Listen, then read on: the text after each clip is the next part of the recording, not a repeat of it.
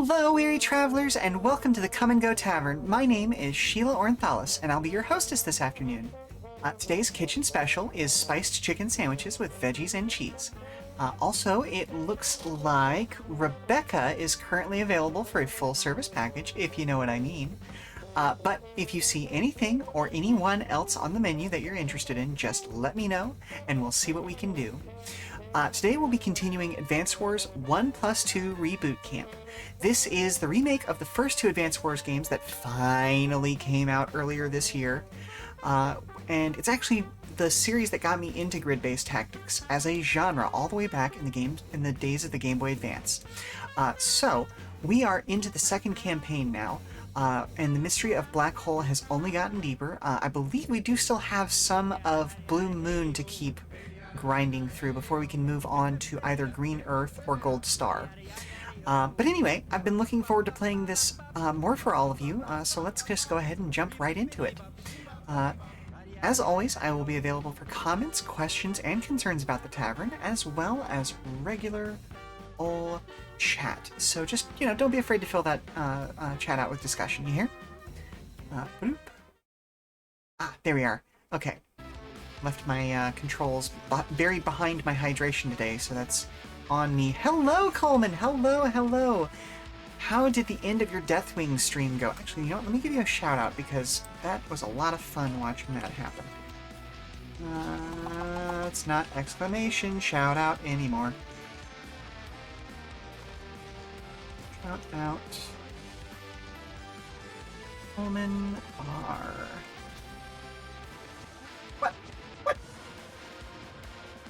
Why no shout-out? Why no work? Shout-out? Yeah? Almanar. There we go. Okay, good. Good, we got that in there. And just in time to finish this little cutscene. Hooray. Okay. Oh, actually, you know what? Hang on. I want to point out the fact that this game is running super stable and is still at just version 1.0.0. Like, now granted, it got like an extra year and a half of development time, so, need to do some more offline farming before you can try it again. That's fair. That is 100% fair.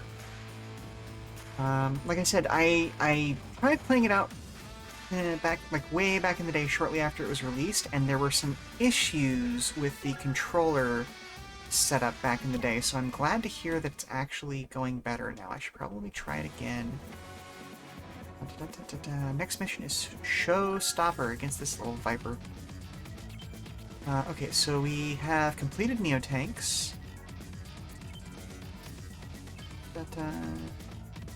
T-minus... Okay, so I'm guessing this is our next mission. Oh, okay. That's fine. Foe is armed with a giant missile. We can deal with that. Commander Olaf! Look at that thing! It's... What in the name of... no, that's more of Transylvania. What in the name of Jack Frost am I looking at here? Some kind of oversized missile silo. I've never seen one like it. Well, it sure is big. Makes you wish you could walk up and just push the thing over. Hit it with everything we've got. No black hole base is a match for our might. Hey, I was just kidding around. You do see the size of that beast, right? Well, now I'm worried about you, Chief. Well, what should we do? I'm not gonna do well at Colin's voice. It's fine, though. Well, son, you and I are on intel duty. We gotta figure out a way to beat that thing.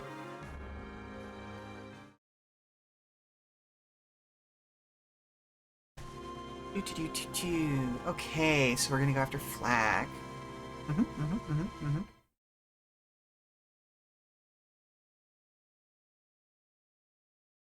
Oh, okay, we got more pipes. With Olaf on the battlefield, your days are numbered. I'm here to help. Thank you, Andy. Ugh, Andy of the Orange Star, what are you doing here? I literally just told you, I'm here to help. Blue Moon needs no aid. We have the power to... That's a giant missile silo. When 15 days have passed, it'll launch a missile. That missile will take out half of Blue Moon's troops in one blow. Inconceivable! Well, that's what Nell said anyway. That's most certainly bad. We must stop that missile. Oh yeah! We'll help you. Let's stop the missile together. Alright, fine. If you're going to insist on the matter, I suppose you can help. Okay, so... we have a little bit of split forces going on. So he's going to take kind of the brunt of the damage here. Oof. I honestly want to back him up a little bit, just so he's not, like, losing those units just absolutely quickly. Okay, alright. So let's get the mechs into their little APCs. And drop them off.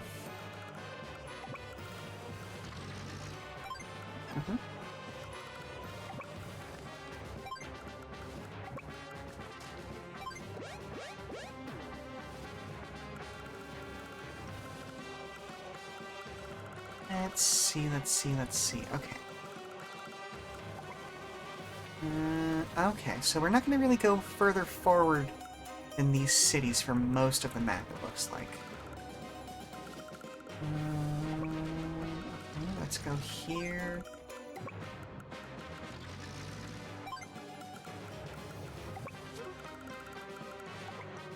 So we definitely want to hit these things with ranged units.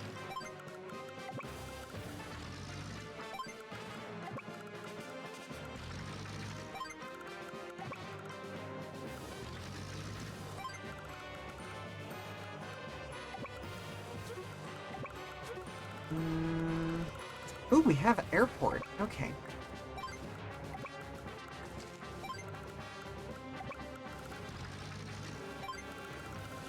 Okay, and they have helicopters and neo-tanks. Oh, good. Oh, good. Okay. Alright. That's a problem.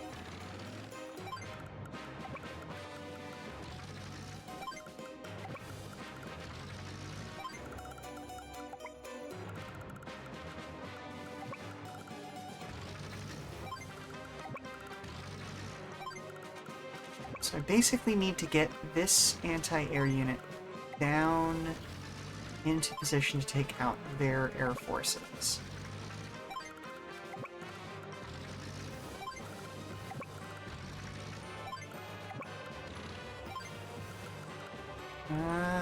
That looks like it's everybody this turn. Sort of into Olaf's turn.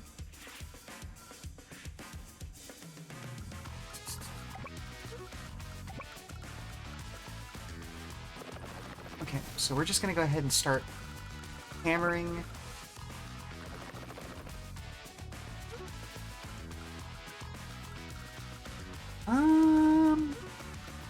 No, I need to bring the bomber back this direction.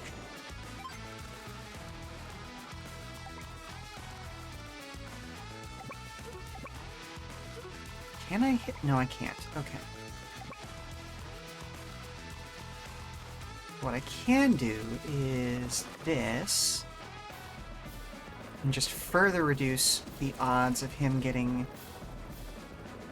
any sort of damage on this northern base.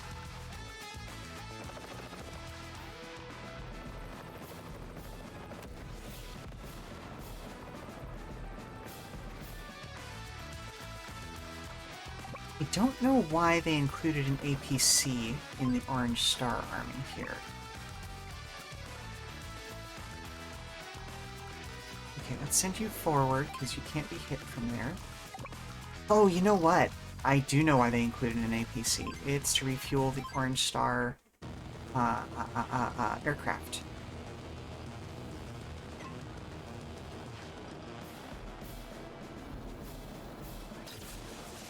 That was a mistake. That was, that happened. I did that.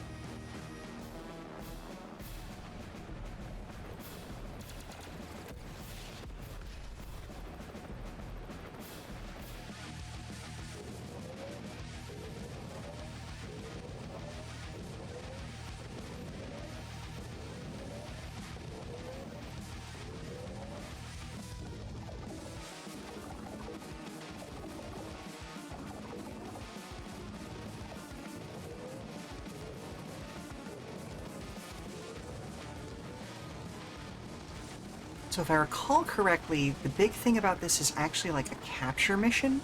And yes, Coleman, pew pew pew. I love the fact that the black hole stuff in this is laser-based. It's so cool. But I want to say I have to capture all the cities around it or something.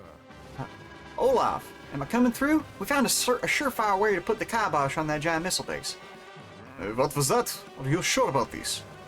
Yep. There's 8 properties surrounding the launch tower. They're supplying the power for the base to launch the missile. You capture those 8 properties, and the tower is going to be helpless. It's up to you, Frosty. I'll take care of this. Well, it's easier said than done. The accursed pipe is preventing my units from advancing. Well, if you blow up the seam, you can pass right through the hole in the pipe. Mel taught me that one. Ah, I see. I mean, of course, I already knew that, but thank you all the same for reminding me. Do I have any way to produce units is a question. Because I am going to have an airport down here. But, considering it takes 2 days to capture a property, and I only have 14 days left, I'm sure you can kind of start to do the math and figure out why that's an issue. Okay, so let's focus on tearing down these guys. Yep,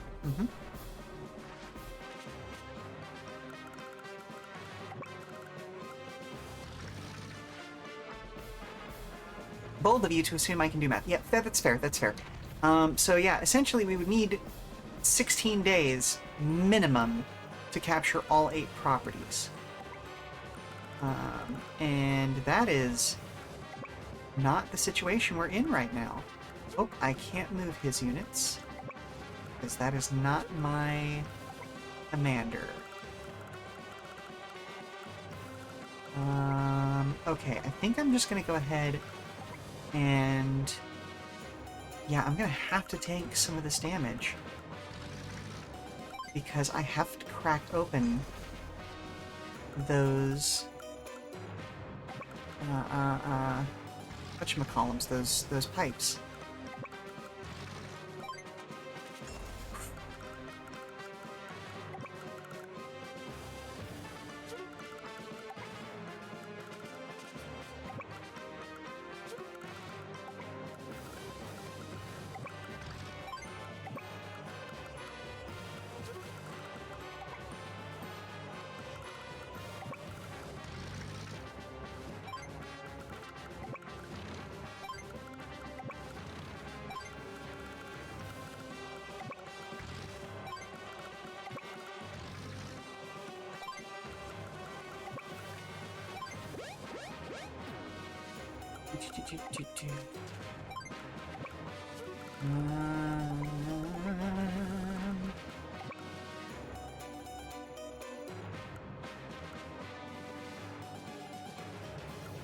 Yeah, that's the safest place for that guy right now.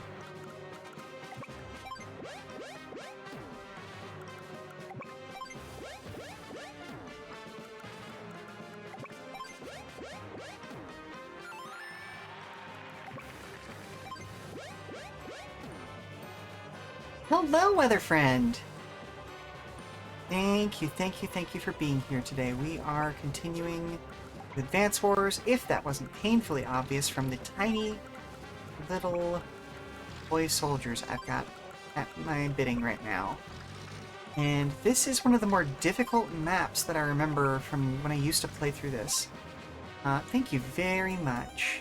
Welcome to the stream, and I'm glad that you're here. Let's see. Okay. Nope, these aren't gonna really go anywhere. I'm just gonna leave them right there where they're at. But yeah, the fact that we have to kind of crack through this and make some sacrifices is a little bit annoying to me. Okay, alright. So we got through there. Okay, the bomber making its way through is kind of paramount. So that's the shape of that. And the fighter jet.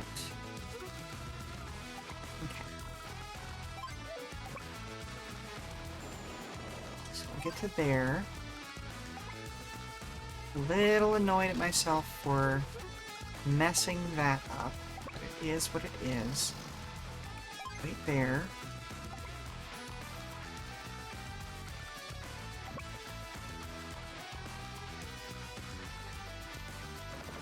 So let's go there.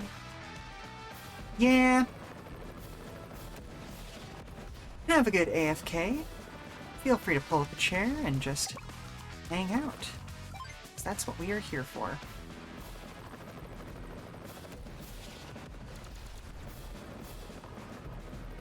By the by, I have had closed captions running on the stream for a while. Does it work right for y'all? Because I don't know if I've ever actually asked anybody. Hello, Matthias Avat?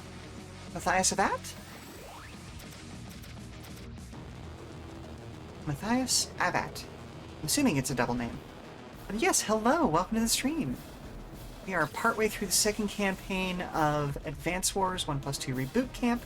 There you go. Awesome. Awesome. Okay, I did get that right. I shouldn't say halfway through the second campaign. We are in the second country of the second campaign, because I know that there are like 5 different countries worth of stuff in this one. But we are boogieing right along, and this is one of the more difficult missions I remember from the first time I played through this back on Game Boy Advance, way back in the day.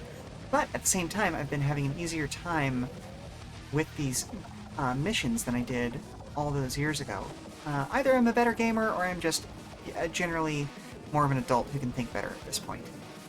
But this one is going to be a bit difficult because, I mean, so far our objective is capturing all 8 of the cities around that central area, which isn't exactly possible in the time limit we've got. Especially since we're getting hammered from 3 fronts.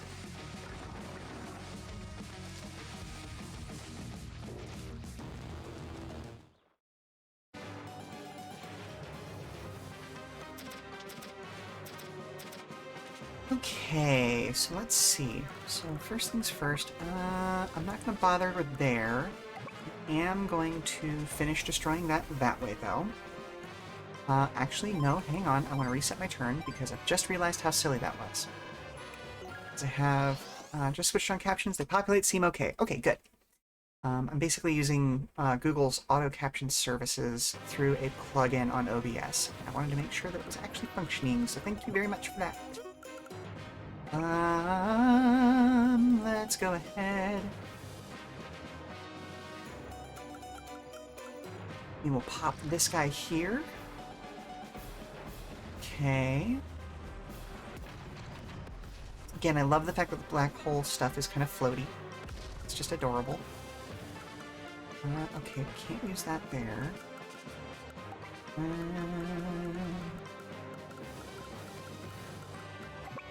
You can't get to anywhere useful, but you can. Okay, so let's go ahead. Ooh, wait a minute. Yes, okay. We can do that. Good, good, good, good, good. Okay, good stuff, good stuff, good stuff! Okay, we have our basic. And then you can get in there and pop him. Okay. Oh yeah, no, I am an elder streamer. I am in my 30s and absolutely loving this, because it means I get to actually like show off all of these older experiences that are kind of like re-released, and like I'm absolutely a fan of this huge re-release. I wish it had done well enough for us to get a like an Advance Wars Dual Strike DLC, because that had some of my favorite COs in it, and like the CO swapping mechanic is just one of the coolest things that was brought to this series. Do we have any other ranged units that are... Okay, so you might get popped. Okay, so no other real threats at range at this point. What I can do is... Ooh, no. I'm going to bring you forward and finish you off that way. And I'm going to sacrifice this one's attack for this turn. Just bring it forward. Okay, does that? No, it doesn't. Okay, cool. So I can bring you forward. dialing in at this point. Okay, there we go.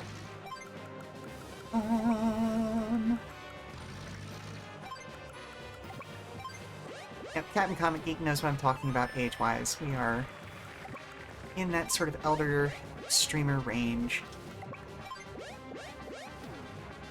Because, yeah, I played a lot of Game Boy Advance games growing up. It is probably, to this day, my favorite system, just because of the huge variety of things that it came out with. Like, those cartridges could fit an astonishing amount of data on them. Especially given, you know, like, how simplistic they were as far as, like, design patterns go. Okay, this southern front is going to be hell. And that's fine, but we will survive, we will get through this.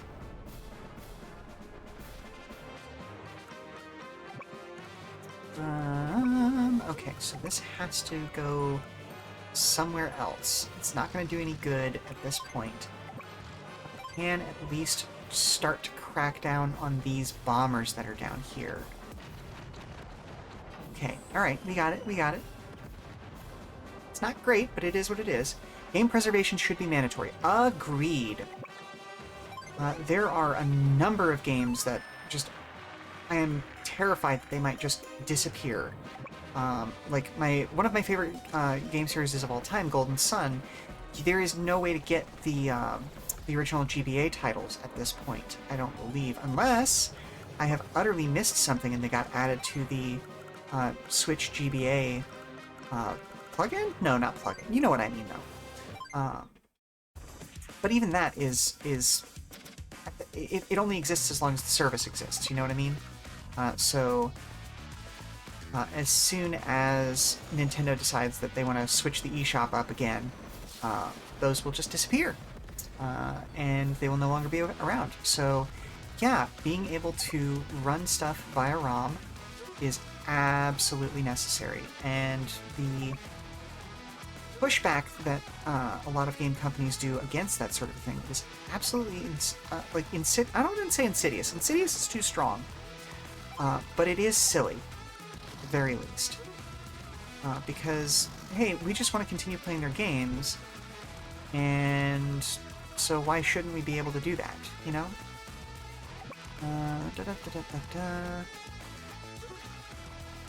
Ooh, I want to hit that artillery unit, but it's just a little bit...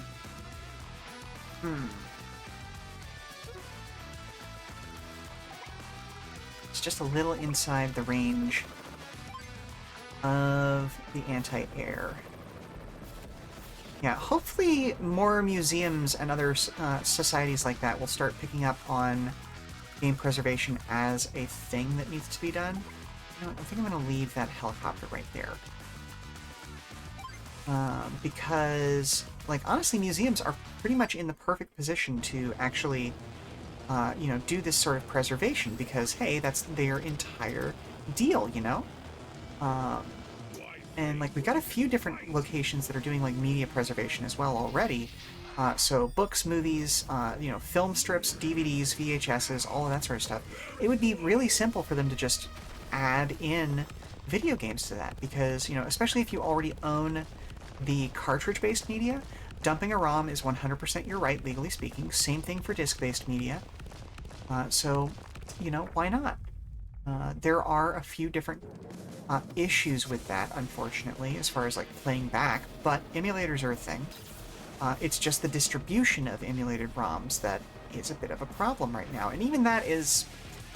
They have to actually care about it, if you know what I mean. Like, if it's a small-time operation, they're not going to bother with it.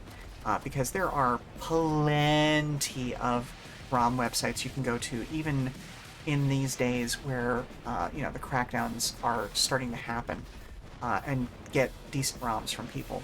Not to mention... if I say the term Galbadia Hotel, do you know what I'm talking about in terms of, like, video game music preservation?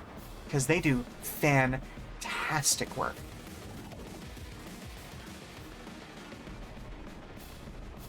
Like, they have dumps of soundtracks from games that never had full soundtrack releases. And they just, like I said, they do amazing work. Yep, not liking any of these hills that I'm seeing on screen right now, but it is what it is.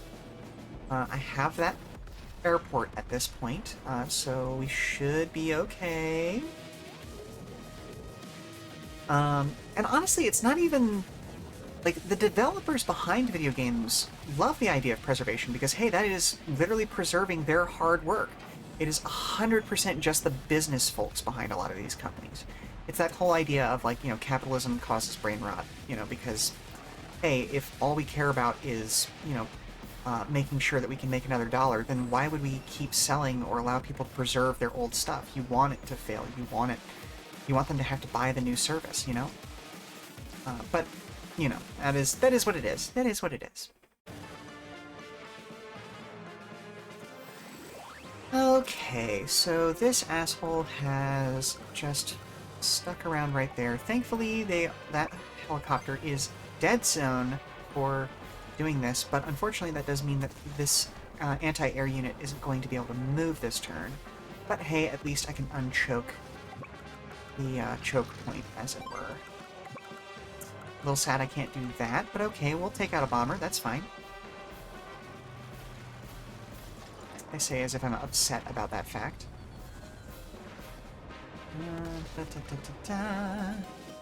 So let's go over here and poke this bomber down a little bit.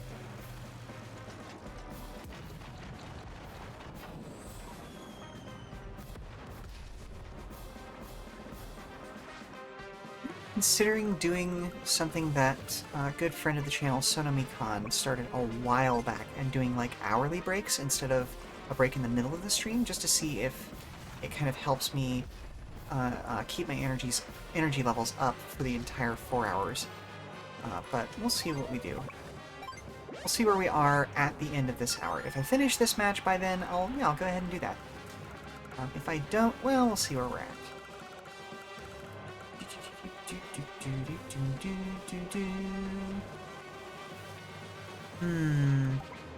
Ooh, okay, that would actually be inside. But then I couldn't protect it from... okay. Okay, we're gonna back you up. Okay, that does not have range on anybody at this moment. So let's go ahead and do some damage here. Here, okay, this is kind of the slog part of this map, because, goodness gracious, this is just going to be difficult. Okay. So let's go ahead and poke at that. Hang on. No, okay, alright. We're gonna go ahead and start poking at their anti-air units so that Andy's stuff will actually be helpful. Funny thing is when they disappear forever because of self-destruction. Yeah, exactly. Like, you're not thinking about what... Like, you have already made your profits off of this project, you know? If you are no longer producing cartridges, then why? Just why? You know? It just is unfair. Okay. Ooh, wait a minute, hang on. I'm not going to be able to move it in a meaningful way, at the very least. Do some of this. Rights holders IPs could not care less. Yeah, exactly. Well, and like, again, I'm going to point at Golden Sun, because Camelot, the people behind it, wanted to make more and a lot sooner. But they didn't have the resources to do so. And so it just seems unfair to, you know, prevent people from enjoying their work and, you know, maybe being able to give them money to make more of these properties that they love. Okay, I'm gonna leave these as 2 separate units to hopefully distract the enemy. Okay, I could make a battlecopter. That feels like inviting... Okay.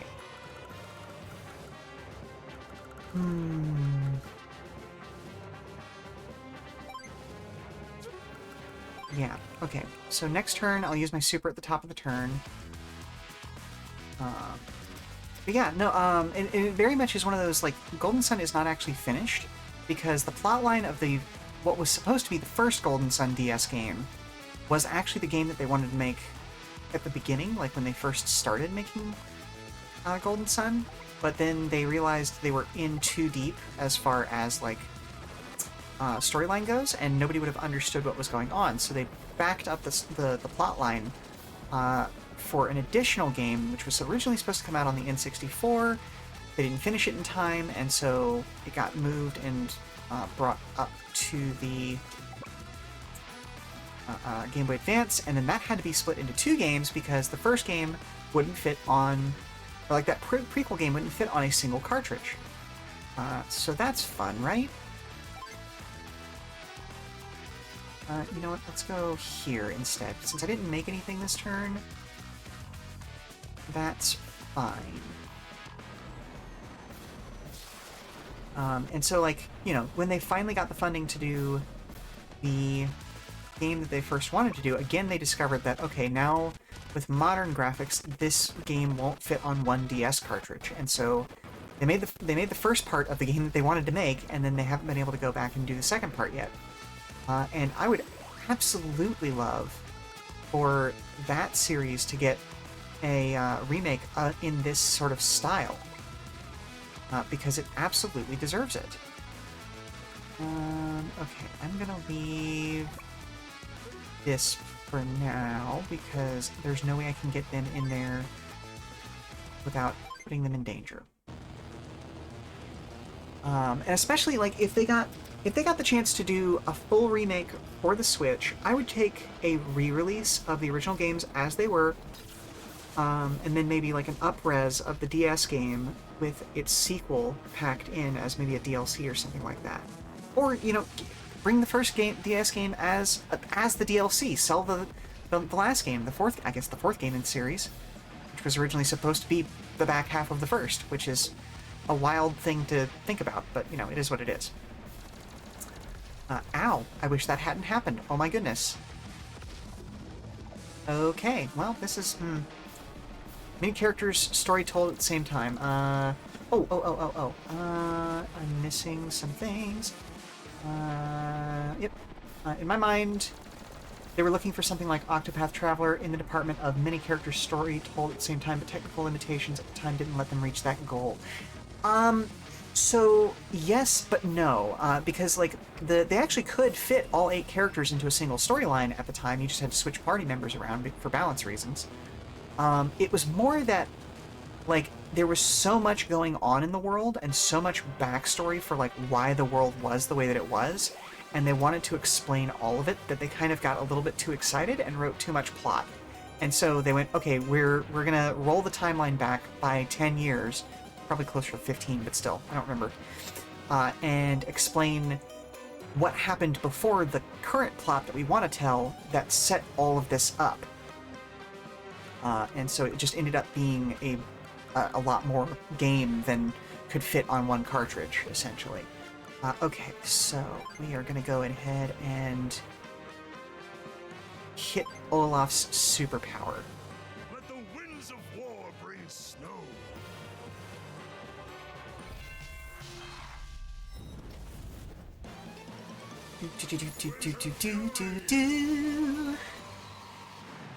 Okay, so that should theoretically hit all of the enemy units for a little bit of damage. Yeah, there we go. It won't kill stuff, but it will make it easier to kill. Ooh, I don't think this is the first time we've actually heard his Super CO powers sound. This is sexy.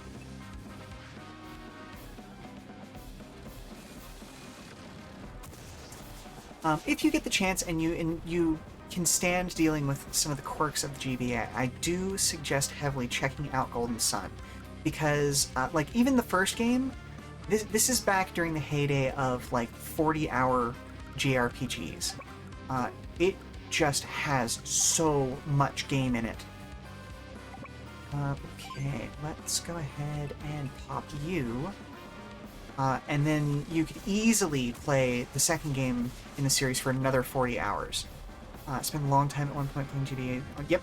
Mm-hmm. Then this is going to be the perfect game for you, honestly. Because yeah, they are very long, detailed plot lines that you get into the nitty-gritty of a whole bunch of people's personal stories, and it's just really good stuff. Okay, so let's go ahead and drop you in there so that you can get to there. You can get to there. You can get to there. Okay, alright, now we've cleared up some space. I'll bring you up to there. Damage you. There we go. Nice, nice, nice, nice. Okay. It's one bomber dealt with.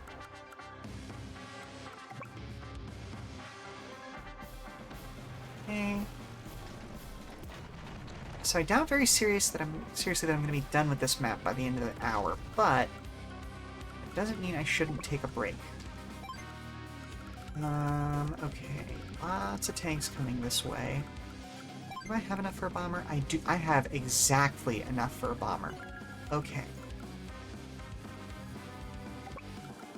I am going to go ahead and pop this guy. And that'll be it. That'll be fine.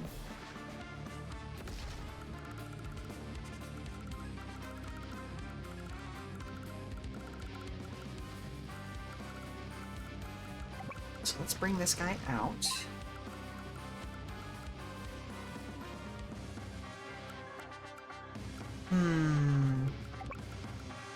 I've got 14% damage there. So if I bring you up here...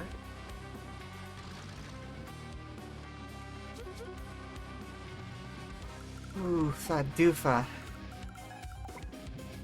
Do we have any more flying units coming our way? No, we do not. So I'm just going to leave you there. Go ahead and take you down. Okay, there we go, there we go.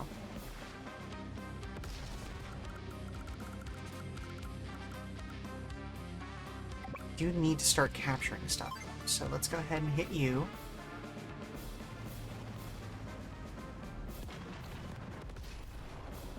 And... okay, you are now in range for that, but that also means... okay, let's... we can hit you. Okay, let's go ahead and... ooh, no. Okay, hang on. Dang, okay. Yeah, okay, we gotta hit this here. Hello, Coyote Gundam! Yep, we are going well. How are you today? This is one of the more difficult maps in the game, and I am having to kind of use all of my war acumen, my warfighting acumen, and time playing with toy soldiers to try and deal with this right now. I was theoretically supposed to capture all 8 of the cities around this thing within 14 days, which doesn't work out, not with Olaf. You know what I mean? Like, that doesn't make any sense whatsoever. Okay, let's... yeah, the math doesn't math, and so I'm hoping that I get an update, like, along the lines of, oh, you only actually have to capture 4 of them. But we'll see! Especially since they still have a couple of ranged units here. Oh, shoot. Okay, I can't put... right. Okay.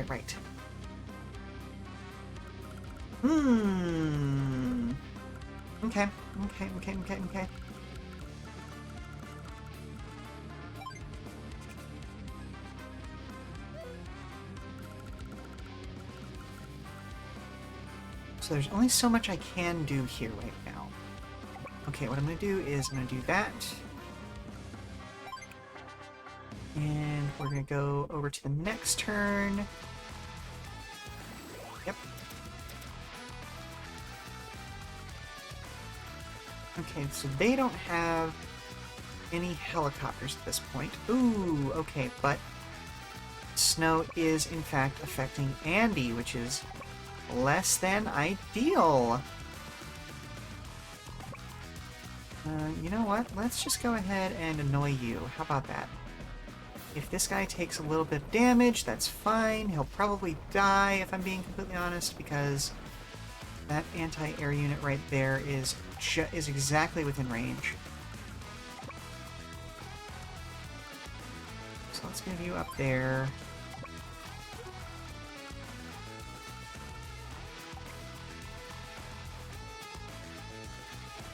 Is there another anti-air floating around somewhere? No, there is not. Okay. Like, obviously we've got these two down here, but that is what it is. Okay. Alright, well, guess we're gonna find out what happens now, aren't we?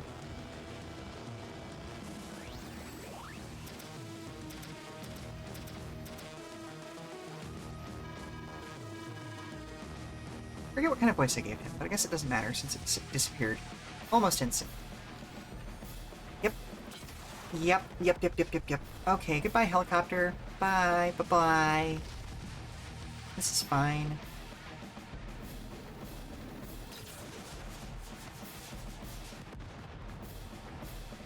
Ooh, you know what? I know how that should have worked now. I should have used both those helicopters to take that artillery down and been less of a coward about it. I would have still lost one of them, but I at least would have destroyed that artillery.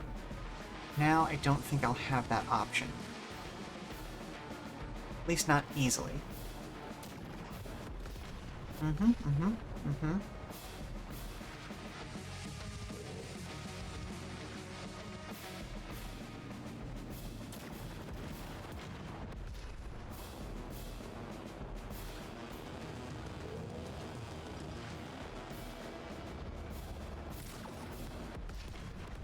Oof. Okay. All right. We're starting to take a little bit more damage than I would like to, but that's fine. Still really hoping that we're gonna get an update that we only need to capture or like maybe four. 4 cities would be enough, I feel like. Or maybe we get bonus time as we start capturing the cities. How about that? That would be acceptable.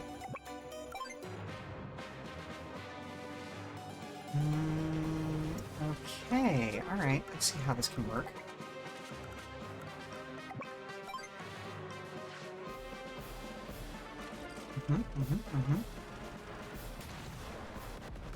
There we go, there we go.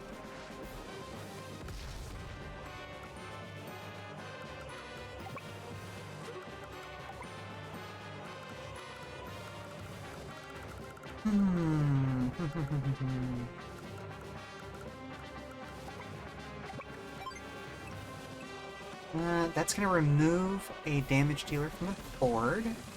That's always a better choice, in my opinion. Because it's one less thing that can attack you.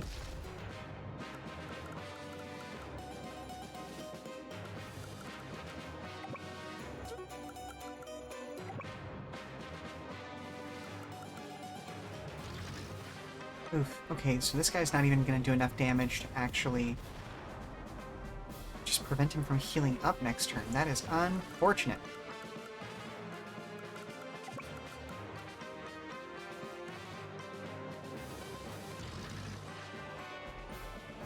Yeah, I think I'm gonna have to retry this mission.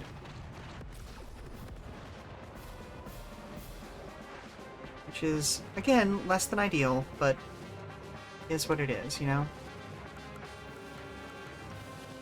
Okay, let's move you to around there. And you start capturing.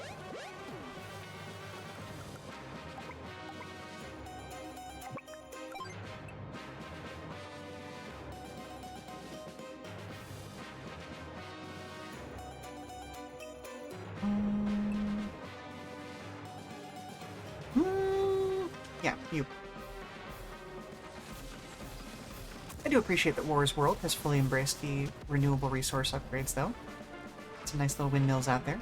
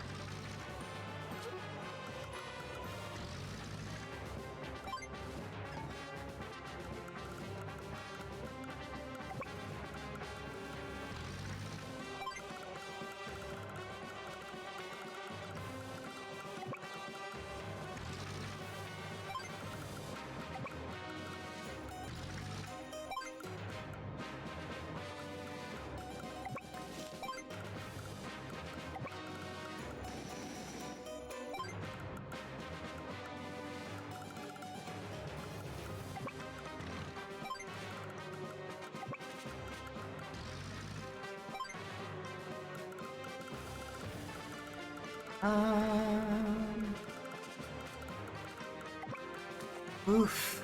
Okay, so this is not looking good for silly old me.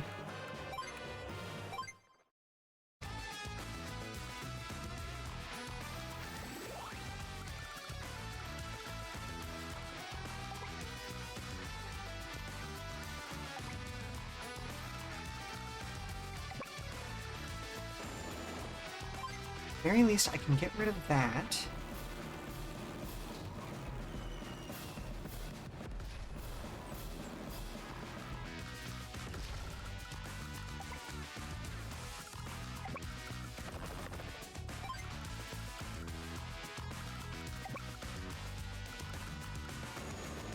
I'm gonna pop you down right there. There we go. Okay.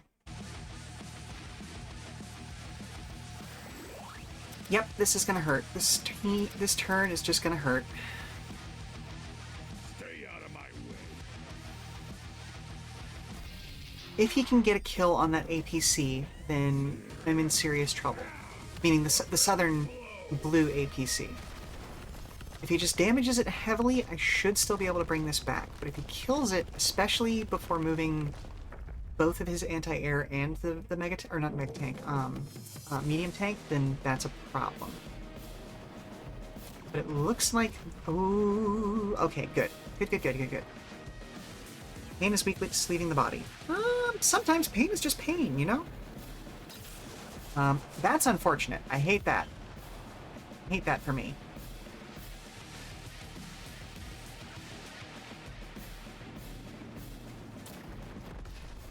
Rude. Okay, but he used the anti-air against the APC, so we should actually be good.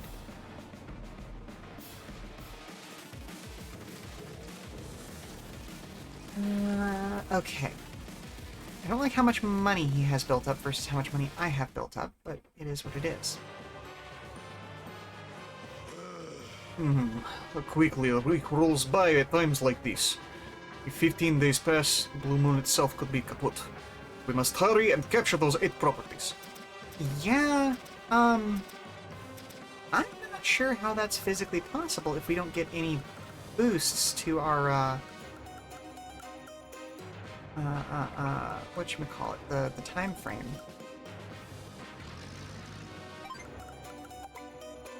So let's go ahead, and pop.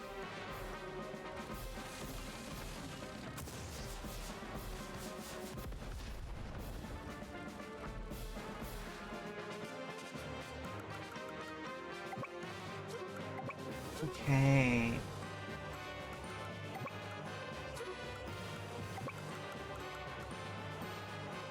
So let's go ahead and pop you.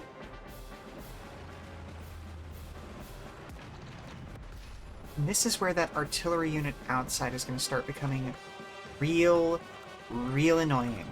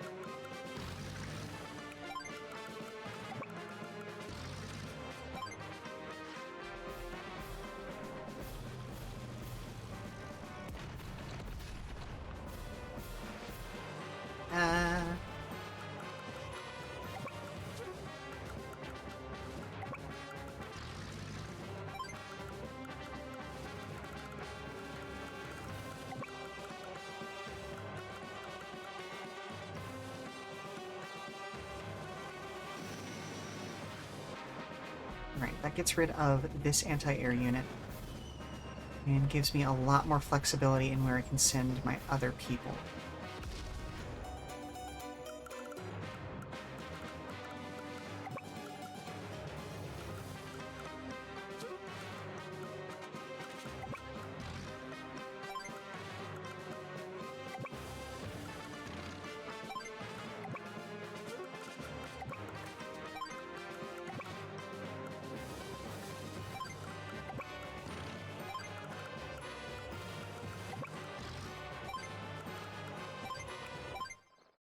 turn there. And I utterly forgot to send this helicopter back the other direction last turn. Like a nincompoop.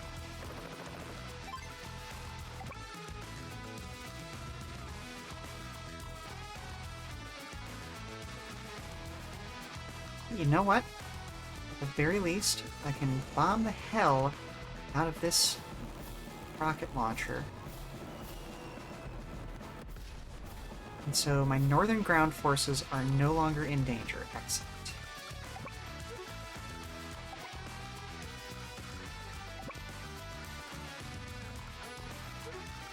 What's your range looking like? Oh, you can't shoot past that. Okay, good. So I'm going to send you to the south, and then if I have to redeploy to this guy to outside the Bard Zone, I'll do that if I have to. Bard Zone? The Pipe Zone. You know what I mean.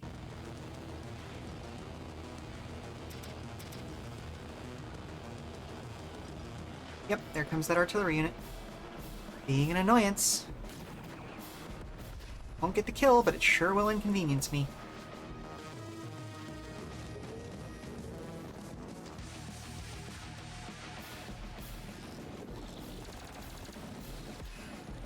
Mm-hmm.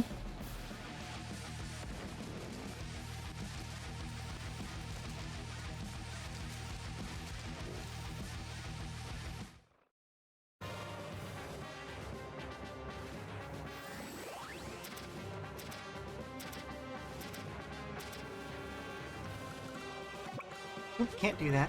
Okay, okay.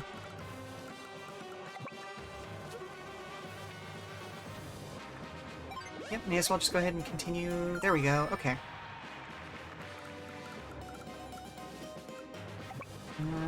Let's go ahead and pop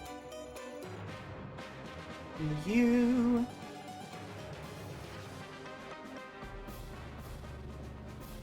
May as well just do that and take care of that. There, it's done.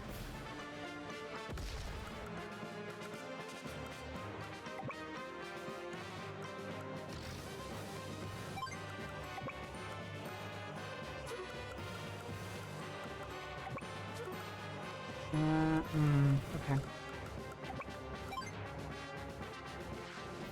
Whack him.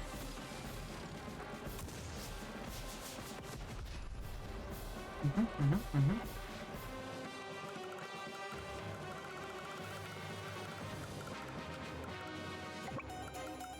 9 HP is enough. I will probably...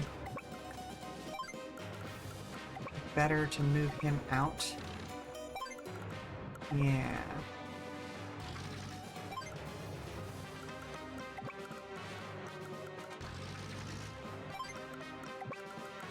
Ditto this guy at 8 HP.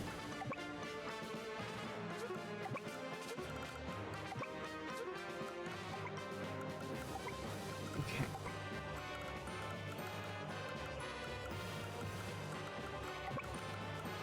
I'm going to sacrifice this anti-air unit, basically. That's fine. Have you wait there.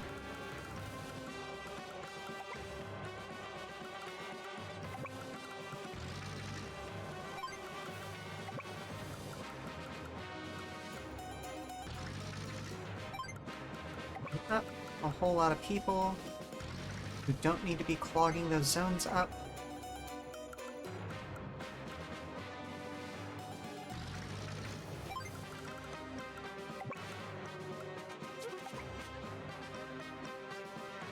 Okay, yeah, I'm just gonna send you forward by 2. And there we are. Yeah, begin capture.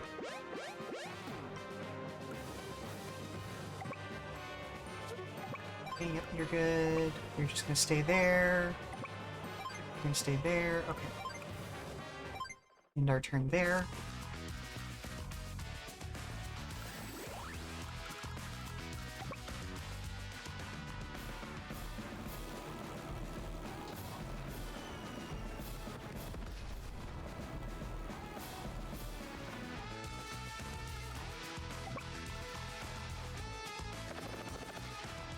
And finally start making meaningful damage on this little artillery unit.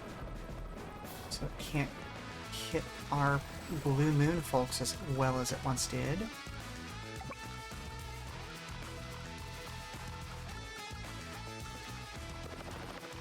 Yeah, there we go.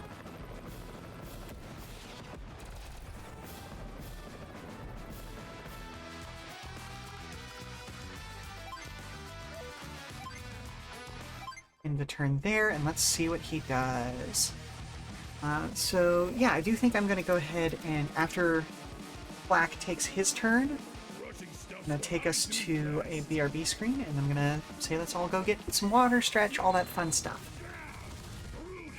Yeah, you're a big, strong man, Flack. I believe you.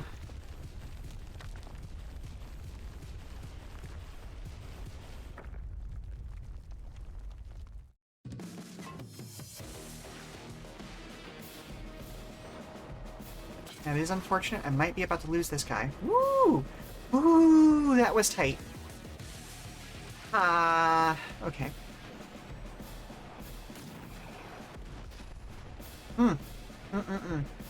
Pain. Suffering.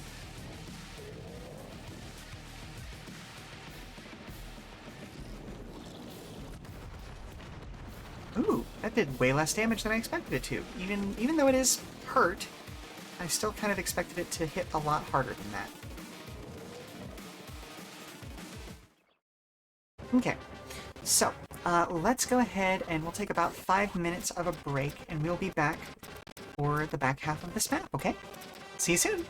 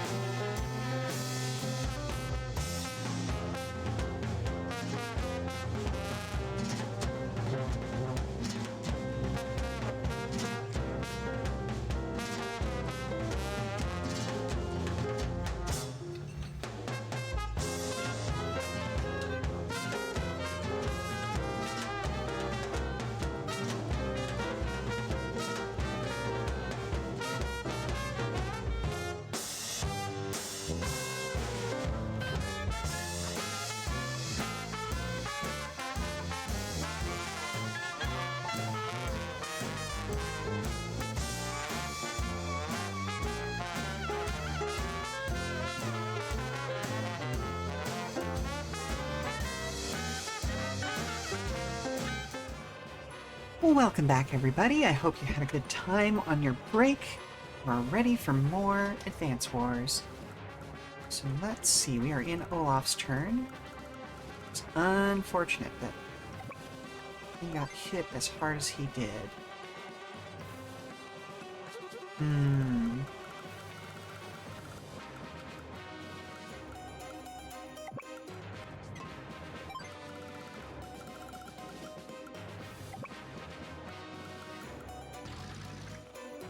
Ooh, thank you very much. That was made by a wonderful artist called Hypnopomp over on Twitter, although I think they don't really act on Twitter anymore. It's mostly over on places like Blue Sky, Tumblr, and there was another place, but I don't remember.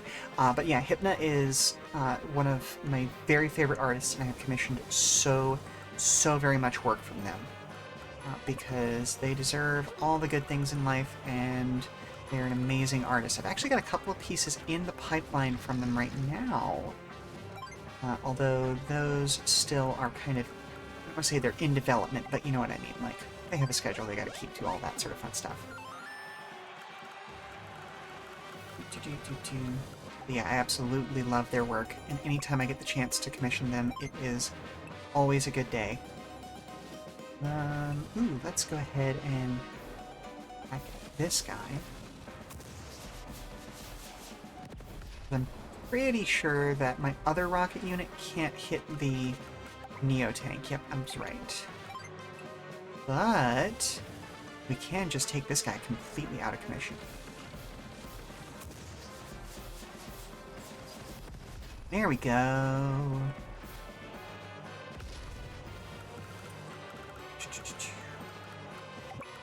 And I'm gonna move this guy to there. And why don't we... Let's see. Okay. Yeah, let's do this. We will hit from behind. Yeah, my welcome back screen is based off of, like, the kind of clothing that I wear whenever I am doing stage management. Because, yeah, like, I can't always perform, and these days it's a lot easier for me to just manage other people and make sure that shows are going well than to actually do performances myself.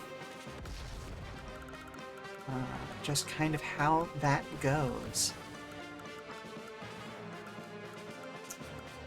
Okay, let's... Ooh, can we send... Okay, we'll back you up to there. Send you up to there.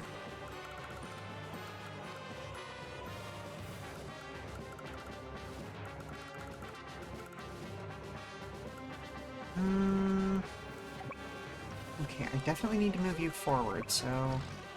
Let's put you there. Put you there, and that way we can kind of stack up a little bit. There we go.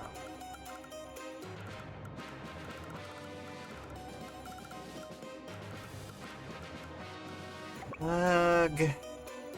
Okay, alright, I'm just gonna back this guy up. Mistakes were made with that. What's your favorite production to work on? I like farces because I like seeing an audience laugh, and that is the easiest way to make them do that. But I also still enjoy a lot of other types of plays, so like smaller, more serious plays and dramas are also fun. I'm not a huge fan of musicals, not because they're not fun to build, because musicals always have like the biggest sets, the most complex dances, and stuff like that. But the problem with them is honestly that a lot of musical directors are very particular. Like, they have a specific idea of how the show should look in their mind, and if you don't get it 100% correct, then they will never, ever stop complaining.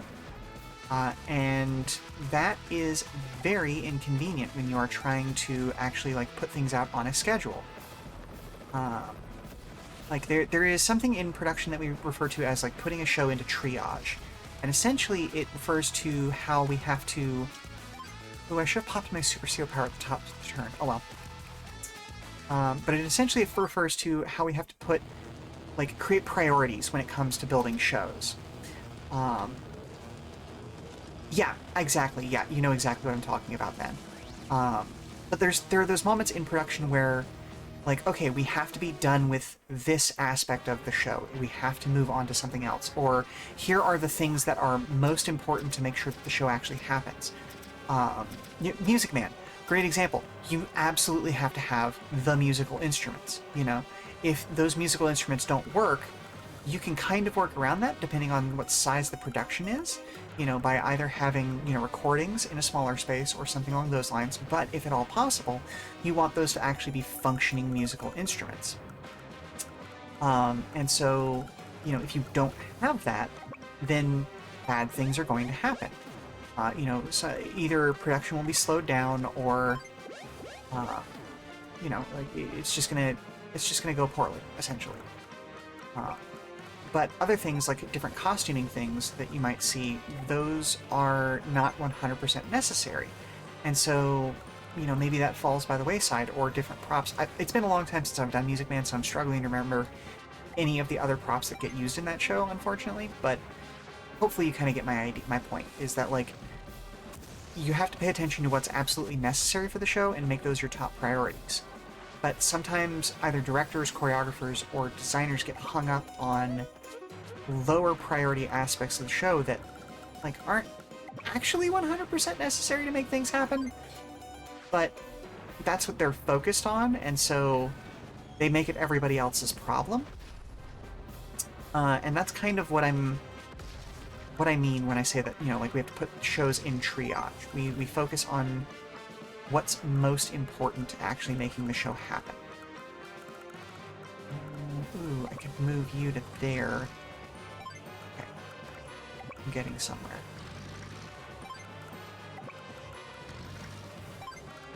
And that's just a fascinating process to me. Like, I know it seems like it might be kind of the most boring part because it's just, you know, figuring out what's what, ultimately. But, you know, being able to help a group actually, like, get their performances finished in the right way at the right time is just neat. Okay, so I don't think I'm going to be able to succeed on this, because we are nowhere near able to actually, like... Ooh, yeah, no. It's just not gonna work. I'm gonna capture as much as I can and then see what the game has to say as far as suggestions go, but, you know, it is what it is. Okay, so you can't get out there yet.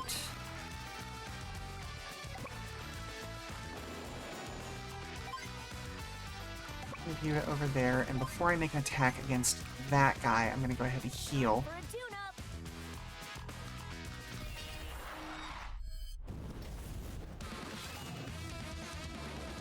Hyper upgrade.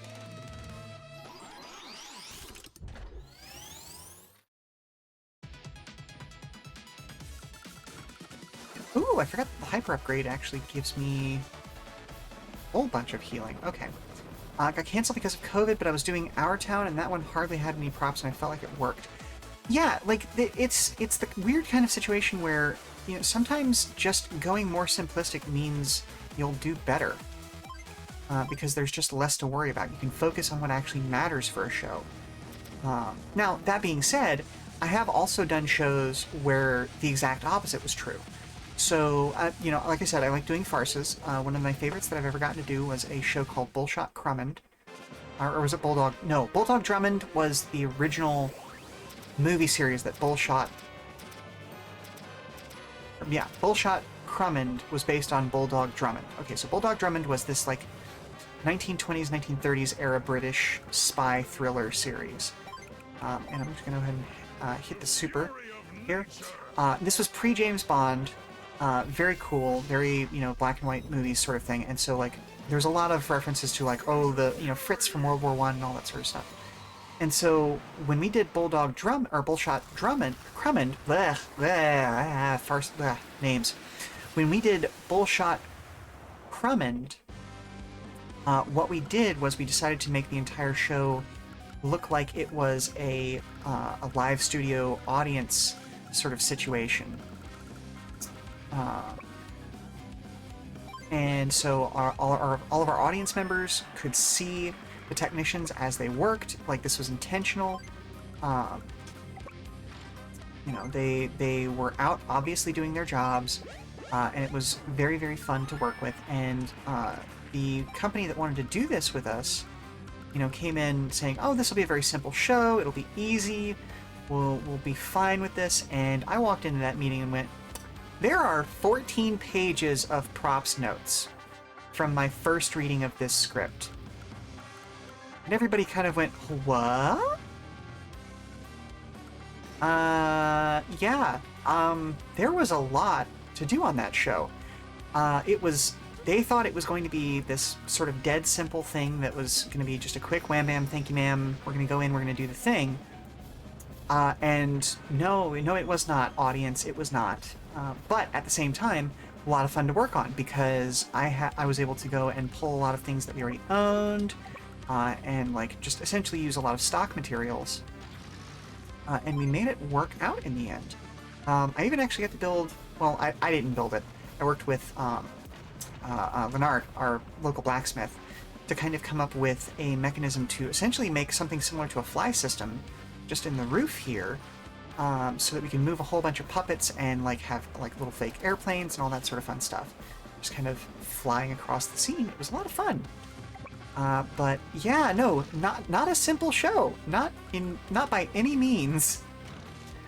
And I really wish certain directors like that would learn to read their damn scripts earlier. Because, yeah, they should have seen that coming. It wasn't hard to see. And they just did not have good reading comprehension, I guess. Yeah. Like, I hate knocking on people like that, but, like, there are definitely some people who make better artists than leaders, if you know what I mean. Like, they do fantastic designs, and I love them to death, but also, you need to be led. Okay, let's see. This is going incredibly poorly, because... Oh, right, I'm in mode now. Okay. Okay. Alright, you can't make it.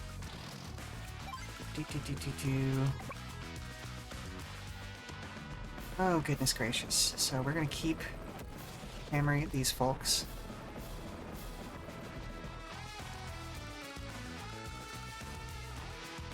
And that just gets to stay where it's at right now, I guess. I'm going to move you up so that you can actually get some... Oh, you have 17 fuel left. Okay, so I absolutely need to get you to an APC soon. If only to keep using you as a body blocker. I feel like everyone glosses over props. My background is film and budgeting for props and costumes with a big old headache, and the director-writer wouldn't budge on a compromise. Yeah, props is in a bad place, but honestly, costumes is in even worse of a place as far as productions go most of the time, because there is this just ongoing assumption that because costumes is historically like a very femme dominated field, the assumption is just, oh, well, they can get it done. It's fine. They don't need much of a budget. We can just buy clothing, right? It's fine. They'll find it. And that could not be any less true, especially if you're doing anything set in a period other than modern times. Yeah, it doesn't work like that. Fabric costs money. Costumes cost money. And, like, it is so bewildering to me that people think that clothing just comes out of nowhere, you know? Like, I am not much of a seamstress myself, but, like, I work with people who that's what they do fully done as their living. And, like, it is wild to me that people don't understand how much work that actually takes. And especially if you're doing any sort of special effects makeup or anything like that, oh my gods. Like, that just makes it even harder, and it's going to take even more time, and even more budget and all this, you know? It's just, it's a shame, because everybody thinks of, like, you know, oh, we need, you know, we need to funnel all of our money into special effects, we need to funnel all of our money into these other things that are more visibly obvious, and I will give them that. Like, yes, okay, a full-size set is always going to be more visibly obvious than costumes are, but at the same time, if your actors are naked, or if they don't match and the costumes look shabby, people are going to remember that.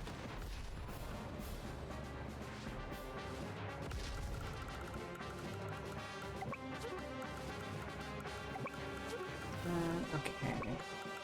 Ooh, right, there is a city over here that I can send you to.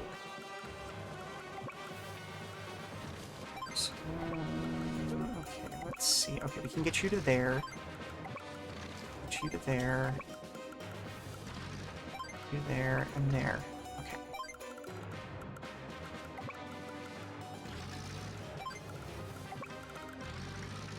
Alright, we're starting to make some progress. Okay, you can't reach the city, so I can go ahead and start this capture here. Woof.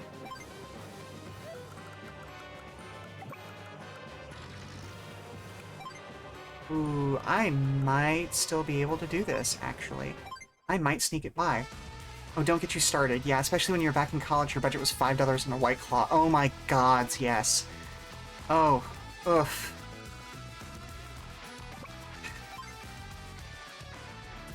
So, peeling back the curtain a little bit, I do a lot of work with a local college here, and particularly with their theater department. And in a show where there is $2,000 dedicated to the set, and they give costumes $200 for a 30-person musical. Where do they think those costumes are going to come from? You know? It's just not a good fit. You know?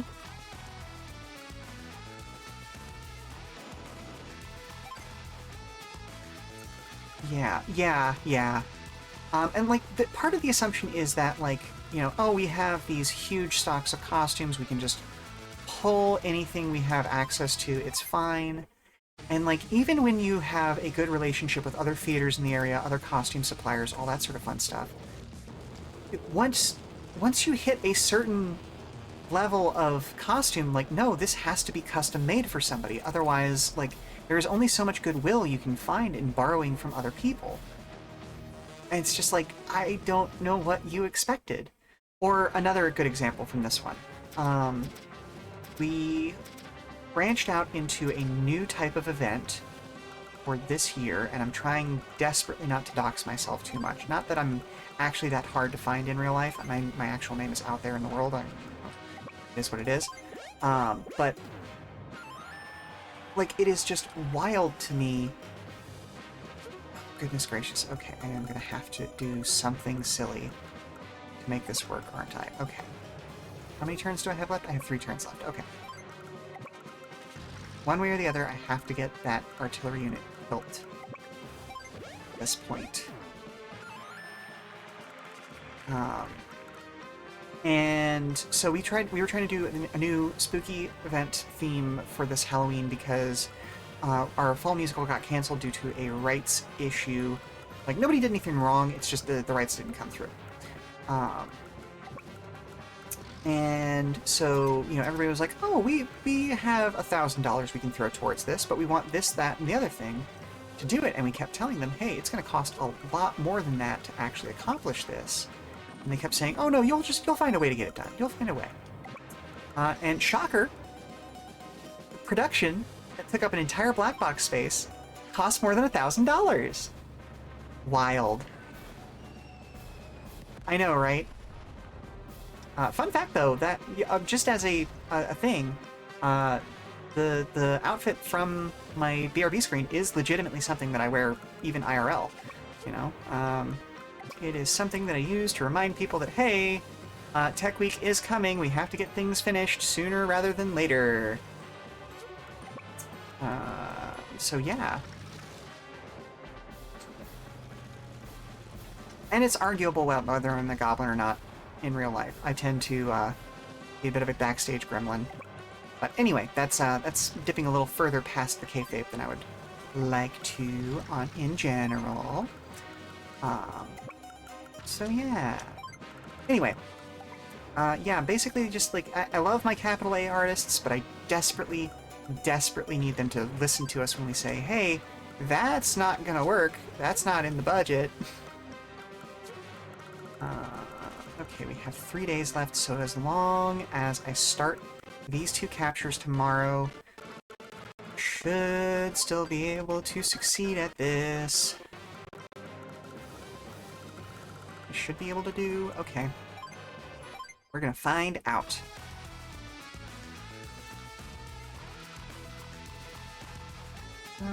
You are fully out of ammunition. Fantastic. Love that for me.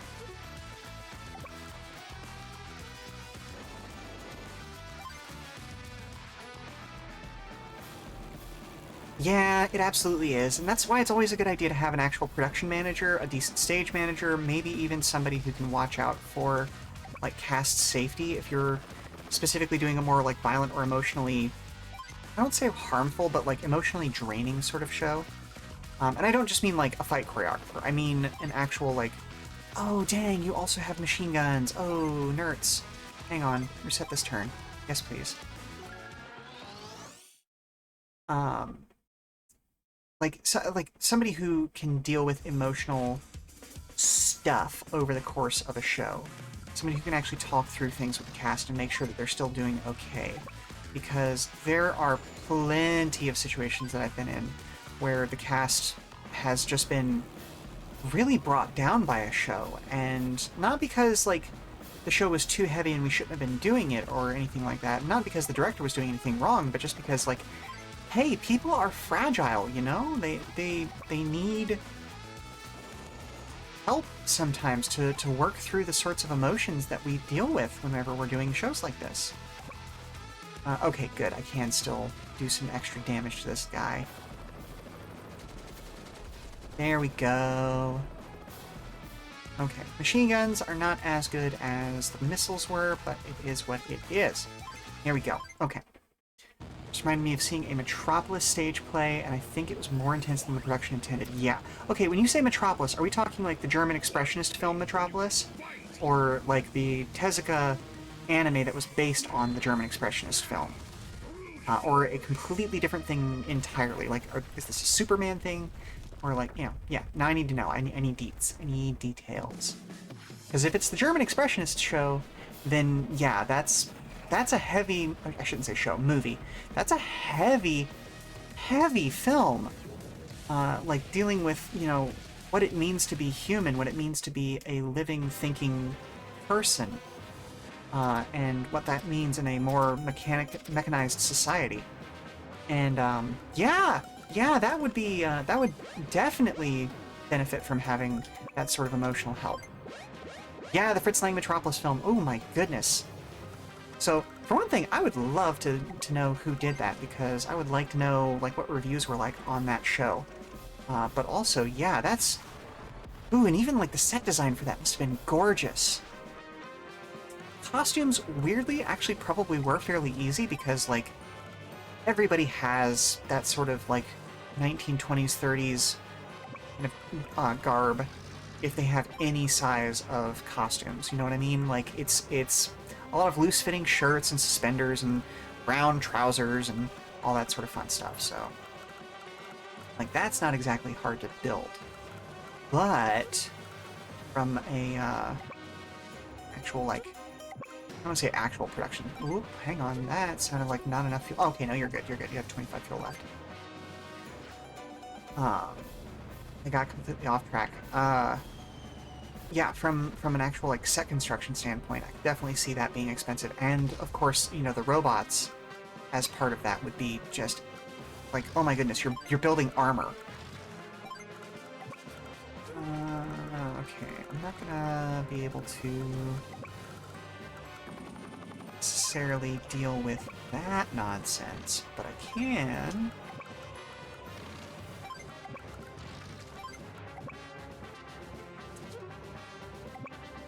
Okay, you know what? Let's go down to here.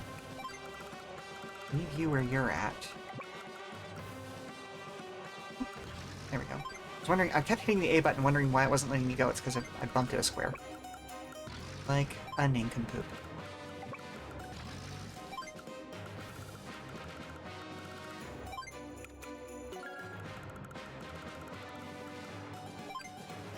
Okay, we'll end there. So beautiful. It looks so striking. I gotta see if I can find the pamphlet. Ooh, let me bring back German Expressionism.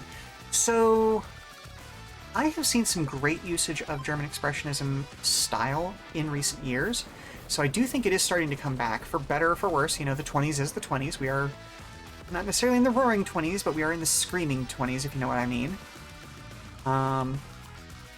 Let's see real quick if we can bop this guy down.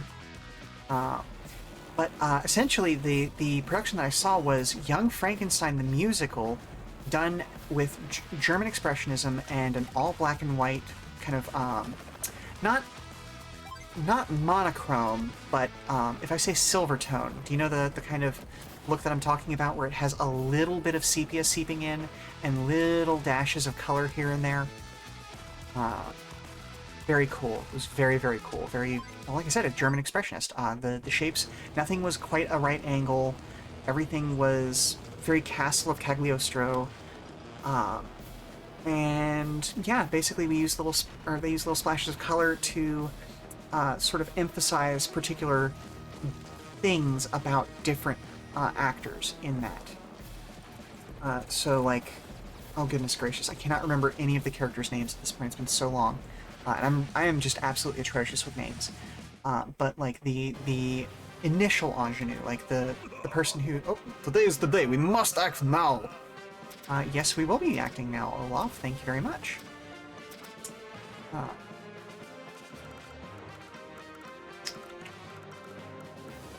Let's back you up. You've got plenty of fuel. I'm gonna go ahead and... Up. Castle of Cagliostro. Hang on. Did I might have just misquoted myself. I said I know I said Castle of Cagliostro.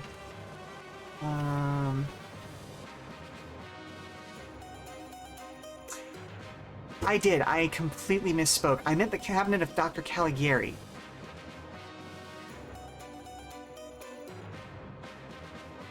Yep. That is 100% what I meant. Was Cabinet of Dr. Caligari. Castle of Cagliostro is obviously Lupin III. You knew what I meant, though. You knew what I meant.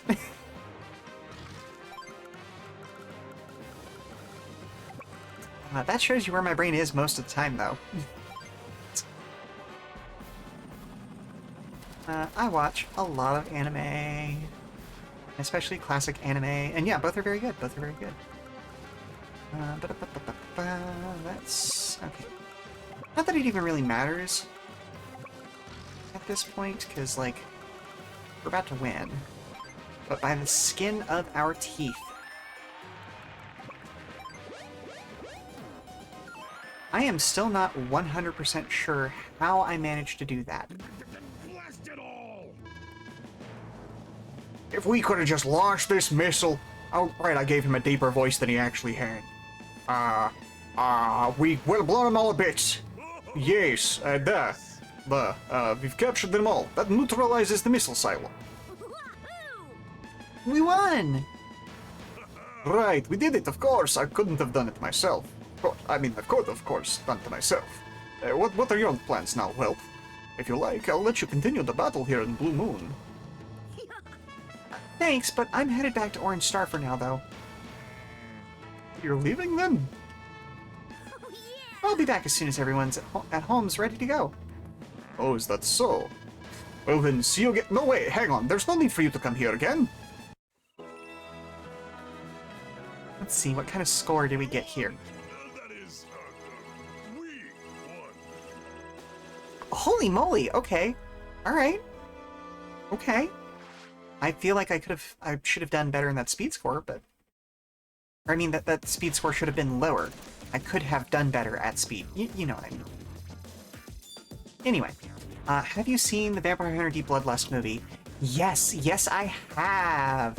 In fact, I own most of the Vampire Hunter D book series as well.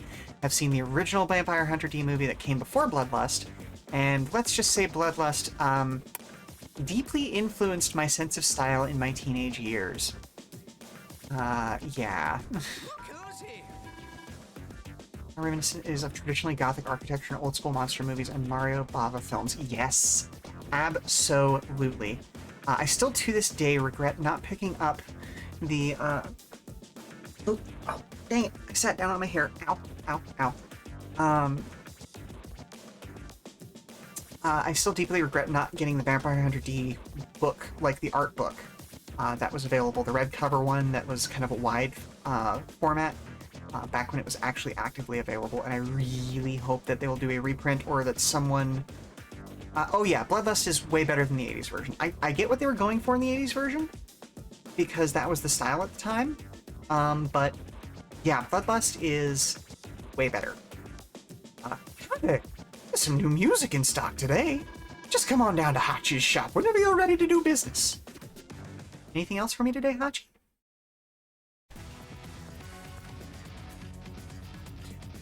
But that being said, I do appreciate that that was the plot line they picked for the second movie.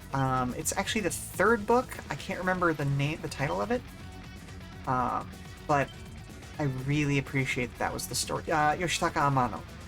Yes, all of the Vampire Hunter D covers are Amano works, and the book that I'm talking about was essentially just a collection of all of the art for Vampire Hunter D he'd done up to that point. It was like the Vampire Hunter D Coffin, or something like that was the title of the book. It's got a big red cover, widescreen format instead of landscape like most books are. Absolutely gorgeous, and full price at the time was $40, which is why I held off. Demon Death Chase, that's right, that's the name of the book. Yes, agreed. I do want to get more into Dee's backstory at some point, and theoretically we have a live-action movie coming at some point, based on the first two-part novel, The Something of Winter. But I haven't heard much about it in the last couple of years. I think the pandemic might have thrown it off really badly. But, it is what it is. Winds of Winter. No, Winds of Winter is a, one of the George R.R. Martin books, isn't it? It doesn't matter. You know the one I mean. Okay, 2-week test. Hi, Lash, you war criminal. The enemy bombards Colin. Can he hold on until reinforcements arrive? Okay, so it looks like we've got... Okay, we do have factories. Got into it this summer and you're really loving it. I'm glad to hear that. It is a gorgeous book series, and honestly, I need to go back and reread it. Or even better, if I can find audiobooks of it, that would be amazing.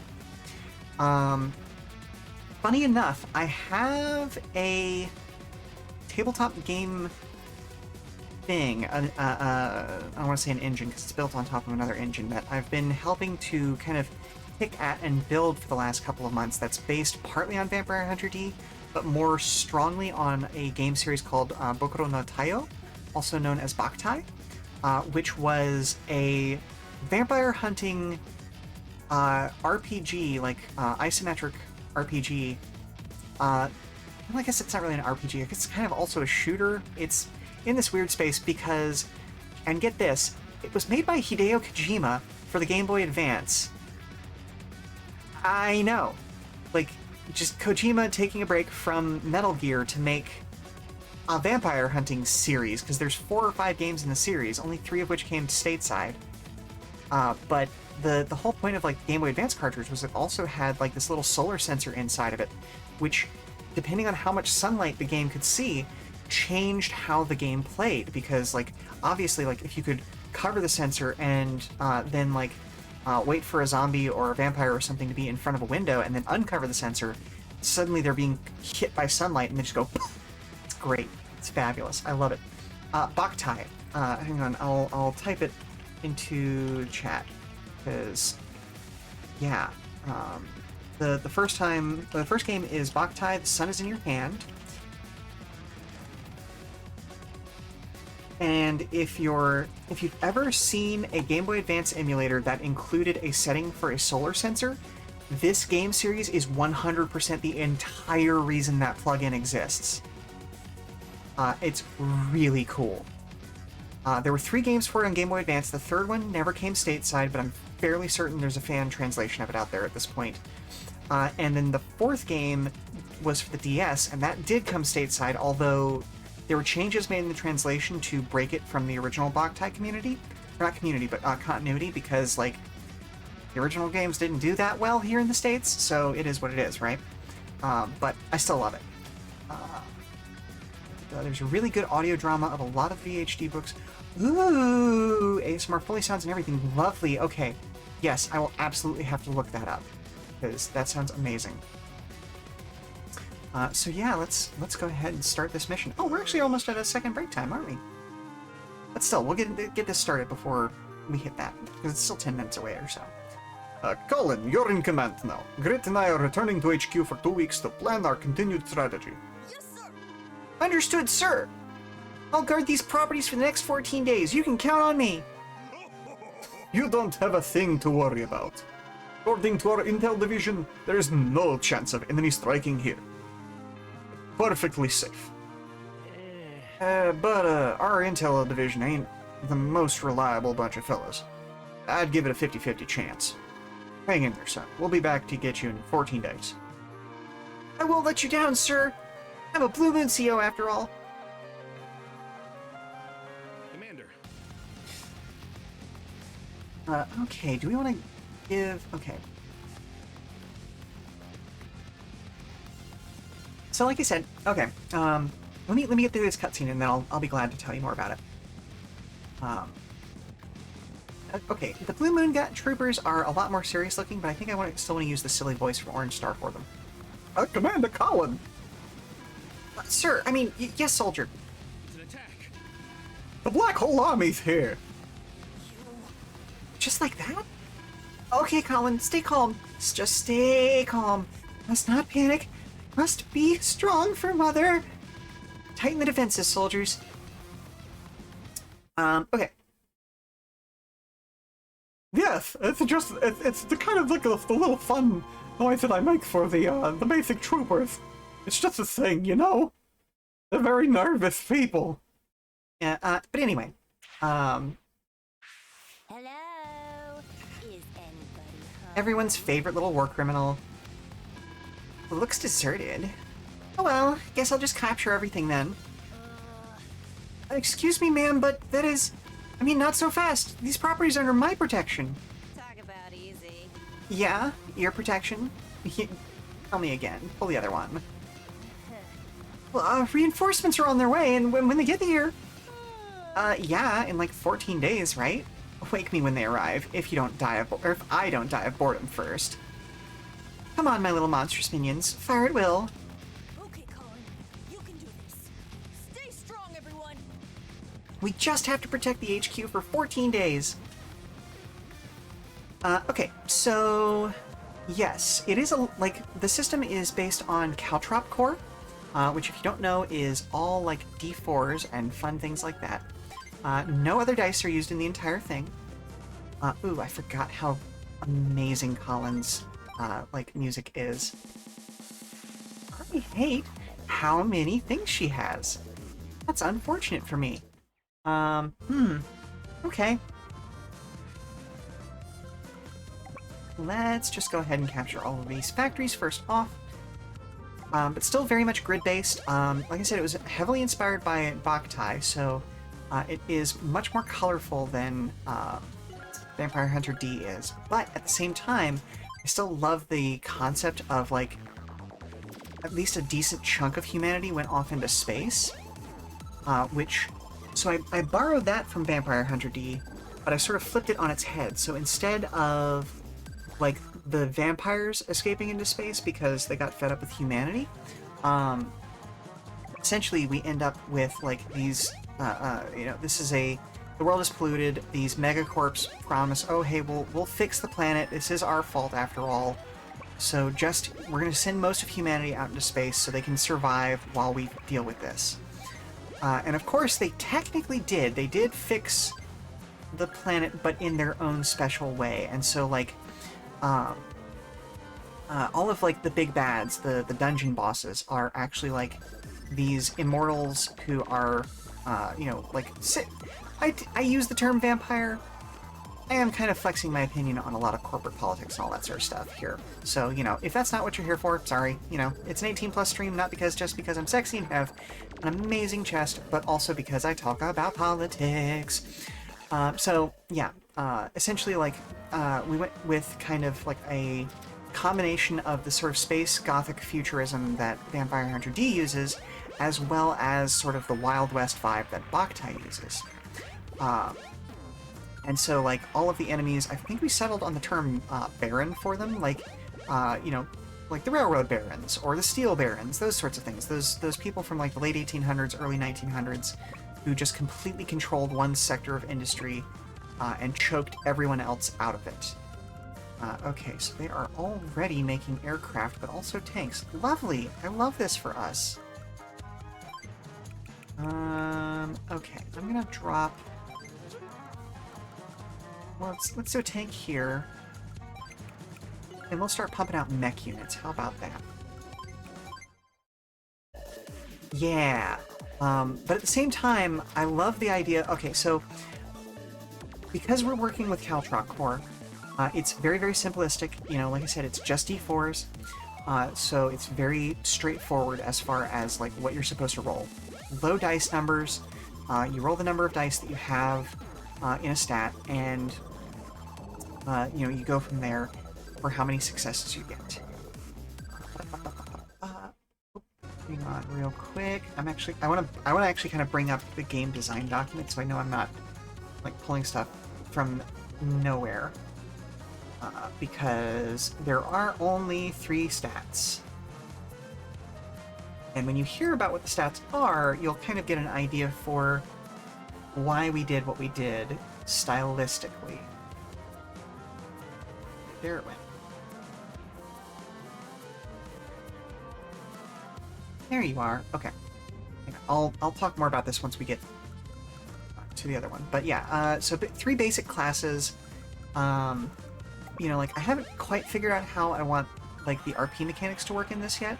It is very much a dungeon crawler, but I would like to add more to it as far as, like, character interactions go. So they don't have any ports, do they? Okay, good. No, they don't. So those little beach areas aren't really meaningful in this case. That's fine.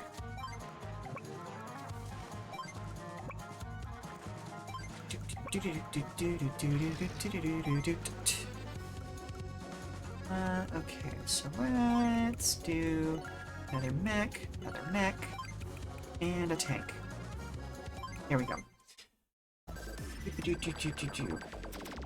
Yeah, you know what? I'm just gonna go ahead and read you off some of the description stuff. So, the short selling point for the game is Return of the Dawnbringers is a game about heroes leaving the village they call home to delve into the dungeon-like territory of massive bosses called tycoons, to kill them and rid the world of their evil influence. Going through each dungeon will require a bit of exploration, some puzzle solving, and lots of combat. In between dungeon runs, life in the village is all about relaxing, sprucing up your equipment, and deciding what tycoon you want to take down next. So that's kind of the game's selling spiel, if you know what I mean. And I have just reminded myself that tycoons are the names that we gave to these big bads, because they're like railroad tycoons and stuff like that. Good night. How do you already have medium tanks? Okay.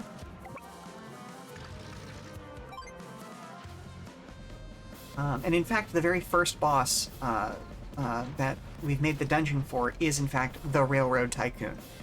So, you know, imagine, like, first phase, he's, like, gentleman in a dapper suit kind of a situation. Second phase, he gains, like, some bat wings or some nonsense like that. And going into third phase, you know, we are going to use sort of the mechanic from Boktai, where essentially, like, you don't just kill the vampire in their own court. You actually have to drag it back to town and use this massive thing that focuses the sun's rays on it. So you have to backtrack through the dungeon, dealing with any monsters that have respawned along the way, and essentially endanger the town to actually relieve the town of a greater danger in the long run. So it's a fun little thematic twist, as it were. You know what? Let's go ahead and have you make an artillery unit. And a mech, and I should have done that artillery unit further back, but it is what it is. So, it's dark fantasy, but in bright colors. Because the 3 different stats that you have, or let me go over the classes that you have. You have Pistolero, Dampier, and Wrangler. So the Pistolero uses firearms that are fueled by the sun, so very light-based. Dampier, dark powers, so very darkness-based. Wrangler is kind of your more normal person who's using the elements of the world and items around them to kind of try and survive. So the 3 stats that we have in this game are sparkliness, spookiness, and sturdiness. Obviously, each class prefers one of them and then can use the second one as a secondary thing that affects different pieces of equipment and all that sort of thing. So, like I said, dark fantasy, sort of gothic vibes, but with bright colors. Because, hey, this is all about the sun, you know? So, it's very, very fun, very, very juicy little thing to do. Should run fast. Every game that we've played in it so far has run nice and quick, and has been very fun. I also did steal a lot of mechanics from a solo RPG called Rune by Gila RPGs. So all of the enemies are... You can technically play this DM-less, or you can include a DM or GM if you prefer, depending on what sort of descriptor you like to use for your person who is running your games. Let's... Ooh, wait, can we get you... We can get you to the other side. Good. Okay. Yes, I will absolutely be blasting out news about that when it goes live on itch. We have the first dungeon for it done. I want to do a better looking version of it in a digital space, because right now the main drawings that we're using are very hand-drawn, very sketchy. And they're good, don't get me wrong, but they're not professional level, if you know what I mean. So we're going to do that in a more digital format, and hopefully we'll make it look a little bit better. And then there's still some fine-tuning we need to do on various enemies for this first dungeon, because right now it's kind of a coin toss on whether they're far too brutal or exactly where they need to be. So we're trying to suss out how to balance that a little bit better. And we're hoping to get Nathan Blades, who you may also know as the person behind the Neon Caster channel that we just had a whole festival for TTRPGs with, and I'm going to go ahead and give them a shout out. I'm hoping to get them to do the art for it, but that's a question of money, because it always is a good idea to pay your artists what they're worth. Yeah, pay your artists, please and thank you.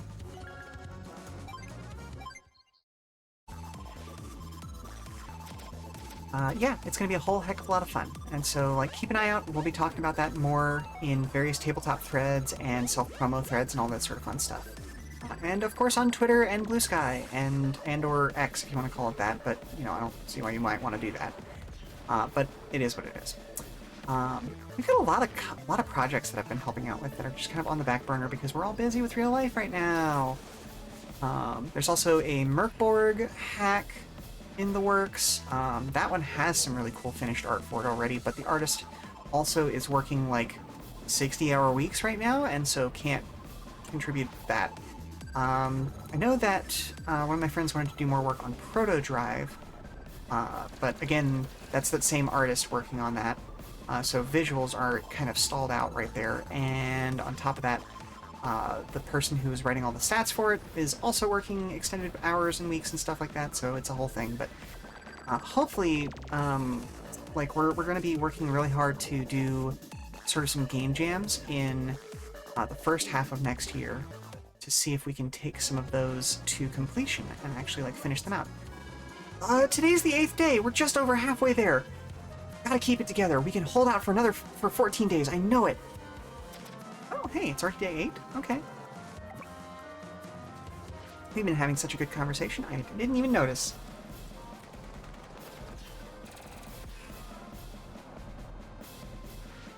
But yeah, game jams are going to be a lot of fun this next upcoming year because they're going to give us the chance to actually, like, actively get some new projects, or some old projects done, maybe even some new projects started and even completed. Because I know there's 2 or 3 different projects right now that are kind of on the back burner. Plus a whole bunch of short stories that are supposed to be getting written, but that's a whole other thing. What is Colin's basic power? Okay, his basic power is boost deployment funds by 50% and all Colin's units gain plus 10% to defense. Okay. You know what? Let's just go ahead and use the basic power because we could use extra money.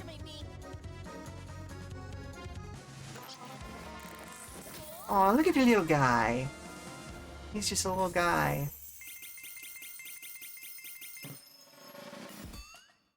What was that sound effect at the end there?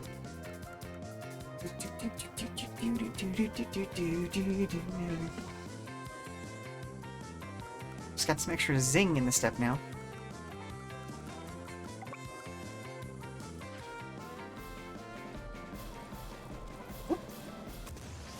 Gonna eat lunch, so you're gonna lurk. Hoping to pop in after you're done. Okay, have a good lurk. We will talk to you soon.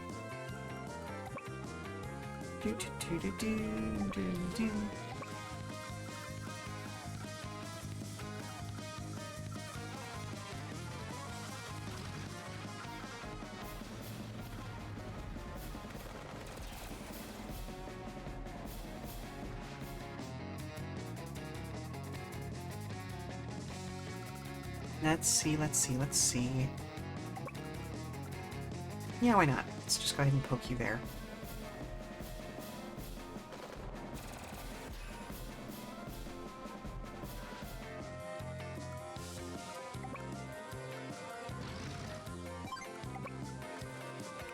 Just gonna kind of fill this area with units at this point.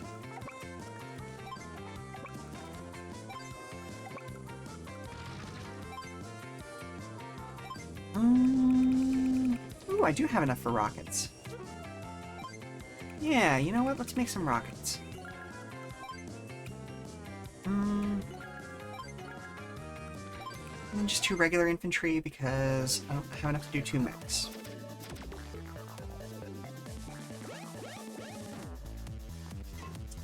I have realized my mistake. I should have made an anti-air unit last turn. Oh well. She definitely has helicopters.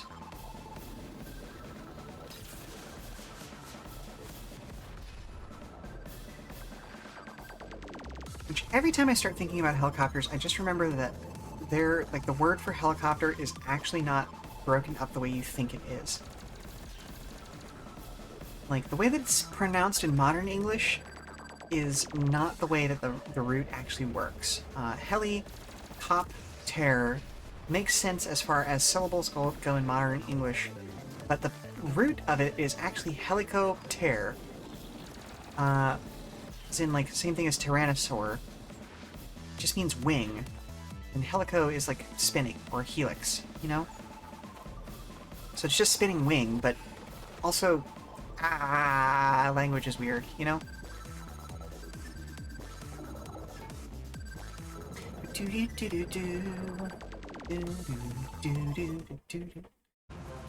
And we don't have the ska going on anymore, but that's fine. This is fine. We still got good brass trumpets on there.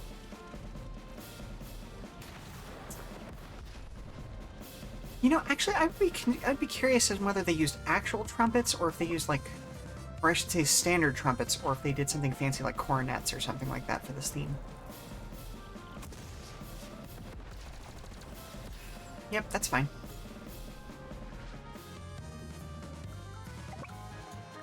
Merge you in there. Yeah, let's keep poking at it.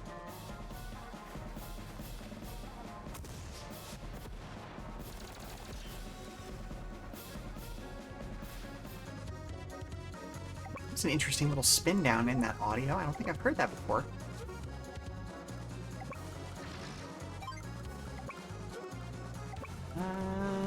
Okay, let's move you to there. Would have been nice to get a shot in that turn, but it is what it is.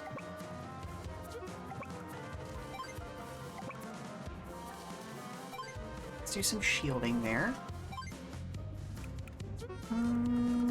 Yeah, just in case. Okay, you know what? I'm gonna put it back here. I do want to make an anti-air unit this turn. Then, yay, we should have just enough to make 2 mechs. Here we go. Alright, there we go.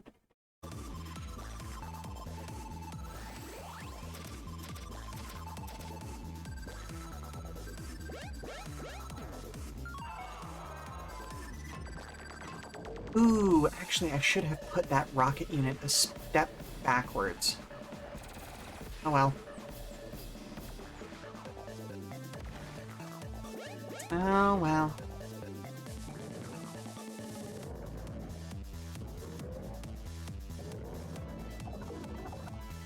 Hey, rude.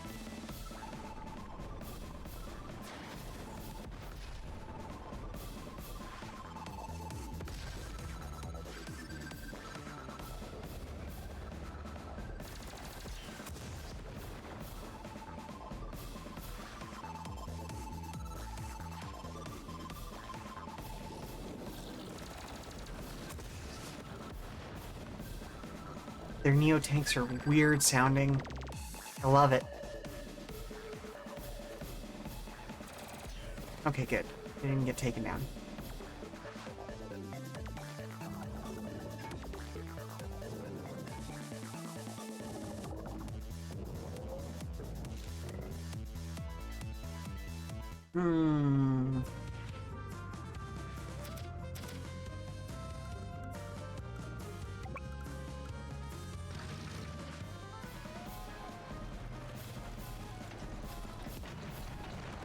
There we go.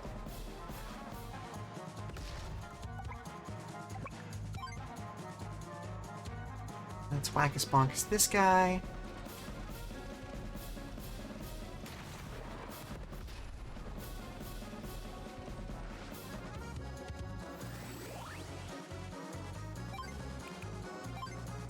Money buys power.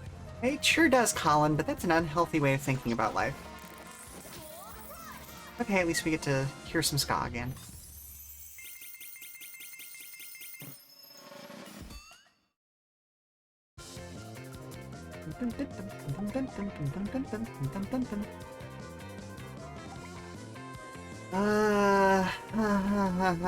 I really want to use this turn, but also I desperately need to not do that because otherwise it's going to start getting hammered really badly next turn.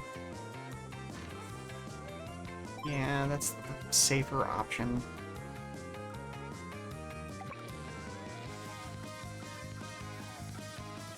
You know what? Let's see if we can get this takedown. Let's try it out. Let's find out. Nice. Well done.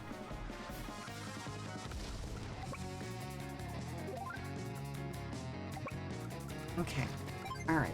Alright. I see how this is going to work. This is going to be good. Welcome back. This isn't a good way of getting hammered either. No, it's really not. I can think of a couple of good ways to get hammered, and,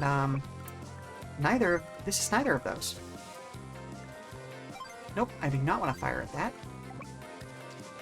You weirdo. Okay. Okay, so we definitely need a new tank. Doesn't need to be a medium tank, it could just be a regular tank. We probably want another anti-air unit just in case. And then good, we can make another mech unit. There we go, okay. Righty. Oh, and she's got both of her supers. I love that for her. Can you tell how much I love that for her?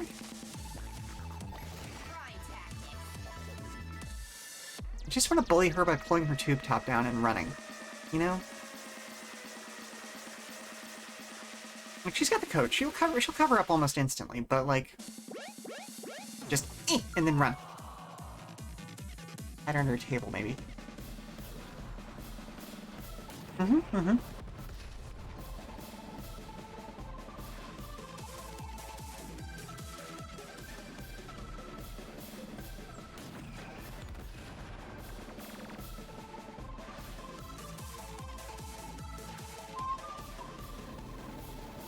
Well, if nothing else, we are losing that tank this turn, but at the same time, it did occupy at least 2 of their artillery units, so it worked out. I genuinely do love the expressions that they gave Lash in this, though. Like that utter joy, and then like the pout whenever she's just barely losing a battle. Premium. 100% good stuff. I mean, just look at that. Look at that little cat.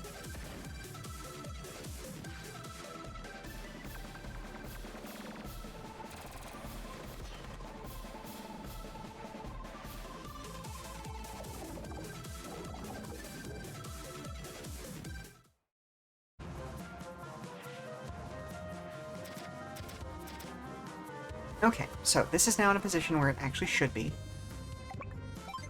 Let's go ahead and start doing some damage. Less damage than normal because she is defended. Thanks to her CO power. You know what? Let's go ahead and jam this guy up.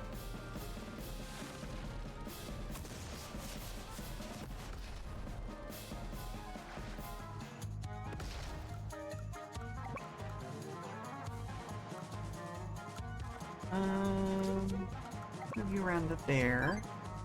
No, I don't want you to fire. I'm gonna have you poke this guy down.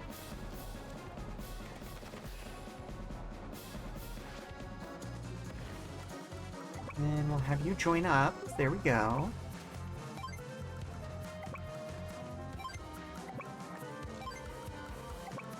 Move you over there just in case they decide to do something spicy. Yep, leave you where you're at for the same reason. Actually, I'm gonna back you up. Move you on over.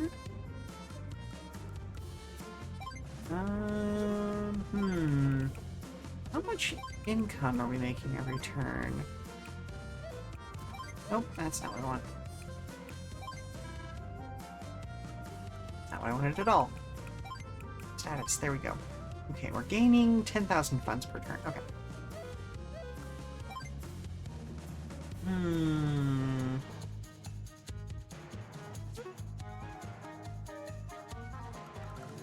So what I'm going to do is I'm going to do a mech unit and a mech unit.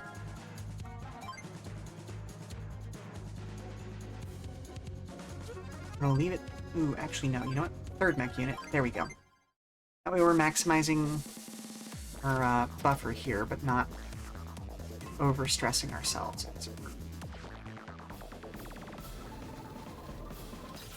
Because I do want to have actual income every turn, because I'd love to be able to make another rocket unit. But we're going to have to see how long that actually takes. I may or may not get to do that before the end of the match, but we'll find out.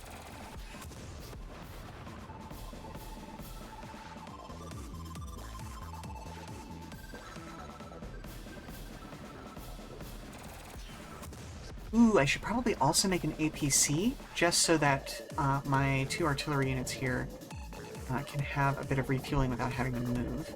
Or not refueling, restock, you know what I mean. Sorry for having to use a lot of people as like body blockers, but it is what it is. I cannot let them have that city though. That is not allowed. Not allowed. That's Priss.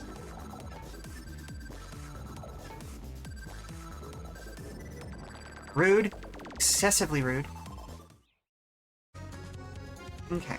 Well, first things first. Use this to get rid of this guy. Very disappointed that he's got so much defense up in that mountain. Oh well.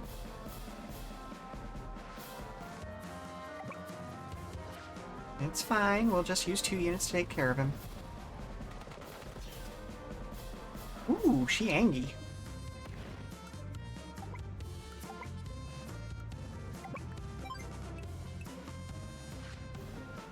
No, you are not allowed to sit on that city.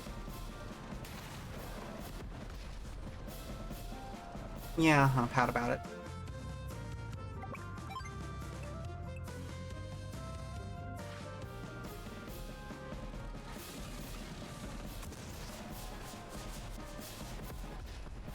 Mm-hmm. Be mad. Let's go ahead and take down this tank. Because why not?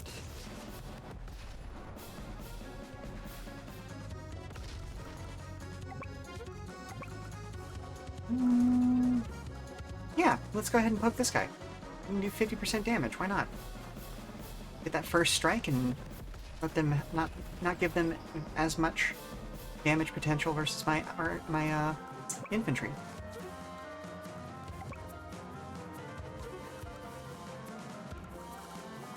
Whoop.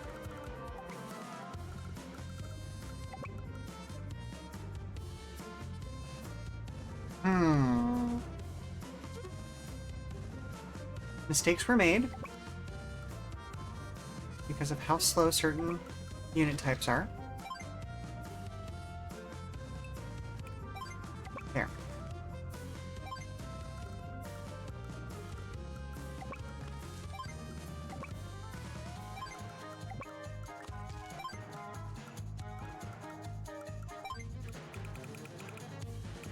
Okay, rockets are 12,000. I don't necessarily want to throw another rocket out right now. 6,000. Okay. I have a nasty feeling that that anti-air is about to take a serious amount of damage.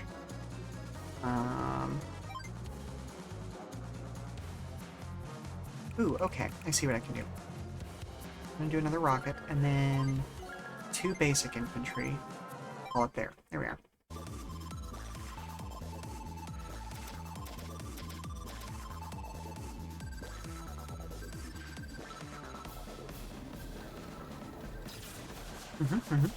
And see, this is why I needed desperately to fill in that backspace. Because if these guys get taken down, then they would have had just open path straight into my zone. And it looks like they are absolutely going to get killed here. Yep, there it goes. So they're going to try and take that city. Okay, okay. Could be worse, could be better, but could be worse. Yeah, float on over, you jerk.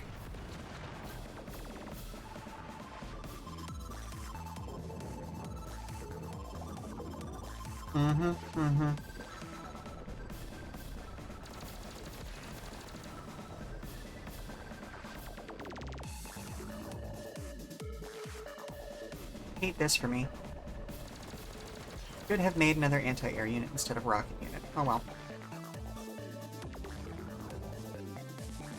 The good news is that their rocket unit is now completely bone dry.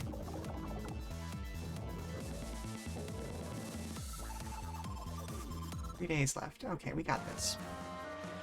Easy peasy. Unfortunate that I can't reach that. It is what it is.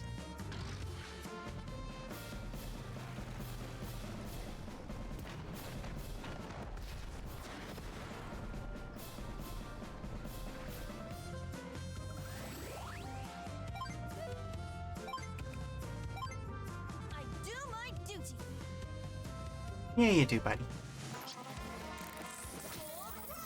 Ska time! I do want to hear the version for his Super Zero power, though.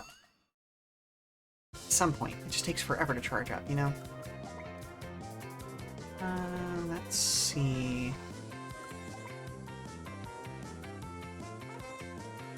How much damage? Okay, we're gonna do 40% there. 60% there. Okay, yeah. So let's start picking at their heavier artillery, or their heavier tanks, I should say.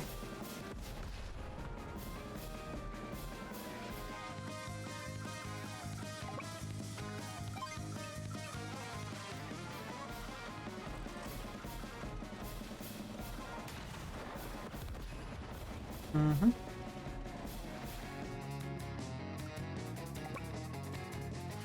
Now, theoretically, as long as we don't let them take that city, we'll still make income from it. It's just inconvenient if we let them sit on it as well, you know? Okay, let's also take a crack at this guy. I'm fine with this sitting where it's at right now because having that forward position doesn't really matter super much. Like, it's nice, but it's not 100% necessary, if you know what I mean.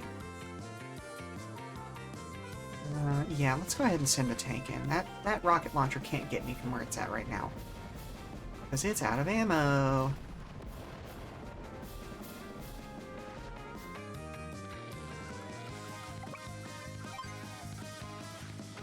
And we're just going to go ahead and whack him.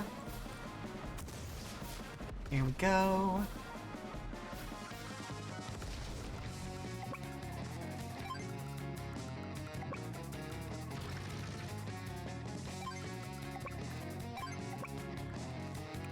We wait there.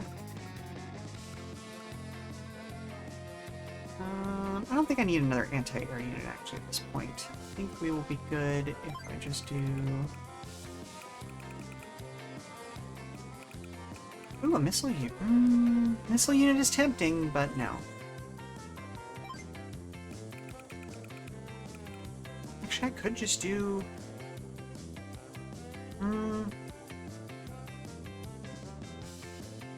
No, I'll do a tank. And a mech and an infantry. How about that? There we go.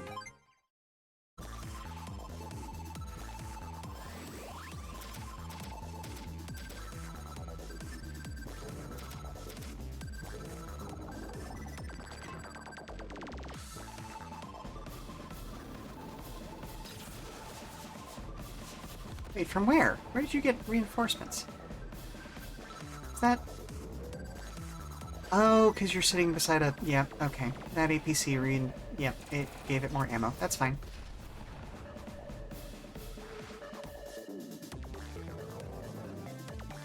They're not going to break through at this point. They've only got 2 days left, and they have more than enough protection going on right now.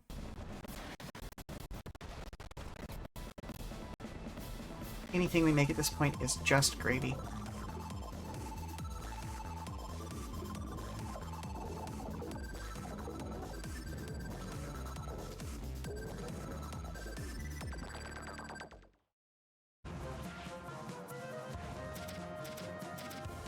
Okay, so we will start with this guy.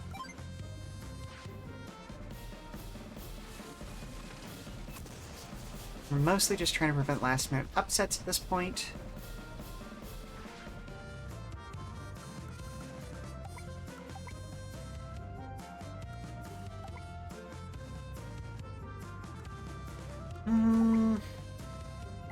So let's use the artillery to take this guy down, and then we can move up our infantry to take some other things. Really push them back. I'm gonna go after this guy in the back. Actually, hang on, hold up. Yeah, I can just do this with a mech. Okay, good. There we go.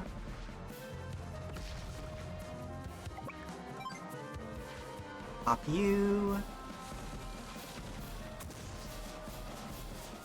So we have missions like the last mission where it was all very much on a time crunch where I had to finish it before the end of things, and that was always stressful for me. But then this mission just feels like an absolute breeze compared to before. Like, static defense really is where my strengths lie, and I'm aware of that fact.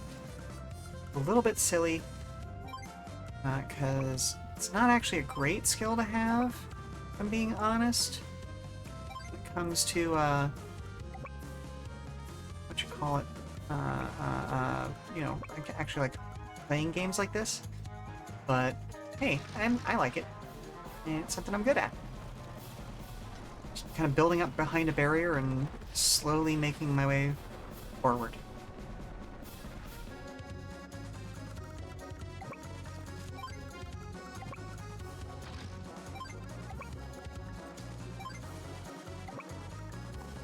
let's do this, and then lock that there. Yeah. You know what? Okay, we'll go ahead and make an APC. We have a couple of things that are in need of ammo. I highly doubt we're actually going to get to use it, but it is what it is. Here we go. Because this should be the last day. Tomorrow should be the end of the match. You're so silly. Oh, okay. Well, have fun with this, lady. Try tactics.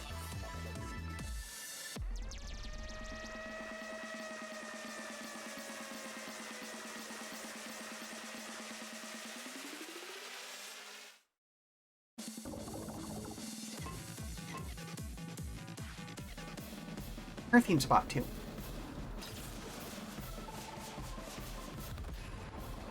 Mm-hmm.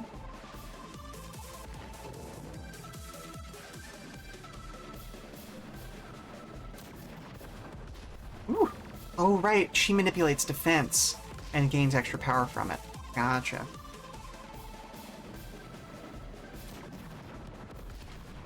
Oof.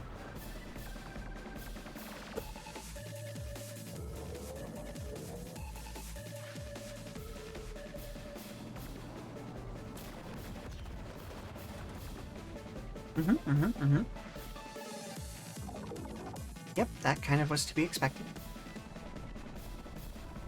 But that's fine. This is just revenge killings at this point. Which are not a good thing, but it's not like she can actually win.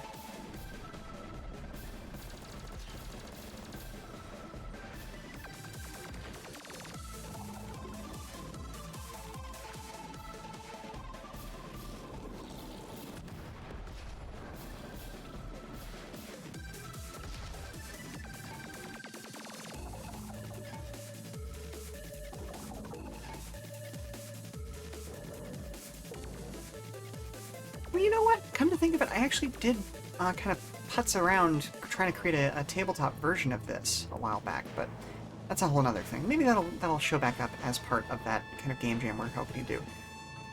Hey there, you winning out there, son? I'm sorry, did they... That line, I don't think that was in the original version. That is absolutely a, hey son, you winning? Reference. Okay, yep. Mm-hmm. Love how memey these folks are. Brit! My time is up. All I'll gain from fighting any longer is sore knuckles. Shittles. Guess it's time to disappear. Toodles! Well, not too shabby. In fact, you did good.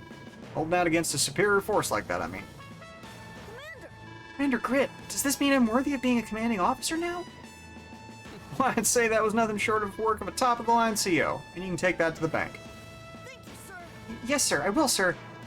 Take it to the bank, I mean. Thank you, sir. Good job, Colin. I'll continue to do my best. I take offense to that technique level a little bit, but I did make a couple of mistakes in there, I understand, so I suppose I'll accept it. Alrighty. Oh, she's so mad. Ah. Yeah, I got a ticket to enlist Colin to play outside campaign mode. Just bring your coins over to Hachi's shop when you're ready to do business. Okay, let's see. You know what? I think I'm going to go ahead and do another 5-minute break here, and we will return for at least one last mission, maybe two if we can squeeze them in. So I will see you all in a couple of minutes.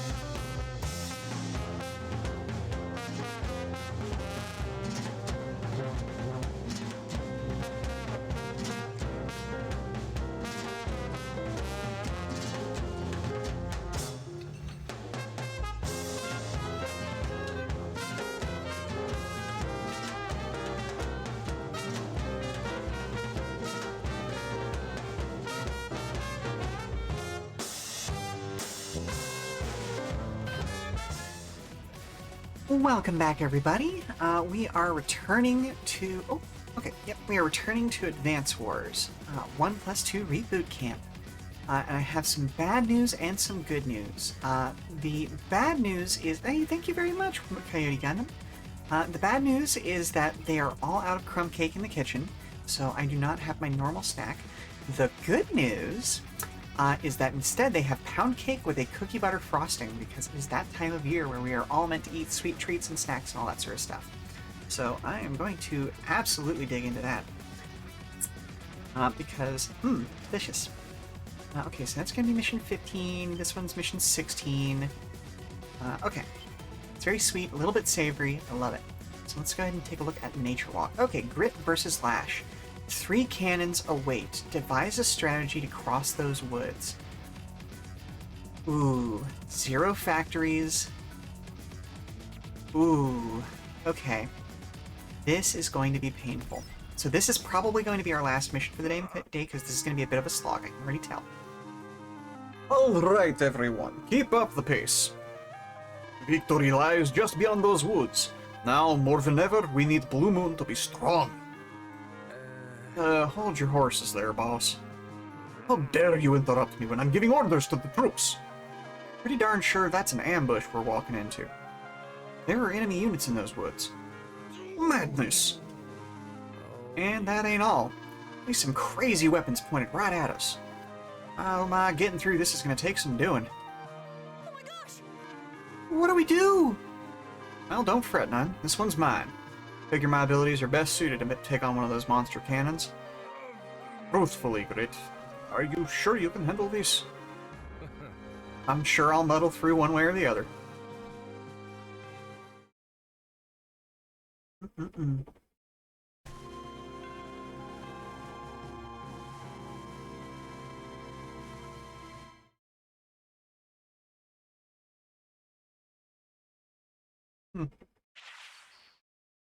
And confirmed. So, Delicious. Is that you? Blue Moon CO Grit.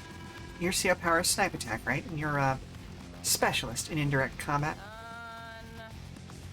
Did I miss anything? Yeah. Oh, you know your stuff, don't you? Well, I mean, I am a genius and an expert military tactician. Black Cannon's my invention too. Cool, huh? Black Cannon? What's it good for? That's a dangerous question. Do you really want to know? For starters, its range of fire is much, much larger than yours. And I've tweaked it so now it can fire every single day. You and your forces will be toast long before you can reach your goal. Yeah. I see. I'll have to sneak along through the woods then. Oh yeah. Are you seriously going to try it? Sure thing. Suppose I am. I'm sure those cannons are as powerful as can be, but being the biggest don't always mean you're the best. I think I'm gonna have to teach you a lesson.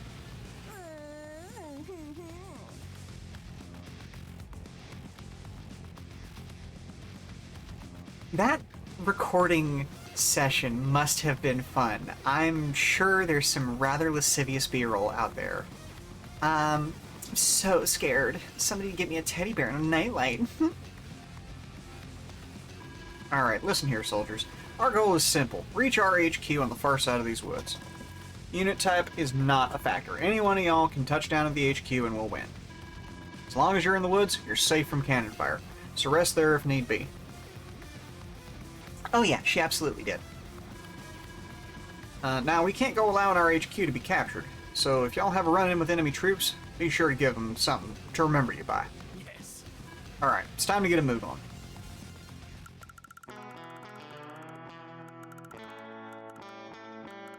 Okay. Okay, there are 3 cannons.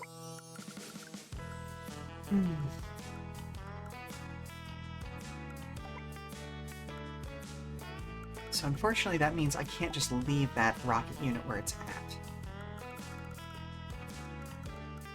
Basically, everybody has to end their turn in a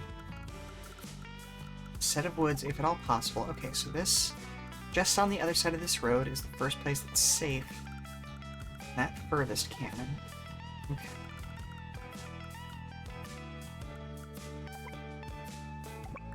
Ooh, okay, let's go ahead and We will go ahead and take down their recon unit.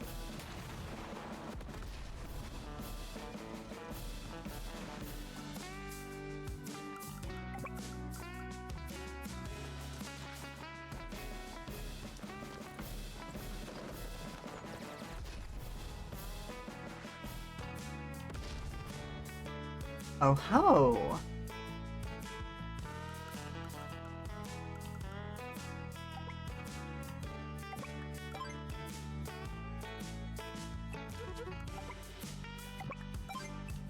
Right, because he also naturally gets an extra range marker from just being grit. Okay, okay.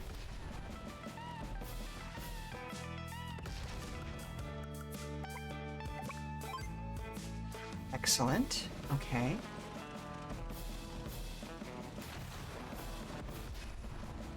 By the by, I made some upgrades to the tech side of things. Has anybody noticed whether or not my model is behaving a little bit better? It should be moving a little more smoothly than it used to, and I'm hoping that attempt has come to fruition. Because I know that the longer I tended to stream before, it tended to start lagging a little bit. But we upgraded our router and the phone that I'm working with now, so hopefully it's doing just a little bit better.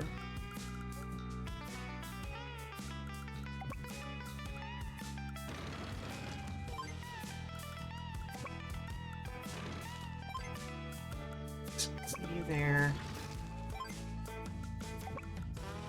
I'm just gonna keep everybody in the woods as much as possible. Okay. Oh, I'm glad to hear that. Thank you, Coyote. Let's put you there. This is very much one of those slow and steady wins the race map.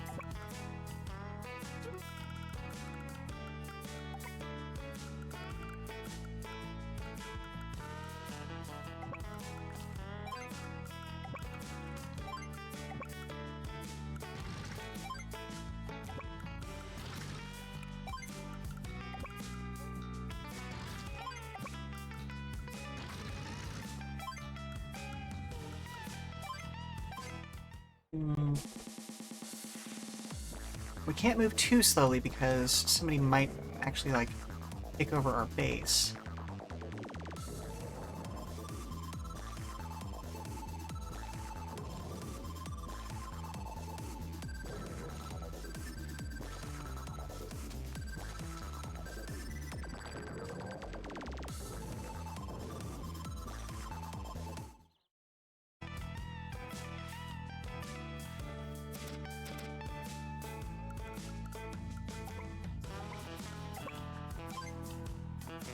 Ooh.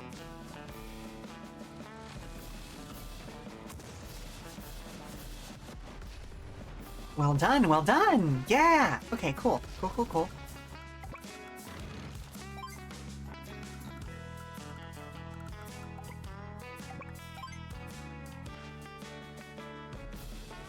Okay. Nice, nice, nice, nice.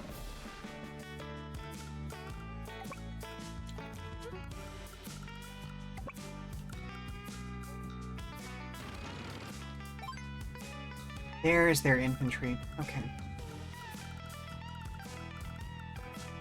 So it's outside of that one's range.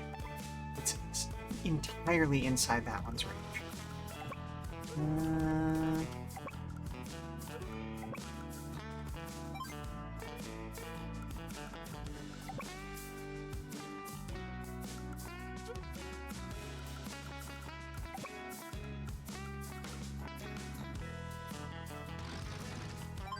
Whoop. Okay. Actual problem. Actual problem. Uh-oh. Uh-oh.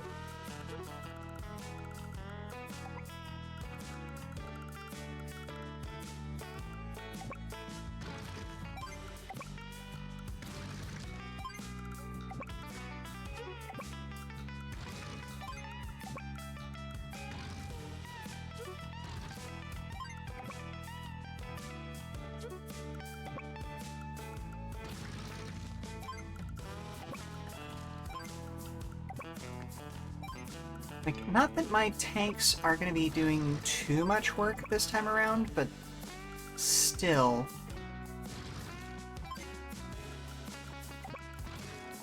You don't want to lose them if you don't have to, you know?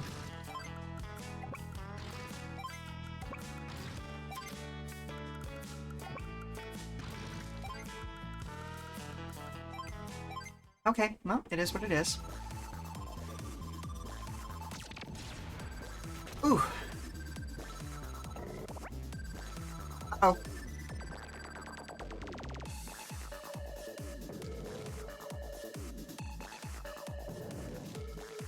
Taking care of some behind-the-scenes stuff.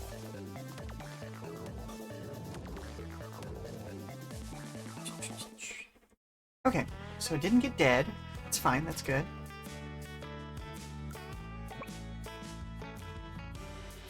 Let's just go ahead and take this out just to make sure. Okay, okay, okay. Good stuff, good stuff.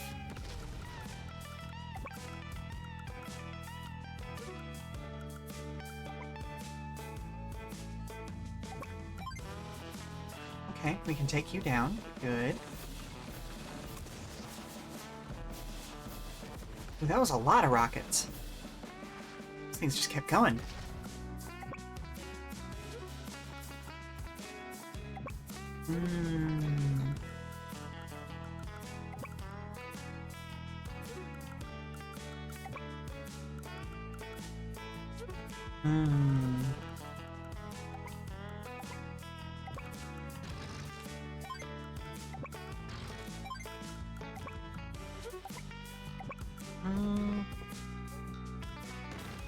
Go that direction. How about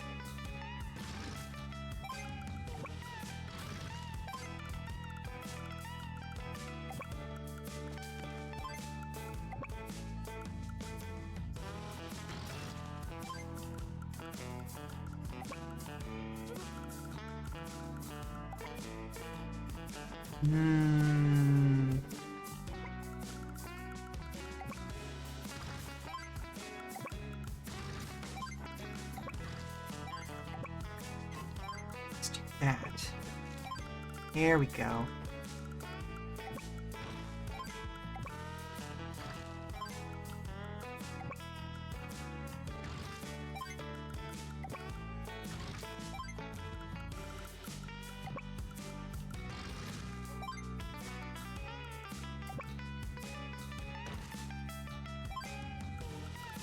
Anything else? Nope. Okay. Good. There we go.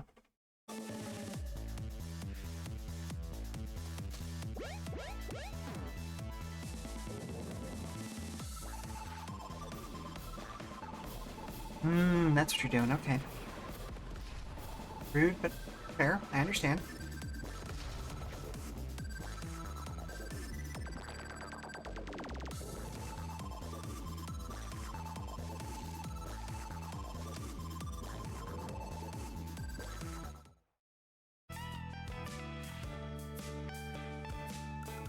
Okay, so they are just barely gonna be safe.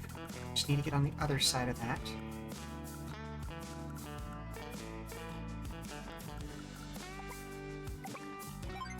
Okay, so we can pop you.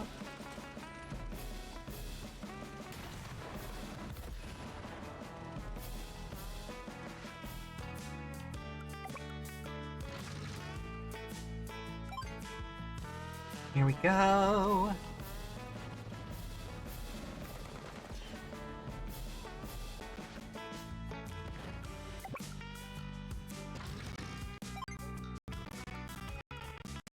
I wish the cities gave at least one range of vision, you know, in just like a little 4-section cross here.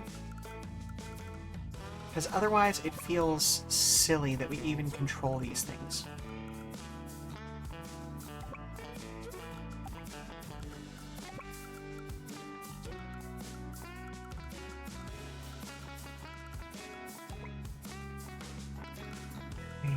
Okay. What's your range again? Okay, so we've got... We can get someone to the northern position up there. That actually could cover them nicely. but I don't... Yeah.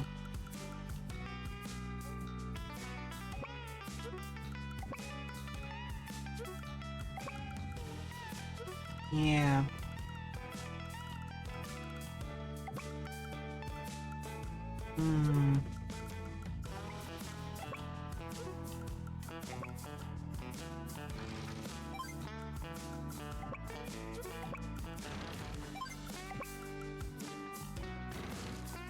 Shoot.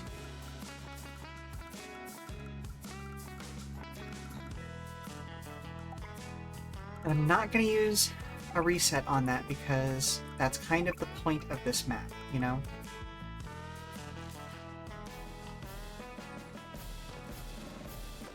Picking your way carefully northward and accidentally running into enemy units and dealing with it as best you can is the whole point here.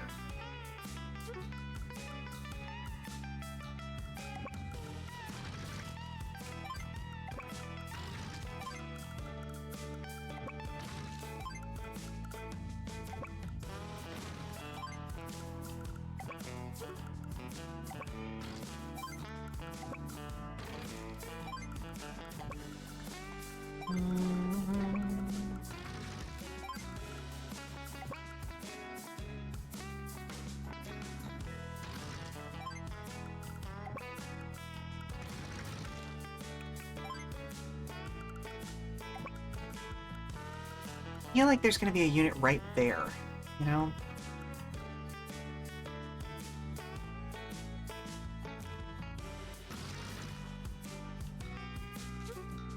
No, you know what? I'm going to leave you there. Whew. Alright, tense map is tense. Yep, okay. You're so silly. I don't know if this is so much a game of wits as it is a... Brain tactics. I mean, I guess, what would you call it, chat? Is this wits, or is this careful placement? Or is that part of wits? I'm not sure. Wits is kind of hard to define.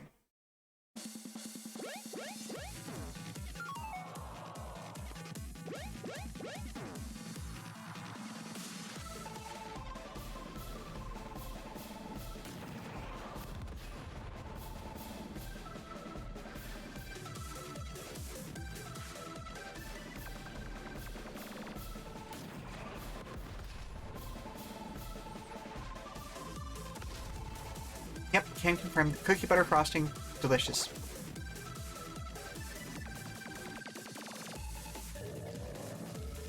Ooh, I hate that. Okay.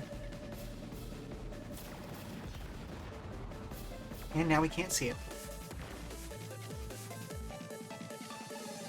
Ooh, no, no, no, no, no. Ooh, this is going sideways quickly. Hate this for me.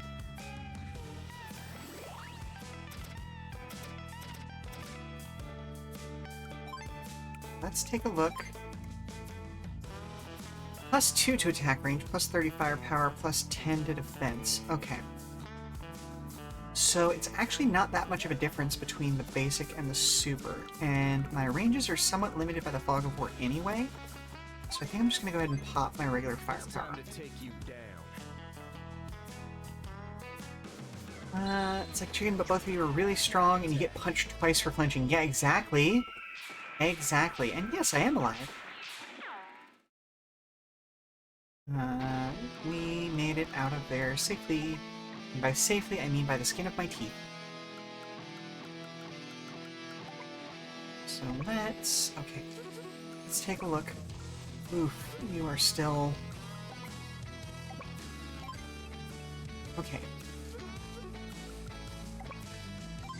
Okay. Let's do this then.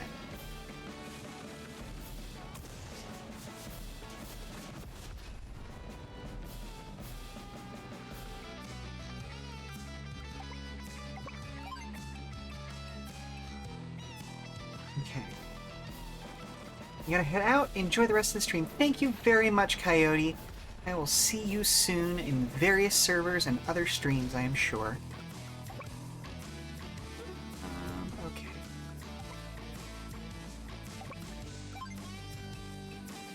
So let's hit their artillery. It's one of the biggest problems.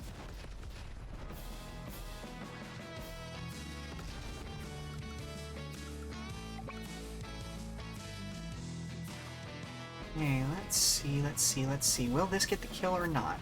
It did! Excellent. Okay, good.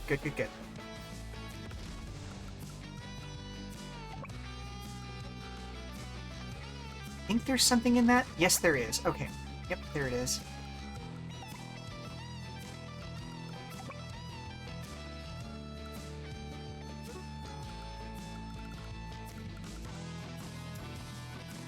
Oh, dang. I should have used this to... okay, hang on. That I will use a reset for, because that's me not thinking. It's not knowing that a unit was there. That was me not thinking.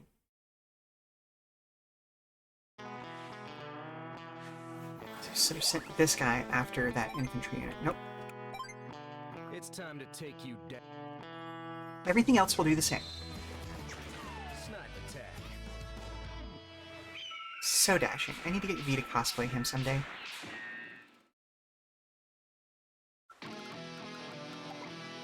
Okay, we are out of range there.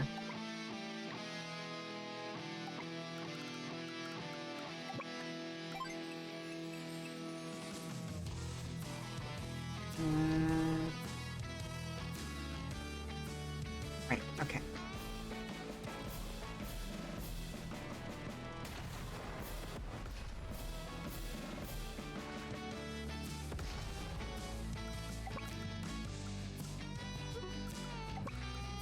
So I'm gonna back you up.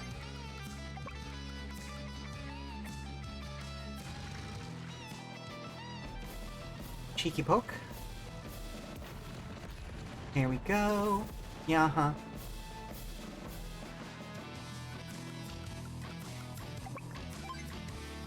We will whack you.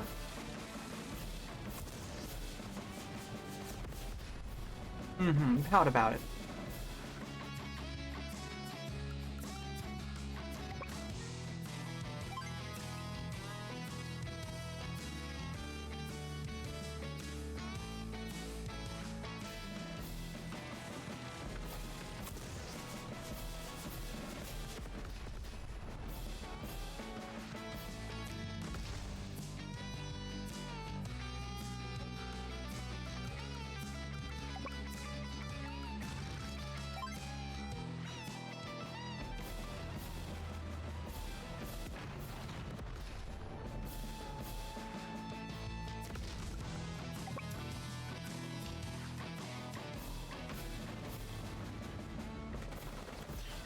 There we go.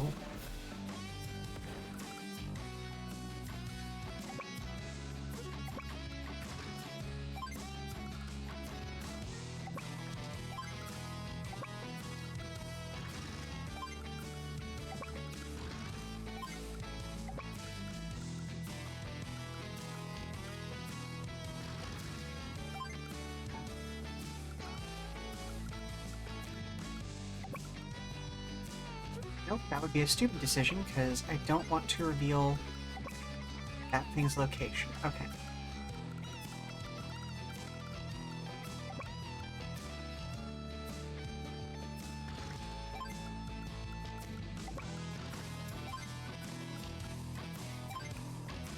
Okay, there we go.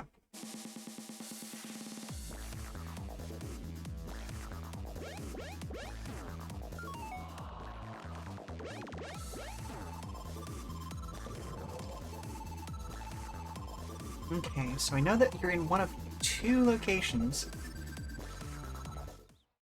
Because I didn't see you pass by that square. So you've got to be there or there.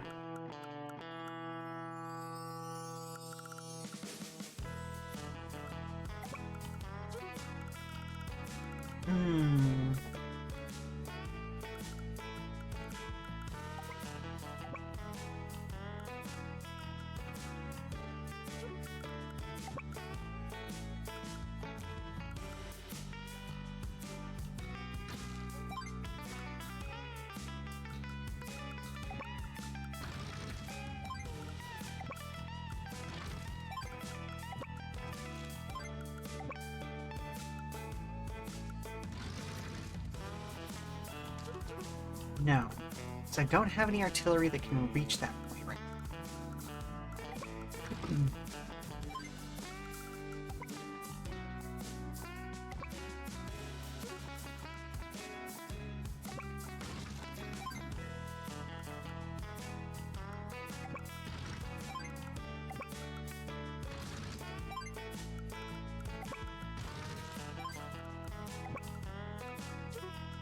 You woods? Yeah, you are woods.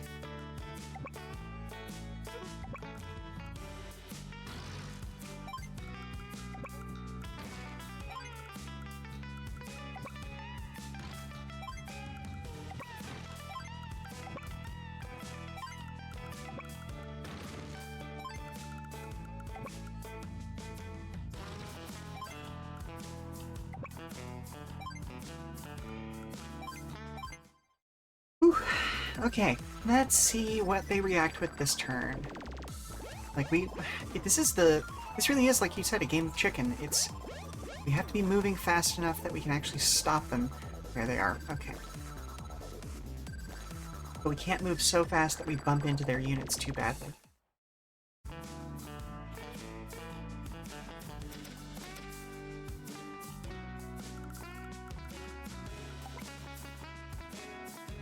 So those cities are just totally lost at this point, which is fine. I am going to spend some time taking them down.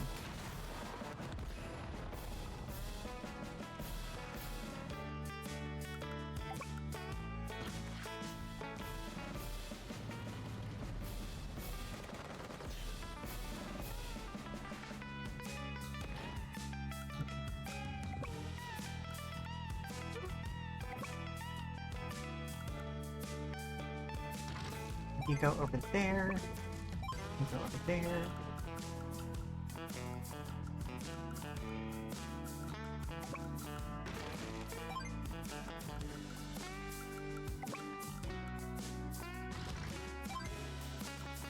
Oof, okay.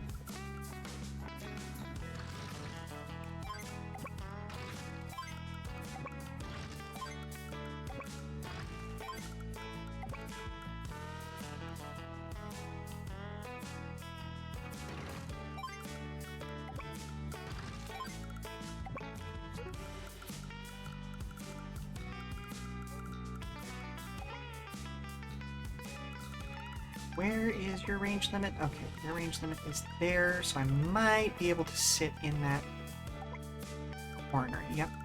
Okay. Yeah, that's well outside that one's range. So let me proceed forward a little. There we go.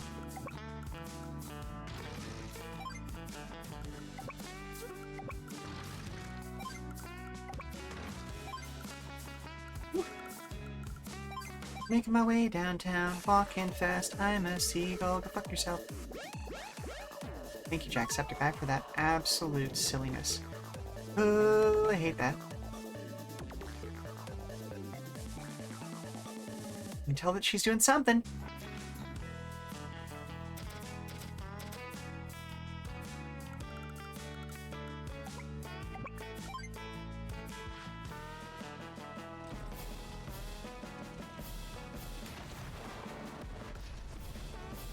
Okay, there we go.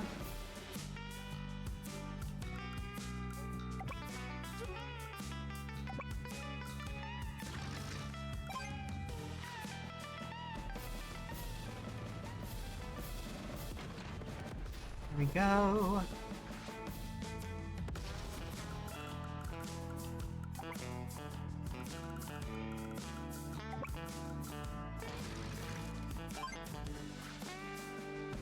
Oh dang, he's already finished capturing that one. That is mighty inconvenient. She has.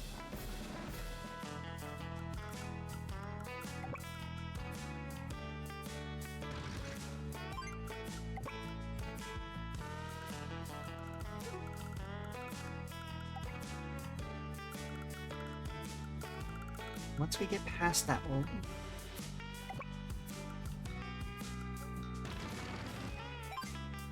Oof, okay.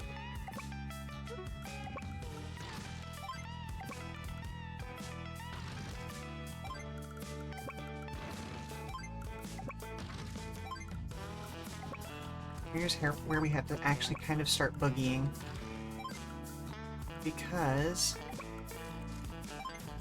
we deeply, deeply need to not get caught with our pants down. So once we can get past this third one, we'll be basically in the clear. Okay, didn't run into anybody. That's good.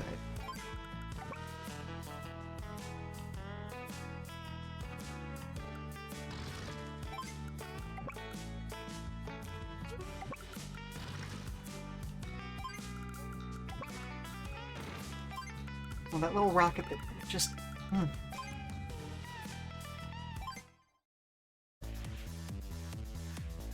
Okay, so what's going to come out of those woods at me?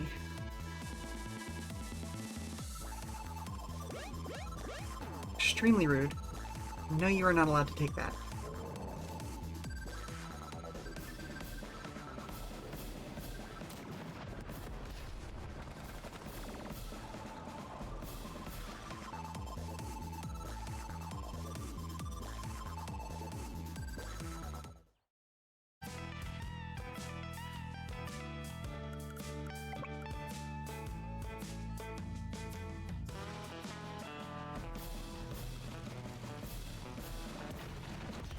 Here we go.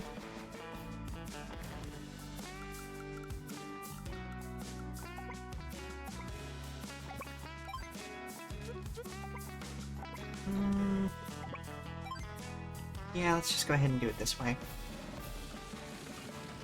Slows this rocket unit down by a turn, but that's fine. That's what they're for.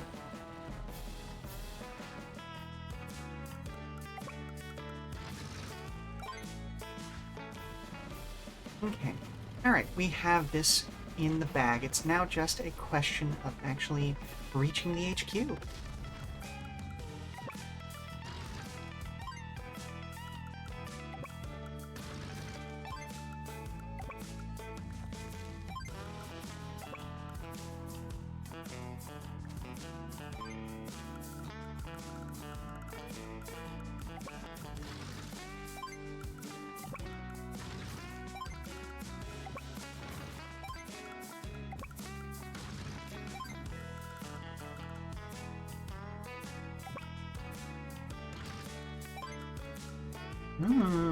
Glad that I moved that there.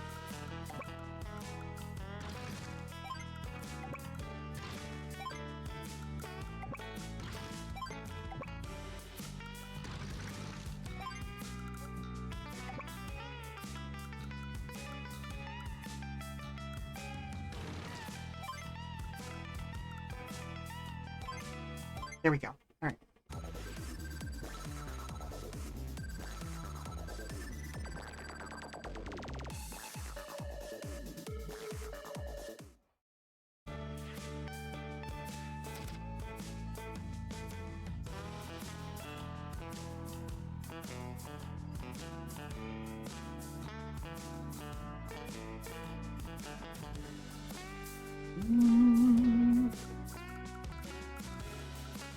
There's a friend in chat who cannot send messages, so I'm thankful that you're here, at the very least. Hopefully these maps are a bit of a blast from the past for you too, because it is wild how good they look in modern graphical style to me.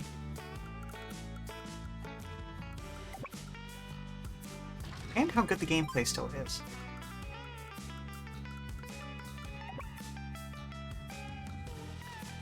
Now let's just go ahead and try and recapture this as well.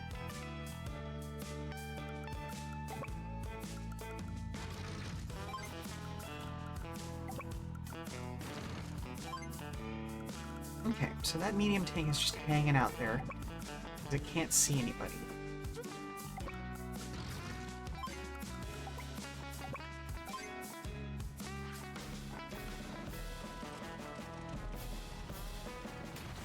Whew.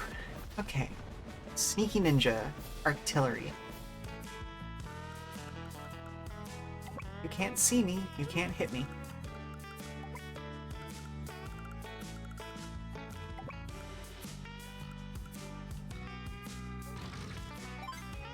Oops. Uh-oh. I removed my own vision. Fabulous. What a good decision I've made.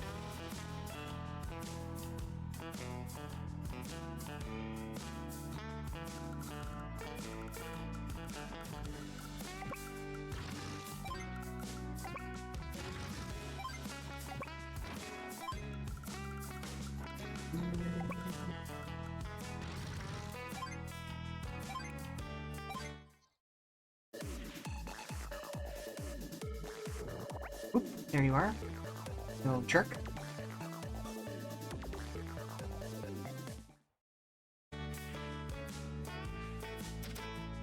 Get wrecked, scrub.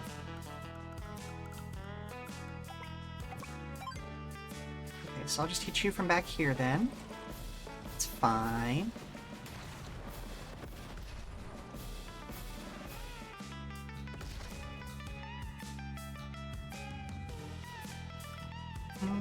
Not quite enough range to smack you.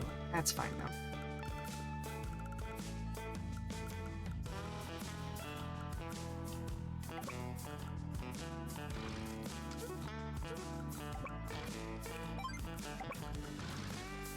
There.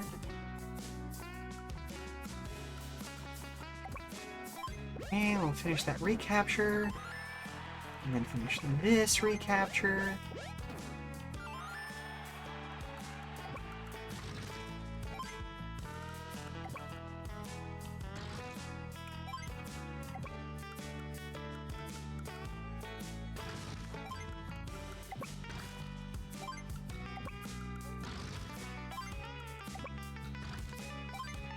Oh dang, I meant to leave you on that. Oh well.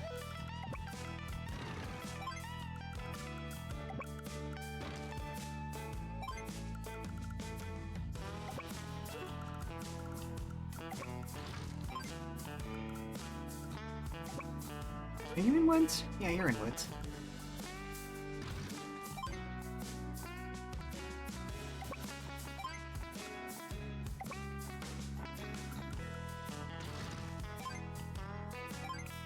Okay, there we are.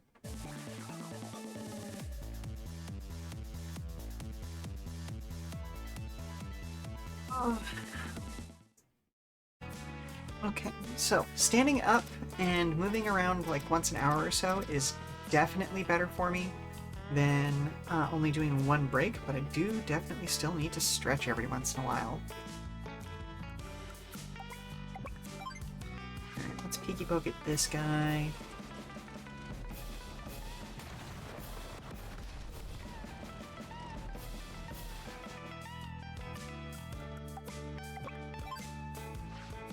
And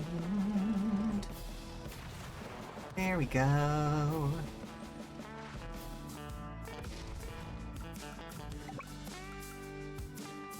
you medium tank? No, you're a regular tank. Okay.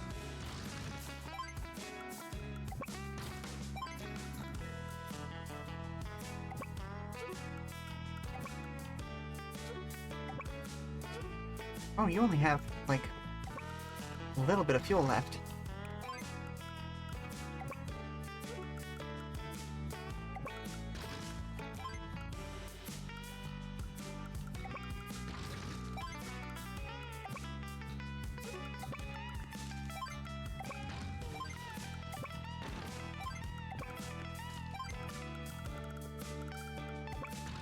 As long as nothing stupid happens, I will win next turn. I probably actually could have won this turn.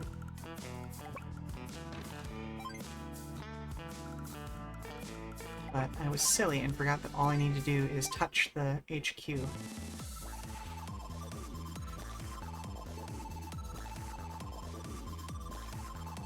Alrighty, nothing silly happened. Good.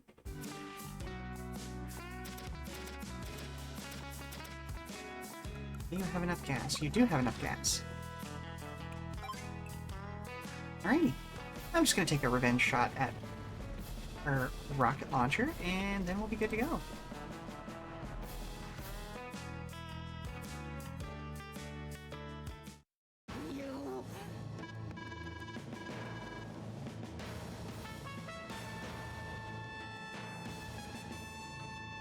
Ooh, neat.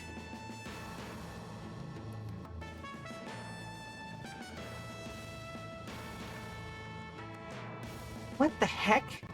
They made it through? That shouldn't be possible. I can't be defeated here. Well, you remember this day, Lash. This is where you learned what it means to make Blue Moon your enemy.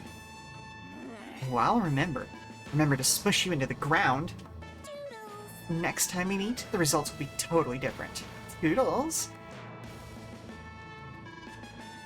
Oh my, oh my. Glad to see the end of that. Oh yeah. That was great, Commander Grit. Well done, Grit. After today, I can see the day of our ultimate victory approaching. All we need to do is march out to meet it. Okay. Hope they don't come any tougher than that. Ooh! I did not expect to get full ranks on that. I for sure thought I'd lost some points in speed, but I will take it. And let's see, we've got 40 more minutes. I'm gonna take a look at this next map. We might be able to do another map today and finish this out. Who's here? Hello again. There's some new music in stock today. Just come on down to Hachi's shop when you're ready to do business.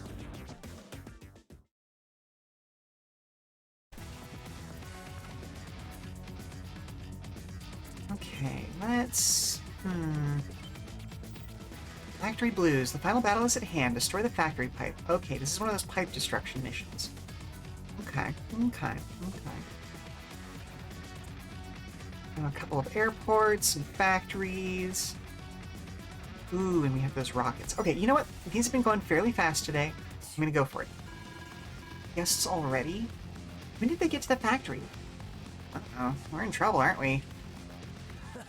You're a reckless little thing, aren't you? God, he's such a little shit.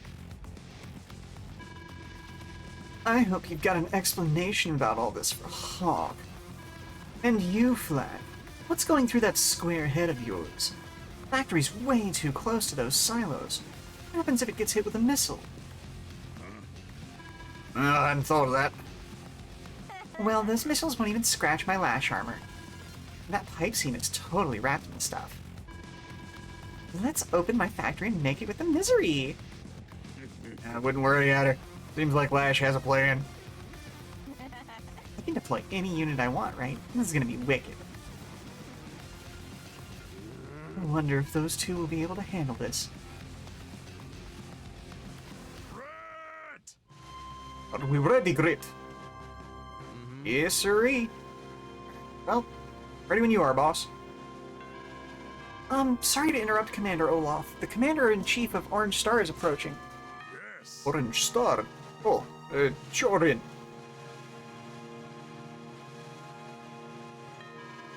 It's been a while, Olaf. Well, what brings you here uninvited? Not request reinforcements. Nah, you didn't, but I sure did. Hey, are you no good? Are you familiar with the concept of chain of command? Commander Olaf... Commander Grit only did what he thought was best for the Blue Moon, sir. I know, boy, I know. Now shush. The grown-ups are talking. Well, this is a vital strategic location, and more importantly, Blue Moon is our valuable ally. Orange Star offers its aid. Seeing as it's our territory, I'm of a mind to send you packing. However, we are a bit short-handed, so I'll accept your offer. Oh yeah. Excuse me for interrupting, Commander Olaf. The troops are ready when you are, sir. Very well. Let's not fall behind. Advance on all fronts. Brilliant work, Commander Grit. Seeing Blue Moon's danger and rallying our troops allies so quickly? Huh? Oh, that. Anything to keep from getting shot up, son. Oh. What, sir, that was the reason. Was the reason? Really? Commander Grit, wait up, sir! Okay, so we have choices here.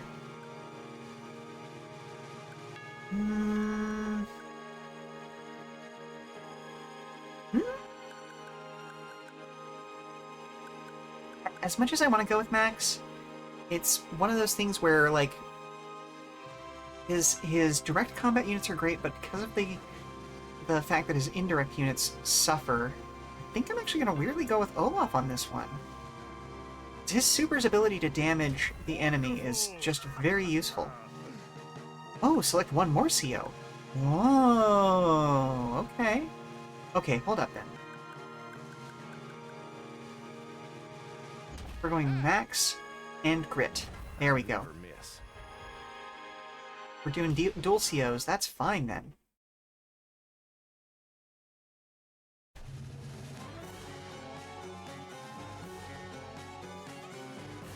That was a neat little theme.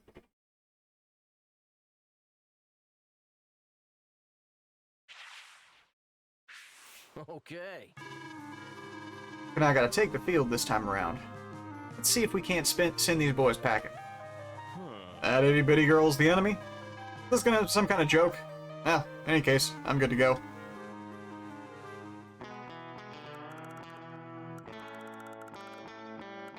Okay, so I need to let him have some factories. Because otherwise, we are going to end up in a bad situation.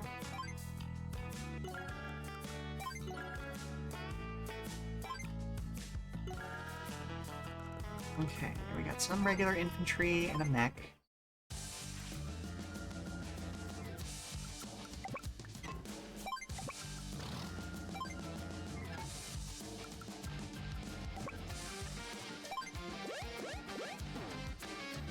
So I'm going to give him everything on the left side of the field.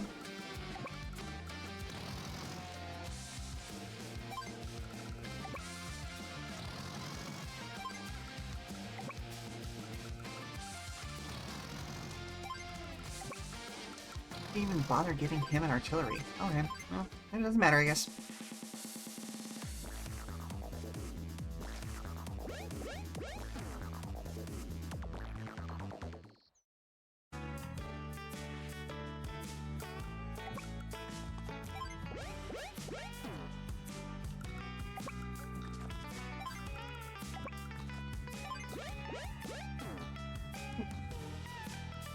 Let's see what we can do. Another infantry, and mech turn. That should be good to go.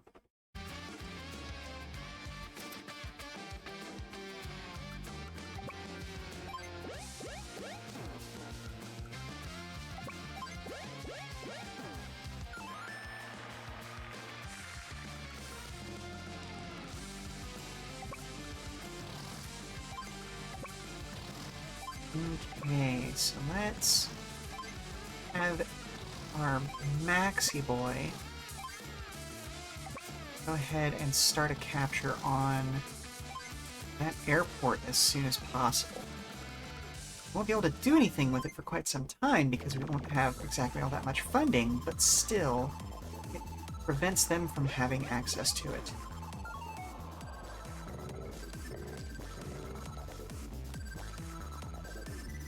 Ooh, and the fact that their factory can send out 3 units a turn is rather bothersome.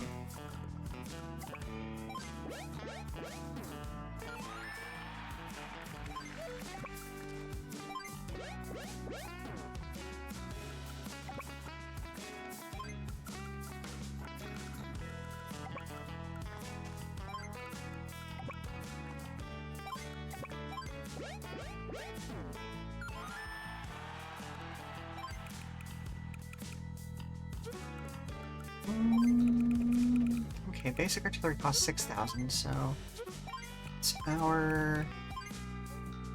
Okay, we have 7,000 incoming funds a day, so...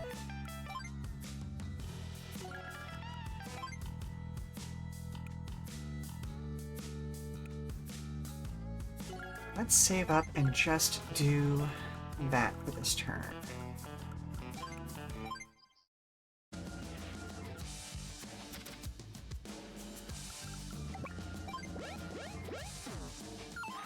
Okay, factory captured.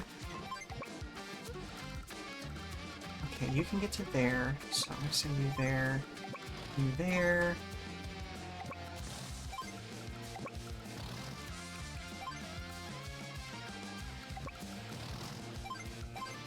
Here we go. Okay. I am curious if we can still actually hit that seam or not.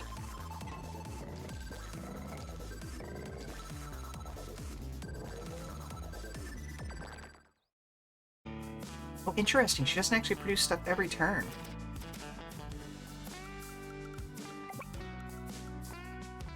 Oh, I am in the wrong character.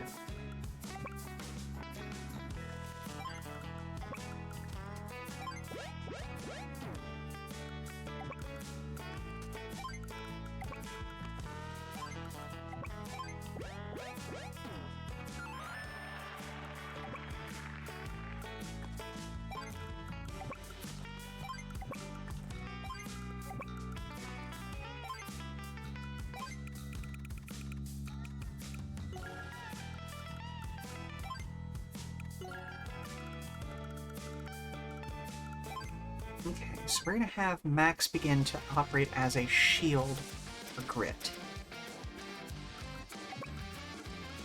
That is the goal with him.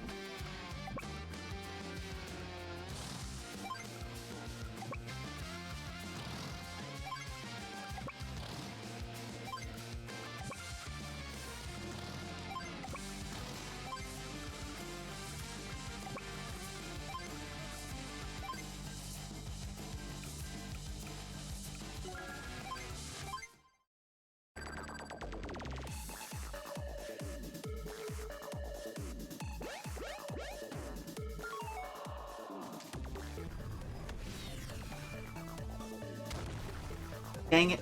Okay.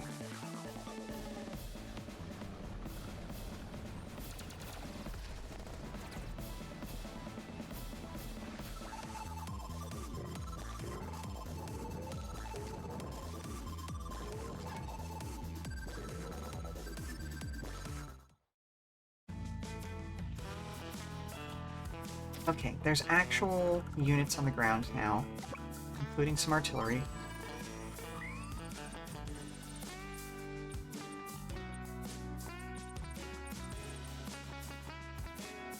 Let's go ahead and pop that.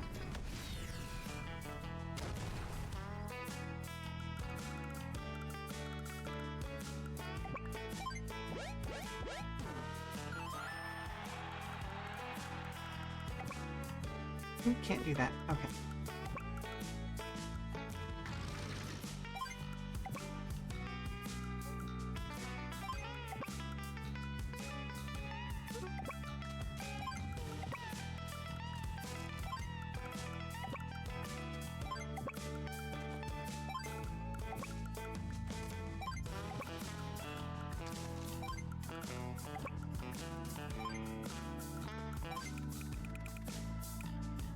Ooh, can I not afford to do that every day?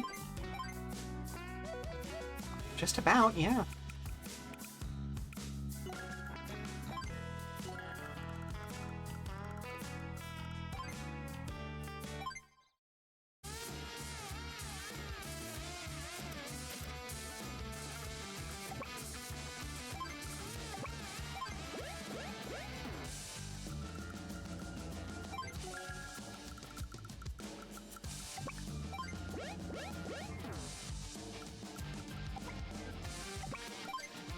Oh, Max, and your tiny, tiny artillery units.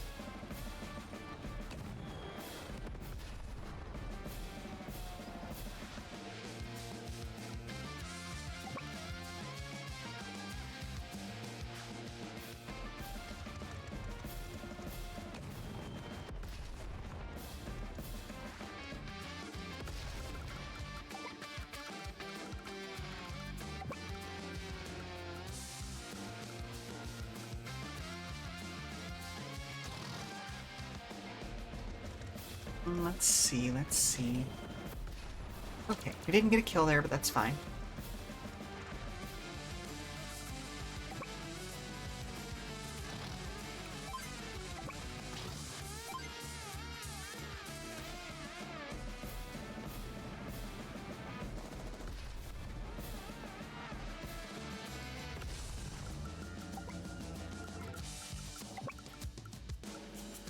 Ooh.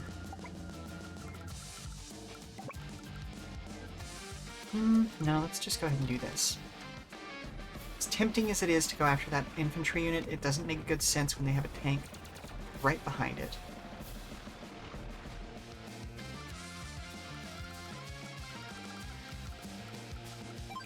Okay, there we go.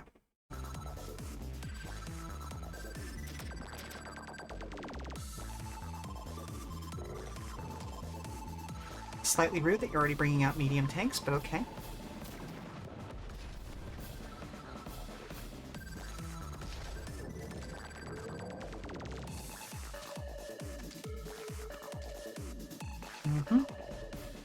Definitely need to consolidate my forces here. Like, I absolutely must take that airport.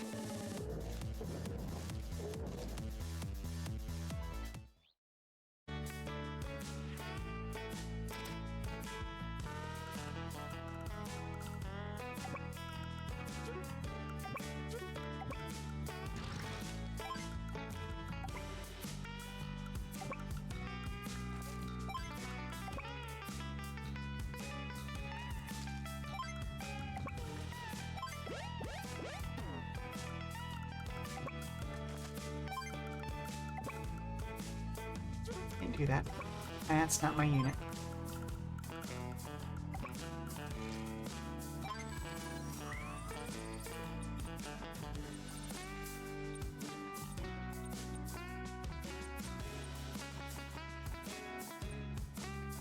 Yeah, let's go ahead and do that.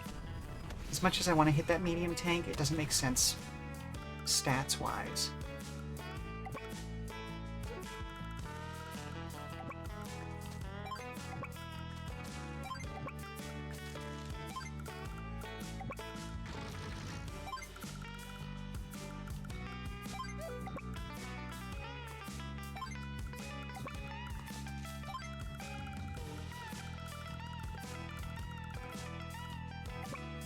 Ooh, I can't do that. That's not my unit. Every dang time.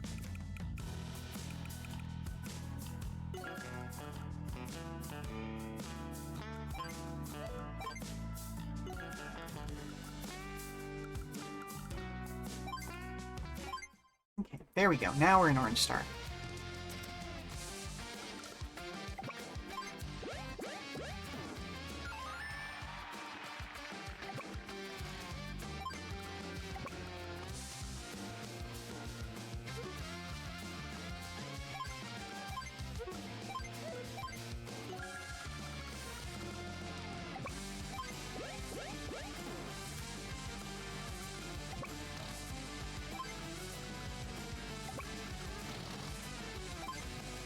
Okay, there we go.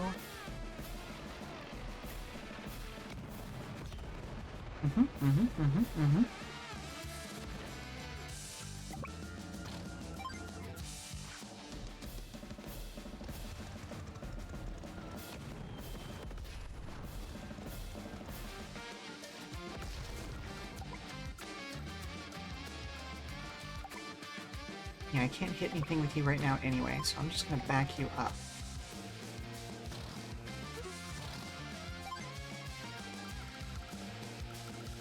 And there we go.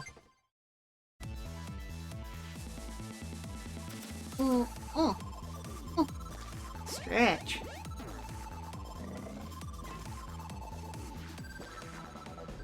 Who's tagging me and stuff?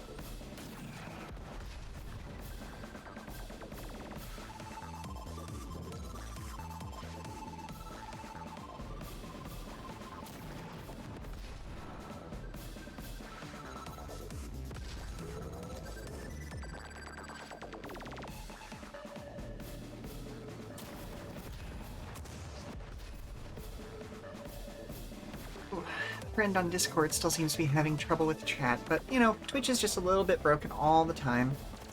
Because that's how this goes. Did I? Okay. Alright. I'm not actually losing shield troops. Or at least, I'm losing outer shield troops, if you know what I mean. Like, my artillery is not yet in danger. Little laser rocket launchers. Yeah, me too, Max. Me too.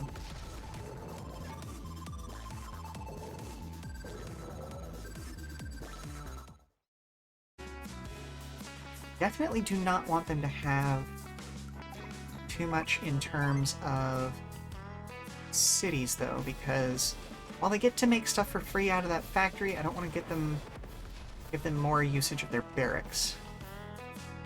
Ah, there you go. Okay, now you can make some very basic emotes. That's a step up.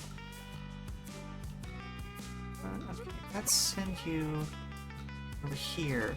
Yay, it worked! Okay, yeah, mobile Twitch is a bit of a monster, Osiris. I fully understand. Hello, welcome to the stream. Not that you haven't been here for a while anyway. Okay, let's go ahead and take a shot at your artillery there, Lash. Less of a problem for Max. Okay, there we go. Ooh, actually, let's have you hit there first.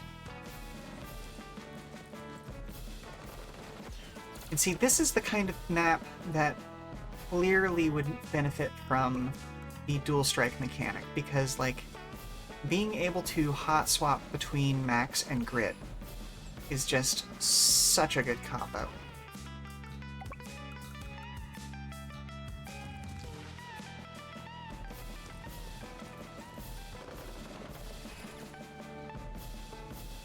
Hey, you know what? That's just how it is sometimes.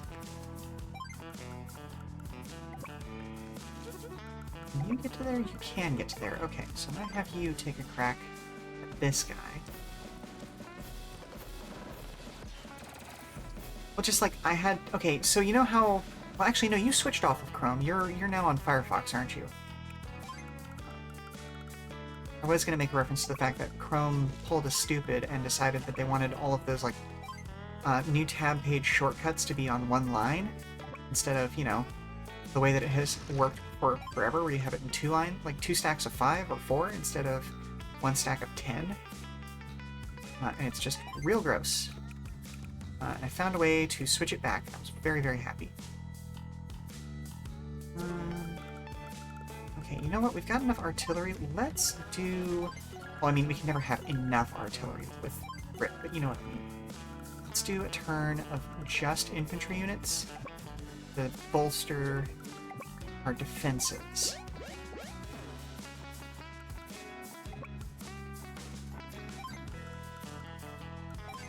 There we go.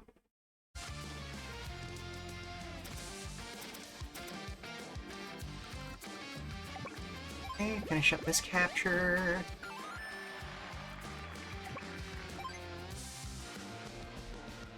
Yeah, Google has been making decisions, and it's unfortunate because Google Docs is also, like, the best workflow system in existence.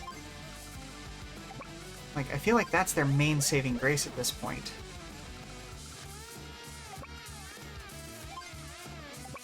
Let's see if we can poke you down a little. Like, just having a centralized platform that can do all of the word processing things is a very, very strong thing. Okay. Can you make a tank? You can make a tank. Let's go ahead and have you make a tank, Max. There we go.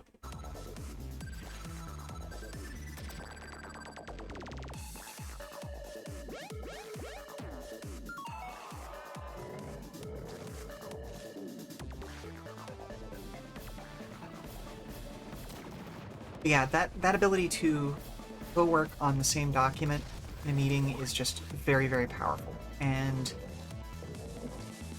there were a couple of other services that tried to do that, but, like, I don't know if OpenOffice or any of the other types ever actually properly succeeded at it. And you just gotta not screw that up. It's working great, just leave it alone. Yeah, exactly. Exactly. But the moment that somebody else comes up with a cloud-based co-working solution that actually functions, and no, Microsoft's current situation is not that, then Google will be in a situation where they're going to start bleeding clients very fast.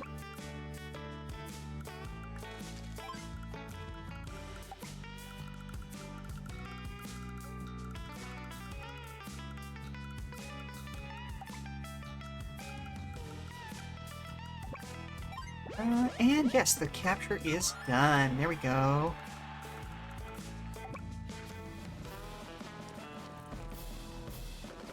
we are.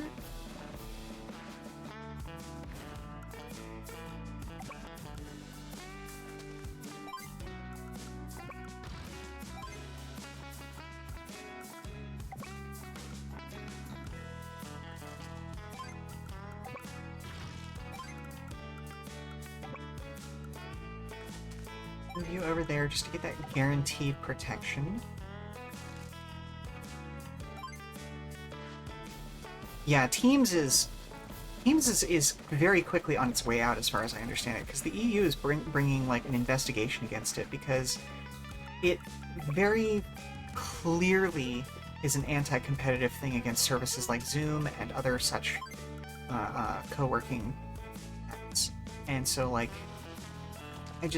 what were they thinking there? You know, like they are already in danger of being hit with so many antitrust things, and then Teams on top of that? Are you kidding me? Former employers was all in on Microsoft and it was very not effective. Exactly. Exactly. And I understand why some people wanted to drop Zoom after their declaration about, like, you know, oh, we're gonna keep and maintain records of, like, stuff that you have done in workshops because, you know, hey, we want to feed the whole machine learning algorithm thing. And, like, especially for government functions, that's not cool. You cannot record or maintain records of, like, what a government entity is doing after the fact. Like, that is so not cool. Like, it'd be one thing if, you know, like, the government obviously keeps track of itself, but when a private company that is selling its services to the government just decides that, oh, hey, we're gonna start, like, recording things from those phone calls. Hey, y'all, how did you think you were gonna hold on to those contracts? You know? Like, it seems like a weirdly bad business decision. I don't particularly care about this artillery unit. I just want to protect the infantry unit that's going on up there. So we are just going to crank out more infantry units from X.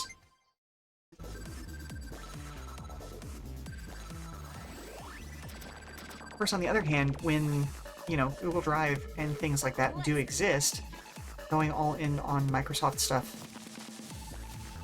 just feels odd. Like, I guess if you're getting, like, cheaper licenses for Windows as a result of that, and you have thousands of computers you need to install those on, that's probably a part of it, my guess would be. Maybe they're getting, like, rebates on the actual computers, too? Who knows?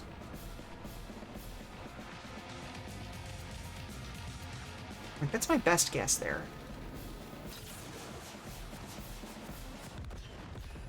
Mildly rude, but I will show you later.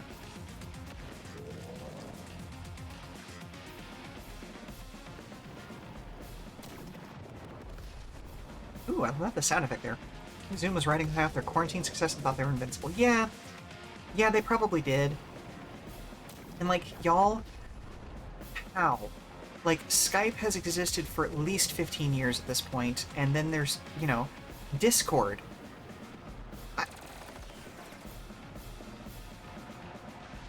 Like, there's thinking you're invincible, and then there's just outright hubris, you know? I don't know. Just feels silly.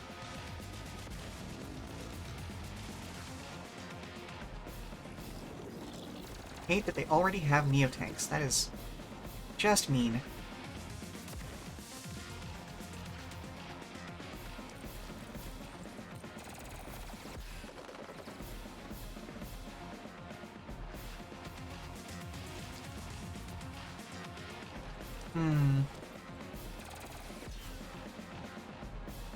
So I may have needed to give Max another factory. That's my thought process now.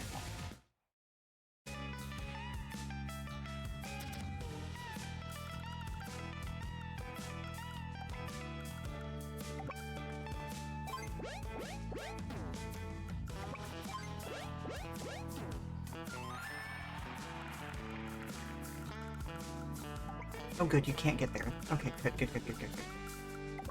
Like, not great because, hey, they have an anti-air unit.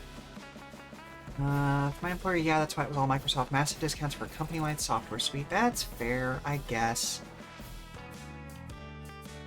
Like, the economics of that do make sense. I just don't like it.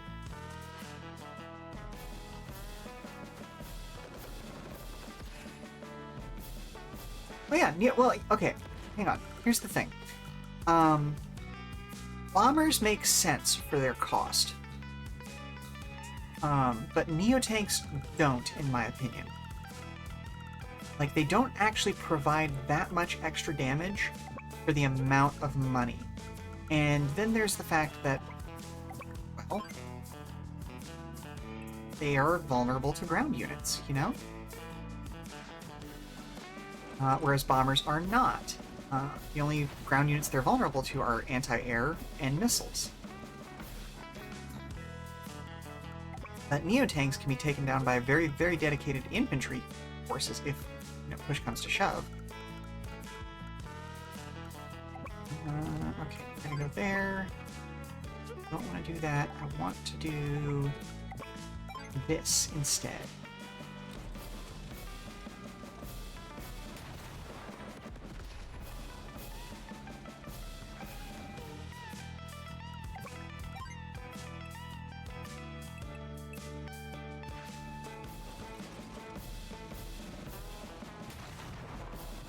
So yeah, it's just a question of, like, you know, when you get up to, like, mega tanks, I could see a better argument there, but that's, again, not in this game. Oh yeah, we got this. There we go.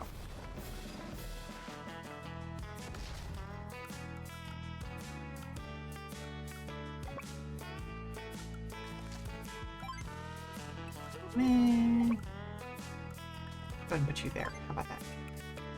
No.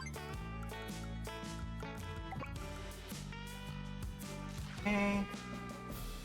But then again, like, my favorite unit from this entire series was probably the aircraft carrier and their little, like, seaplanes. And those were very cost ineffective. So, like, who am I to say? You know?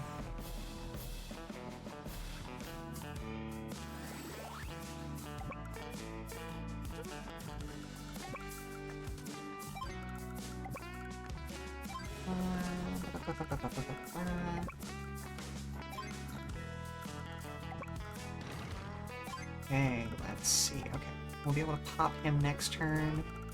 As long as he doesn't actually get smart and grow a brain.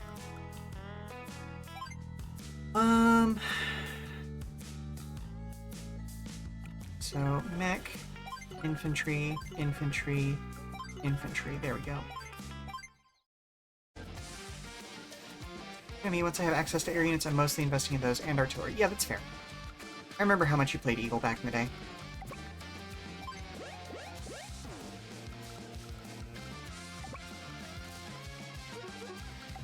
And that's where you can get to... Ooh, bugger. Okay, good. Good, good, good.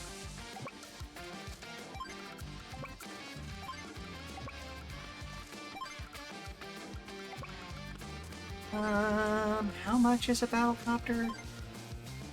That much, huh? Okay. Well, they don't have any infantry over here, so I'm not in danger of losing that airport. Okay, there we go.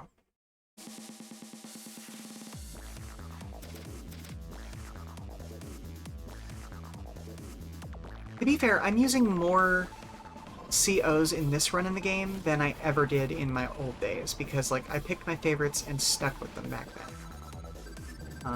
Whereas now I'm actually experimenting and doing a better job at using the strengths of each CO.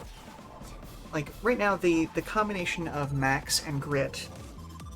Like, I'm not doing great with Grit right now, because, hey, I have very few units and locations that I can actually capture, but once I'm able to capture that left side of the map with Grit, or with Max, I'll actually have some income there. Whereas Grit is basically just, you know, churning out artillery and body blocker units every turn. So we'll do fine. It's just going to be a bit of a slog. So I'm definitely not finishing it in the next 10 minutes. Which which means y'all get some extra time with me today. Oop, I've just been tagged in something else again. Oop.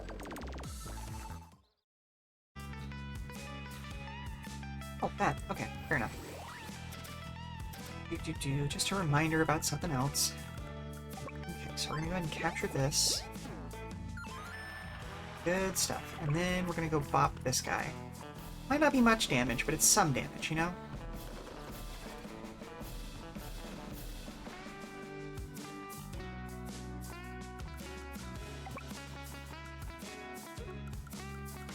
Okay, let's take a look. Okay, can't hit their artillery, but I can bop their Neo-Tank a little bit more.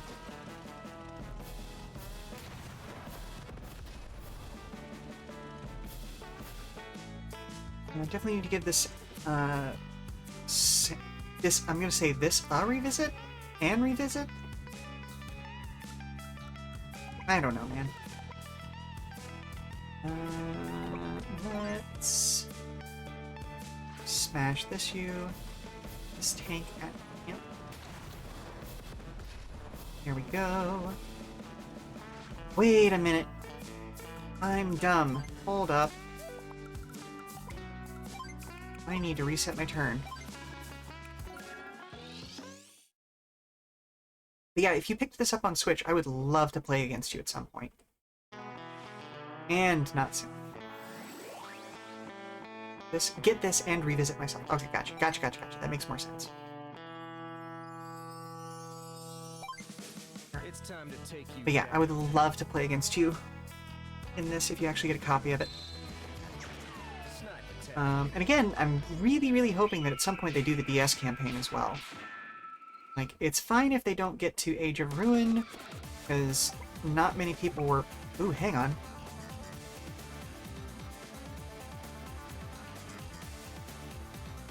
Sorry, just had to vibe to his music for a second. Like, it'd be fine if they didn't get to the Age of Ruin campaign, but the Dual Strike campaign would be absolutely amazing. There we go. That's more like it.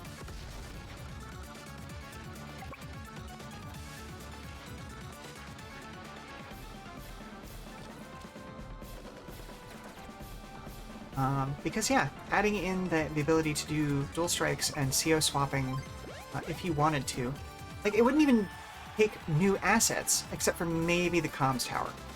Like, there'd be a few new assets, but not many. Be mostly just programming in new missions and things. You know what? I already used my reset. I'm not going to do it again, but I should have fought this thing with artillery first.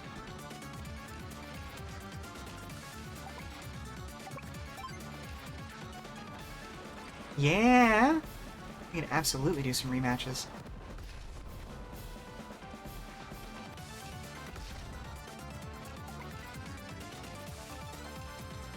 Okay, so let's go ahead and continue popping their tanks.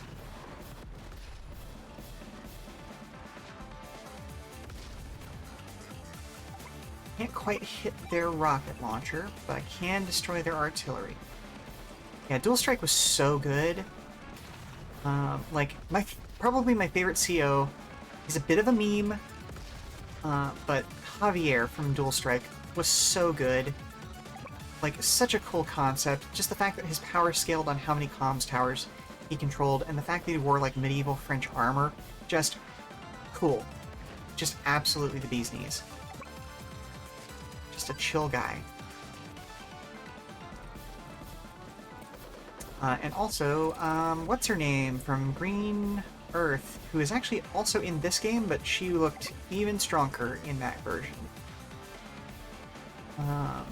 We haven't met her yet in this run because I haven't gotten to the Green Earth part yet. I cannot remember her name. She has like red hair with like a yellow streak through part of it. Very good looking. Especially everybody once we hit Dual Strike, everybody was just so good looking. And I was shocked when it didn't have a dating sim aspect to it, you know? considering how much of a staple that is in Fire Emblem, which is also made by the same company. Let's see, we have 13,000 now. Can't make another rocket launcher, unfortunately. Can make an arty over on this side of the field. Then infantry, mech, infantry. There we go.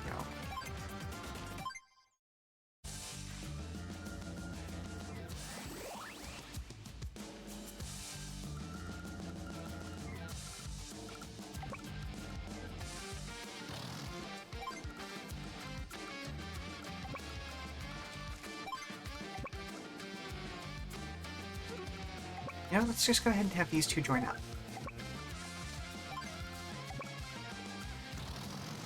Nope, I need to send you that a ways because you're going to be dealing with that tank.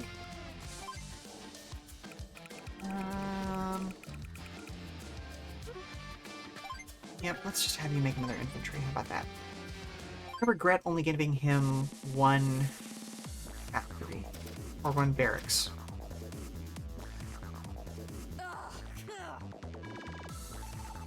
Oh, you don't say, Lash.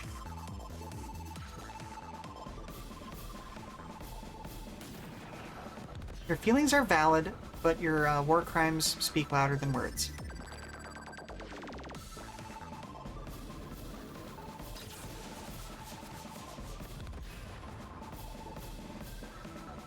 You know, now that I think about it, Advance Wars was also just really good about having primarily adult characters.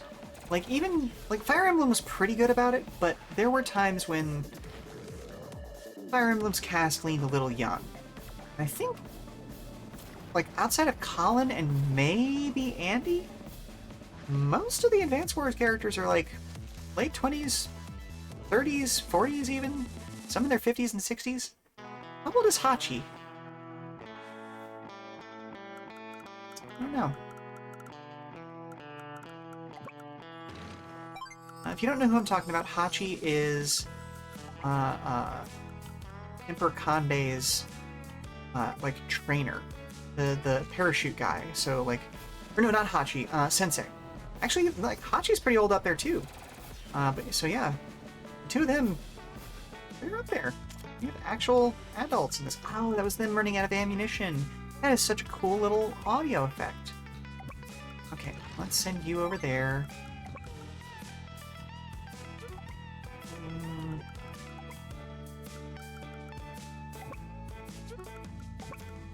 Okay, let's start poking at you. You don't get to stay out of this fight.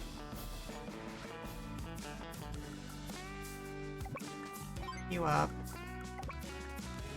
Start a capture. There we go.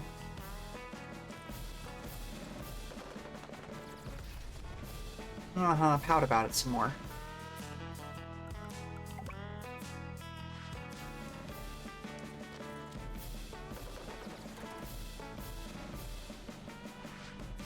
No, I know, Razum Frazum. You're gonna do 1% damage, but that's fine. Some damage is better than none. That can make all the difference. I mean, yeah, it is very good.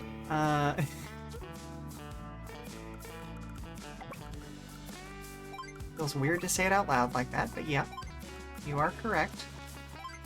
I'm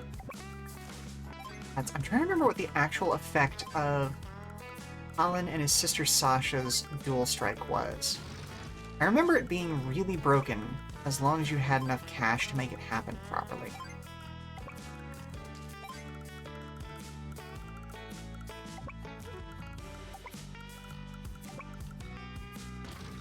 I'm gonna go to there. That way we're kind of covered. Pretty much the only safe place for that tank is right there.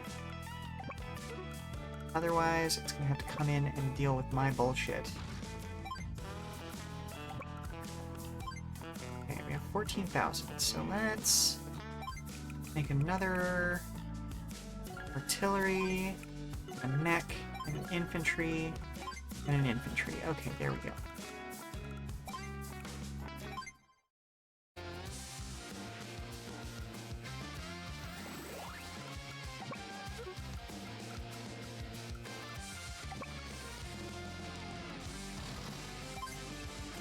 Okay, go to there. Don't remember, I might need to whip out your DS. It's from storage at some point. Yeah. Still have my DS, but I think I might have actually sold all those games. One of those, we needed... There was a moment where we needed money, and there's a debt situation, and it was a whole thing. Thankfully it's been resolved, but, you know, how that goes.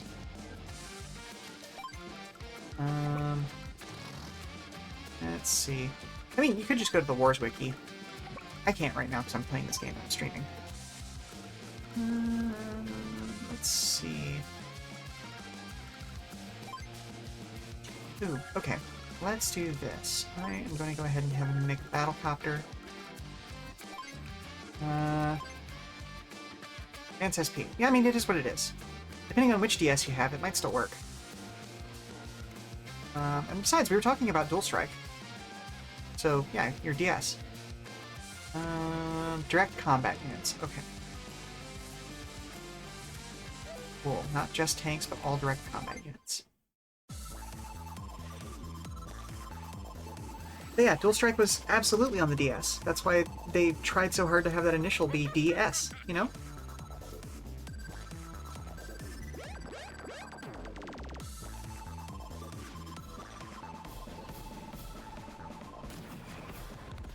I mean, that's fair.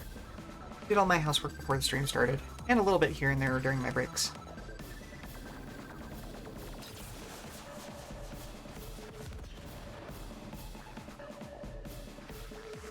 Hydration is good.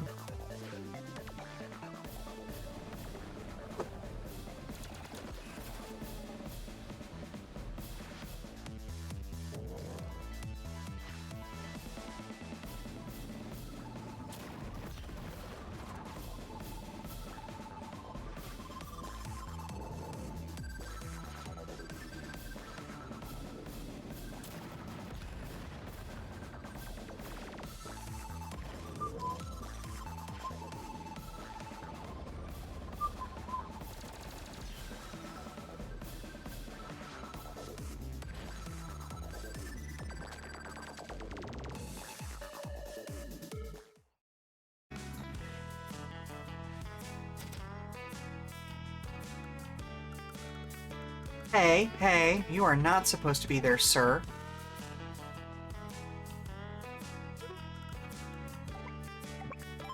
You get out of that city.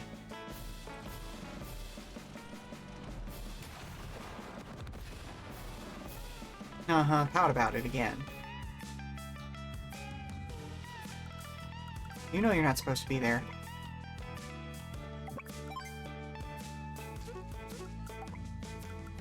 I'm gonna hit you with that artillery because I need that rocket launcher to move up this turn.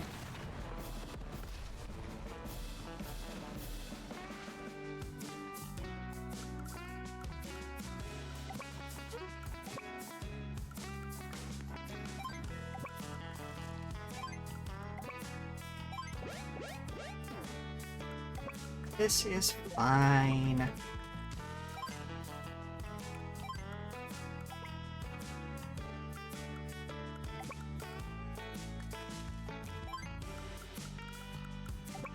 Move you around to there. Sure, why not? We'll fire on you. I feel like that should have done something.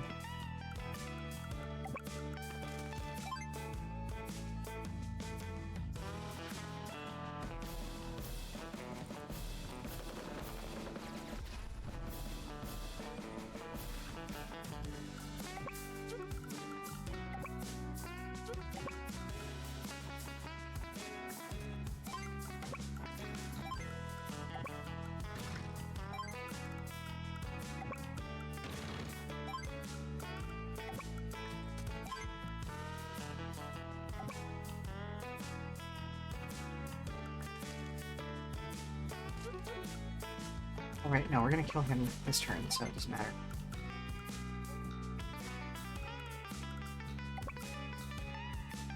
2% damage isn't bad. A little more damage.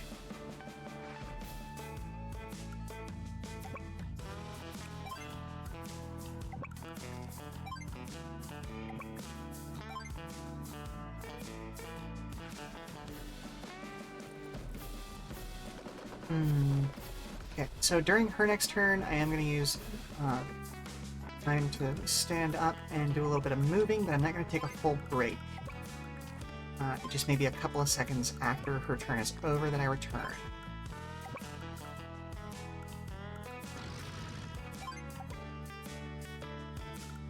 Okay, let's see, what can we do? I technically have enough for rockets, but I'm not gonna do that. The infantry... Okay. That strategy's been working out for me.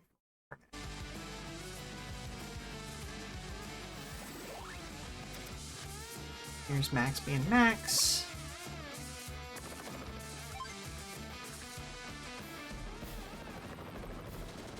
You get out of there! On, get.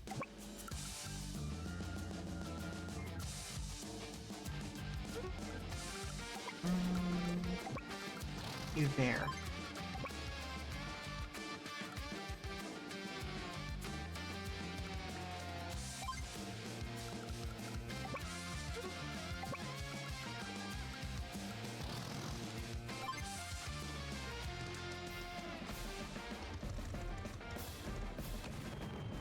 Take them down.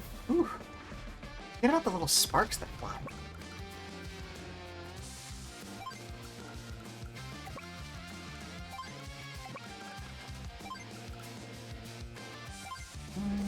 Yep. Just another regular infantry unit. Okay. So, like I said, I am going to step away, stand up, stretch, do all those sort of fun things while she takes her turn. So I will be right back.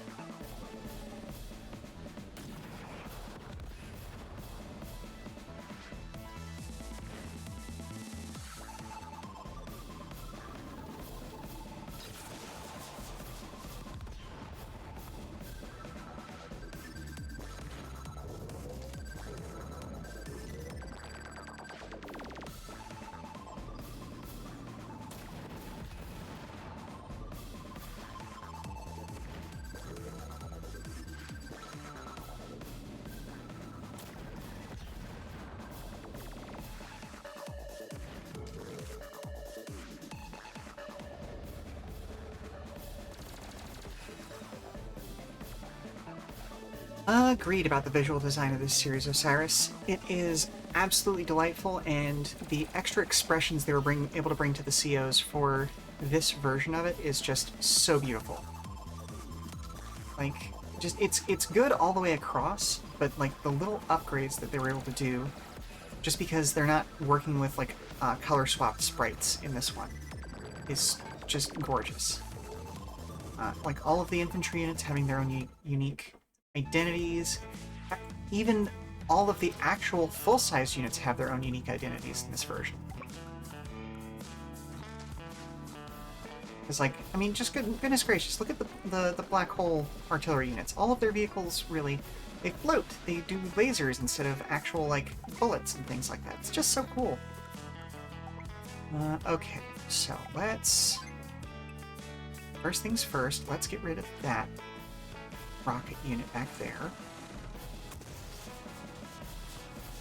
Ooh, that's a lot of rockets.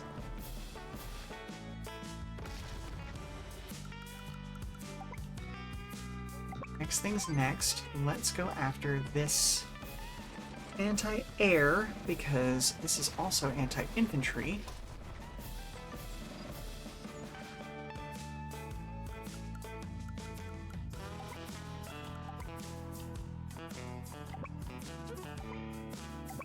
Speaking of anti-infantry, let's go ahead and take a crack at this little guy. He's anti-vehicle.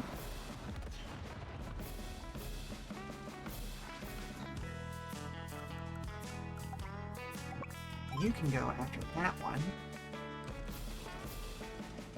And Blue Moon stuff all looks very Russian-coded.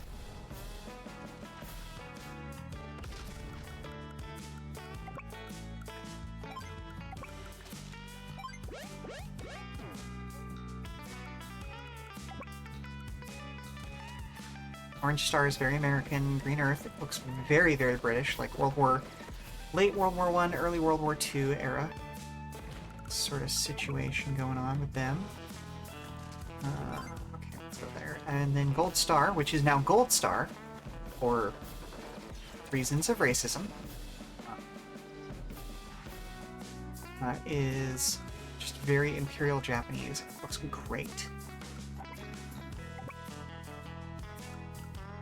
And I say that meaning that, like, the original name for them could have been taken in a very racist light, and so they were given a new name. Like, they were still Star, or no, it wasn't Star. So you have Orange Star, Green Earth, Blue Moon, Gold Comet. That's the fourth. I guess you can call them Good Guy Army.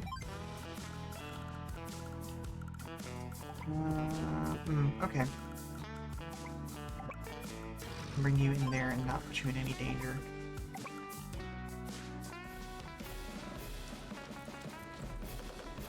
Like, it's one of those things that, like, I don't know, some people would feel much more strongly about it than you. I fully understand why it had to happen because, you know, there are jerks in the world, but also that's a bit of a deep cut as far as, like, your different isms go, you know? Like, nobody uses that as I don't know. I'm the wrong person to be talking about that one because it doesn't personally affect me. So, if it was changed to make the game more accepting and accessible to other people, good for it. We love it when we have more people to play with, you know?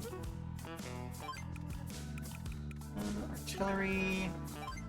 Let's do the mech, infantry thing.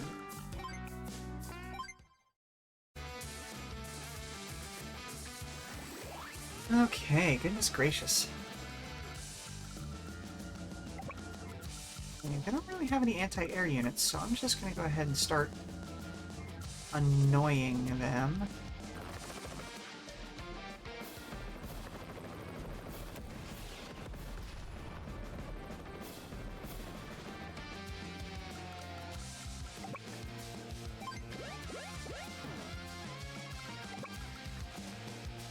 Ooh, actually, you know what? Let me send this guy this way.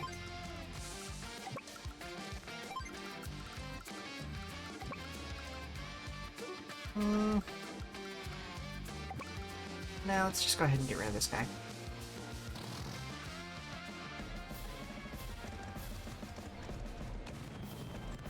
So I'm remembering my original strategy with these factories, and it's basically you just clog up their mouth and they can't generate units at that point. Is there anything down here? Oh, I guess I do. I need to protect that. Yeah, we'll block you off. Wish I could have gone north, but it is what it is.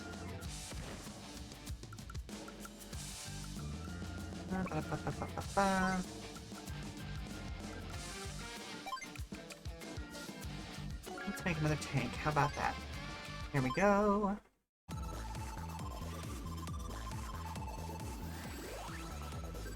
Ooh, this turn's gonna be a good one for Lash.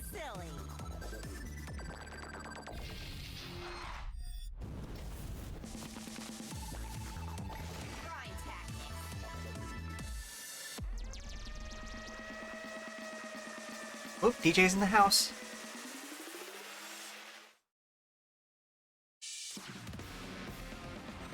Wait, they had a...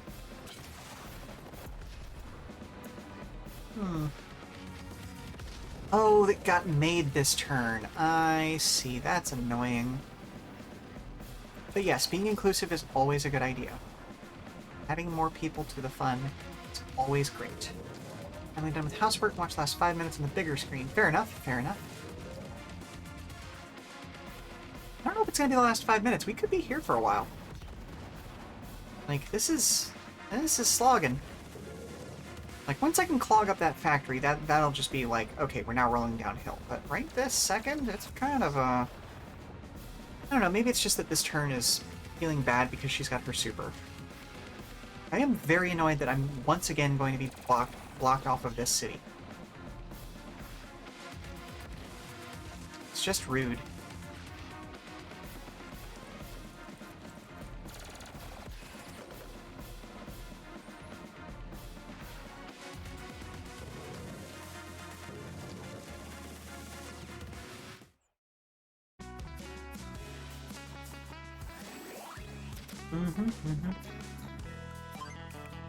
Let's see how much damage we can do.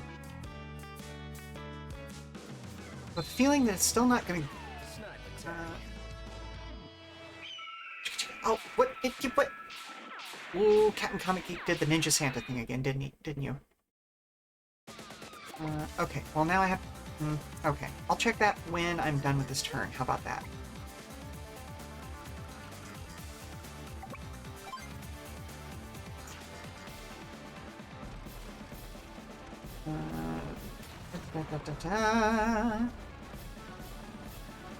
Yeah, pout about it. I do not care.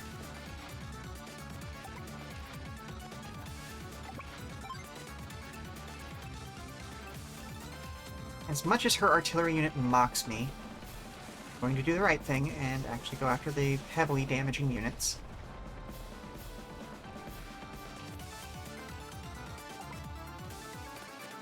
Can I hit anything with you? No, I cannot. Okay.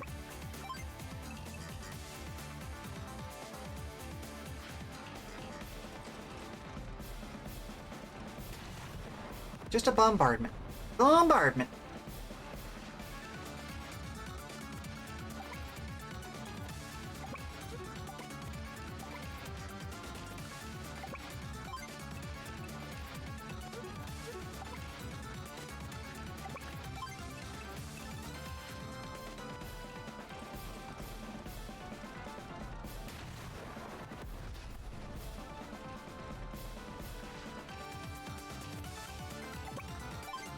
And let's crack you open.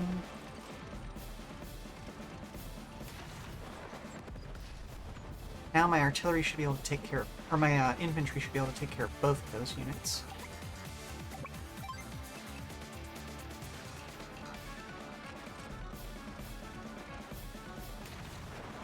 It's always interesting deciding whether you need to wait for the Super CO power to charge up or not. Because, like, it's a very, very powerful ability, but at the same time, like, it's not, sometimes not that much more powerful, and it's not worth it if what your basic one can do is clutch. I always felt so satisfied just plopping, like, a recon tank down on an enemy factor so they can use it. Yeah. I am very much looking forward to that in just a moment. Okay, you're not going to do any damage to that thing. 4% damage. Alright, you know what? Let's just go ahead and start into the capture, just annoy the shit out of the AI.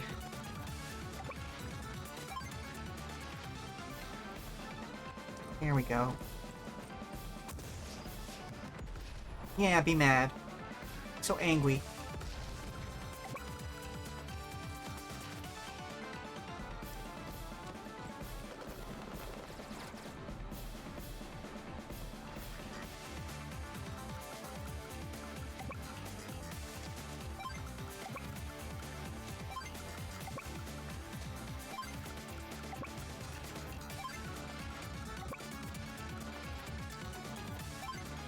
Could have to go after that, but I'm not gonna because that feels unsafe.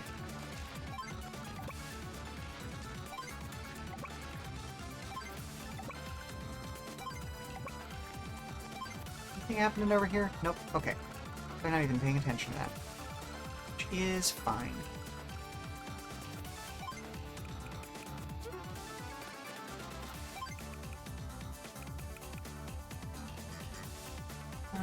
Okay, you know what? We need to have another rocket launcher at this point.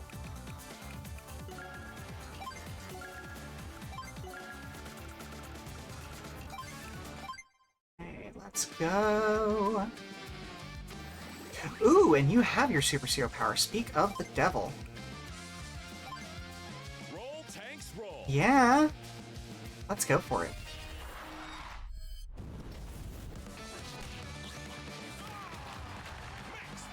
Nice. Nice. Love how the soundtrack kind of dips out a little bit there.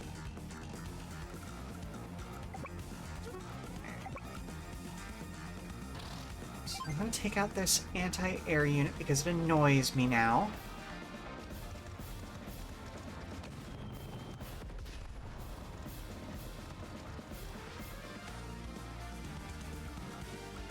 Ooh, you know what though? Would have been smarter for me to put that to in the space to the left, or it would have been able to prevent them from using the back. Whoop! Locked part of my desk. Really should replace this thing. We'll see.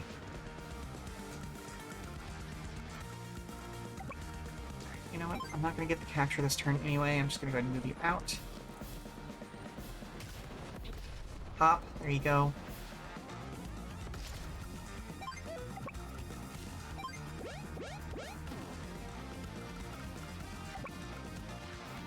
Yeah, let's see if you can do any damage.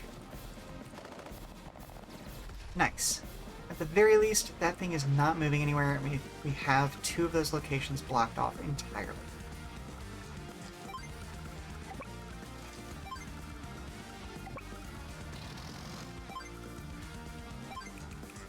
Let's make another tank. Why not? Okay, I am going to go check the door because Captain Comic Geek has apparently brought me something.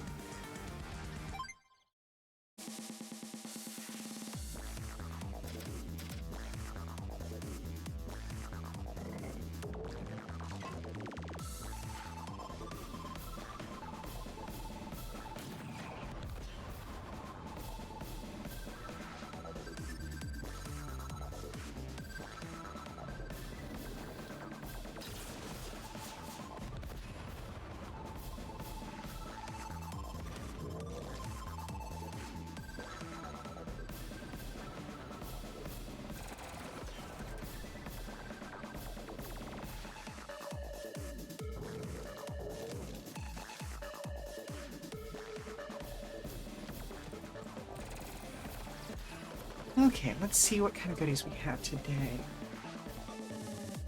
Okay. Ooh, okay, we have the construction upgrade from Geets. Kamen Rider Geets, by the way. Ooh, lots of Kamen Rider stuff, actually.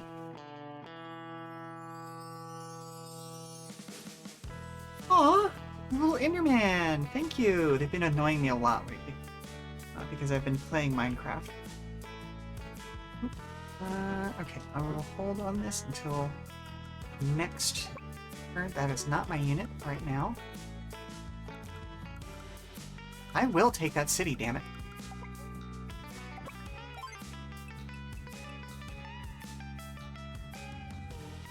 Ooh, but I should take that down. He is not. He is just walking around, but that's okay. That's fine. I might hit his eyes with that one pink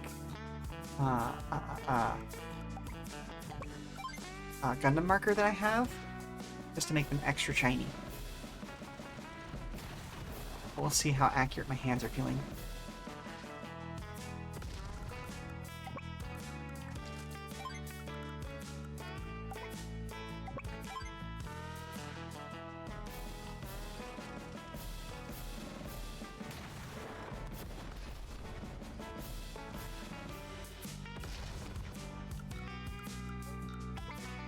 Never look in the eyes again. Yeah, exactly, exactly. That's the goal.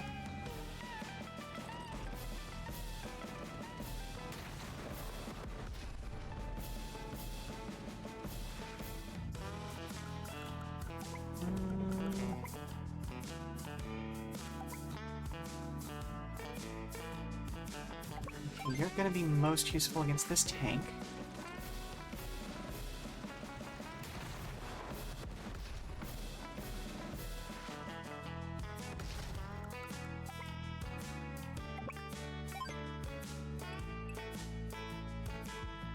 Let's go ahead and poke you down.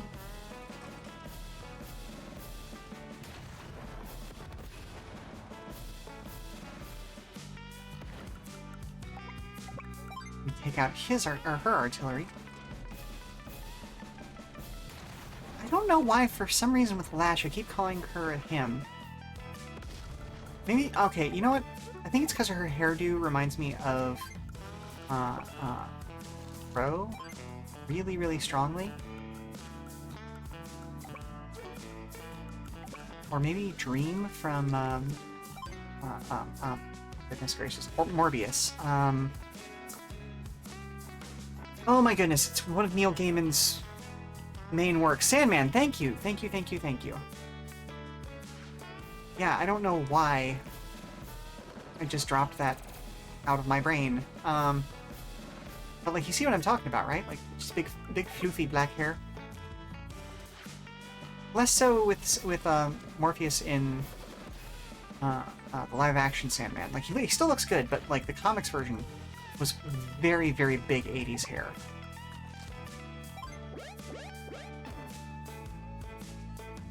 Like, specifically the comics version of him. Ooh, okay, hang on. Nope. Okay, 0 damage. Dang. Okay, let's protect you there. Get you up there. I need to finish the live-action version of Sandman. I loved everything that I saw so far, I just never got around to watching more of it. Okay, bring you up.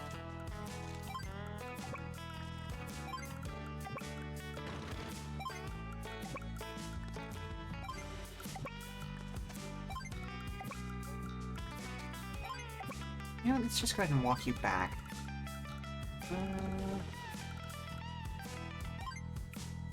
You know what? Let's go all in on mechs this time. I know they're slow. I don't know why I said it that way, but here we are. Yep. No, I mean, it makes perfect sense to me. Because he's in ink, not in real. You know what? Hang on. Can I get the kill this way? I can get the kill that way.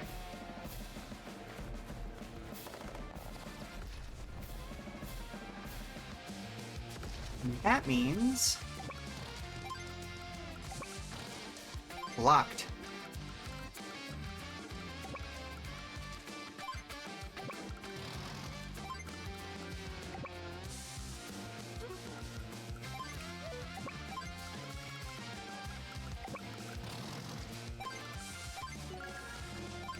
There we go. Okay, back to looking stuff.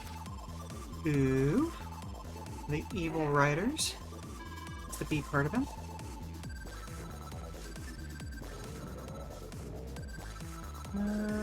Okay, we got the A part. I'll share pictures of what I was brought on the Discord. Ooh, we got Gachad! Chan, go! Oh, okay, we have 2 Bs for him. Is there an A in here? There's an A1. Not an A2. Oh, no, okay, alright. No, that is still part of him. Good. Yay, Gachard. Action Sandman was so good, I'm not so patiently waiting for the next season. Fair.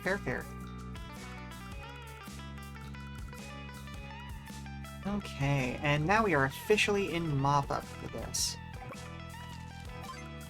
Because... we basically own this map.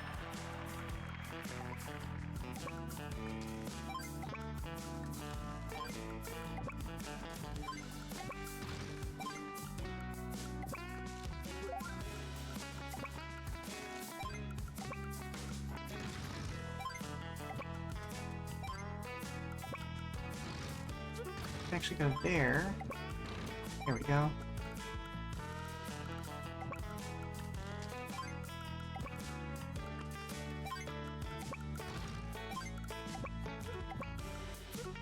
Let's have you go there, you go there. Plenty of ammo.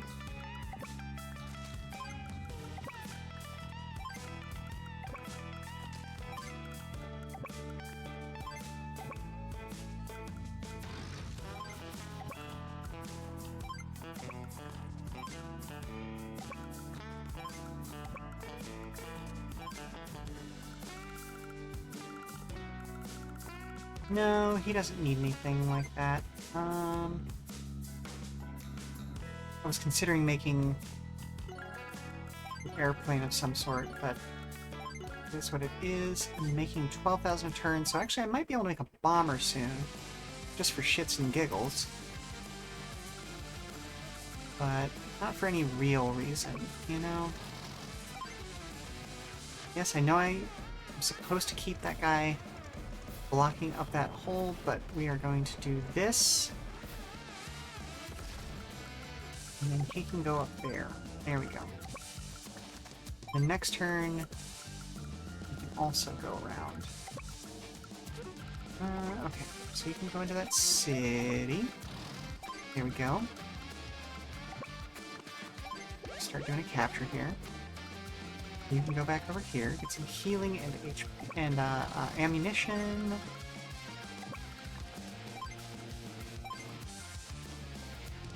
Yeah, let's just do that. Ooh, actually, and a battle copter. There we go.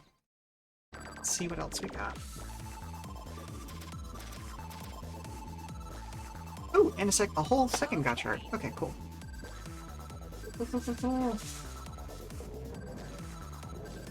Ah, we have some Legos. We have both Marie Antoinette and a little Newsy. It's cool. Oh, and the Newsy's little legs actually wiggle. I didn't realize they did movable, like, short legs now. Sorry, Lego minifigs. And then... Oh, hey! It's got, Oh, okay, this is like the USB expansion slot that you mentioned. I will have to try and see if that works a little bit later. I obviously can't do that while the computer is running. Oh, wow. Oh! And little plates for the Lego figs. Cool. Very, very cool.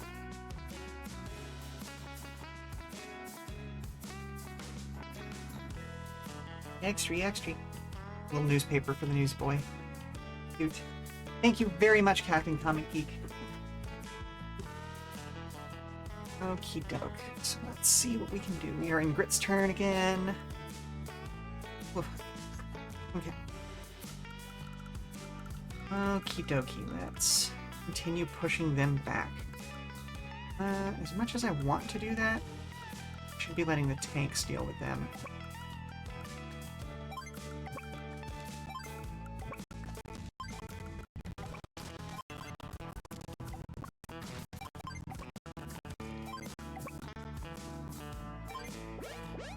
We'll go ahead and start a capture here, though.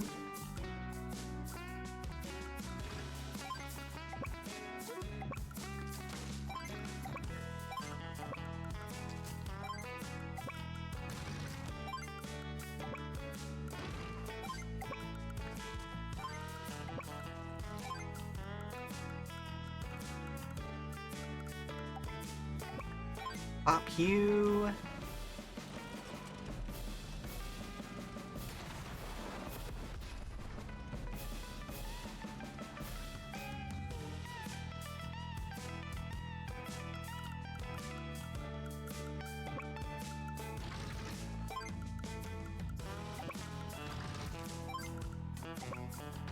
Why is there just one little section of road right there? Now that I've noticed that, that's really bothersome.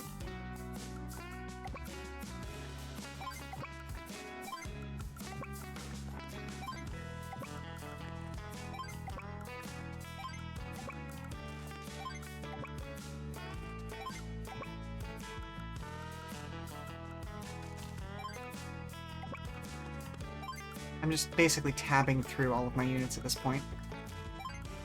They're all over the place. How many units do I have? Oh, I only have 32. Okay. The road segments earlier, they're... Yeah. Yeah. You know what? Let's go ahead and do that full infantry burst again, and then we'll make a bomber next turn, just for shiggles.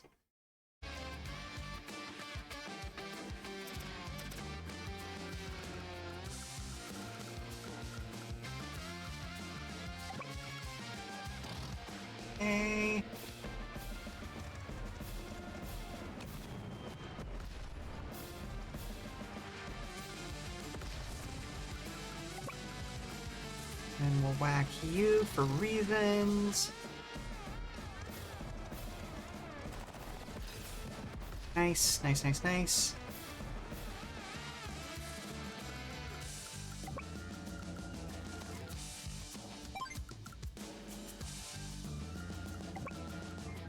You.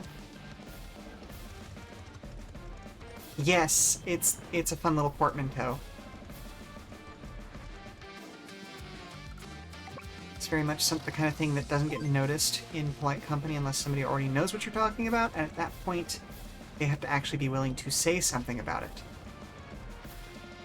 And most people are not.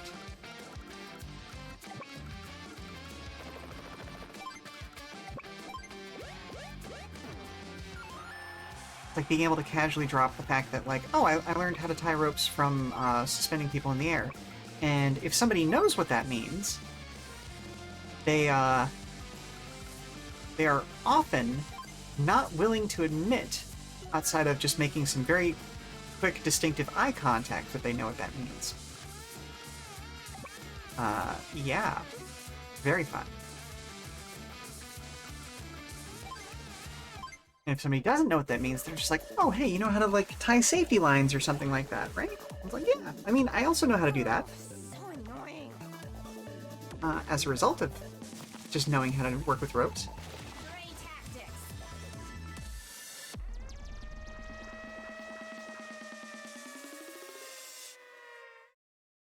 So I keep reaching for my phone to check it, and it's not...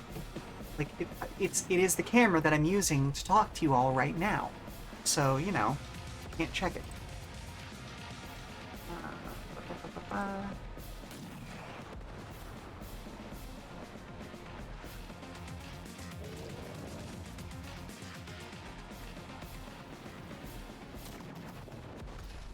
Rude. How dare you? You invaded our country, and you come back at us like this now. What is this nonsense?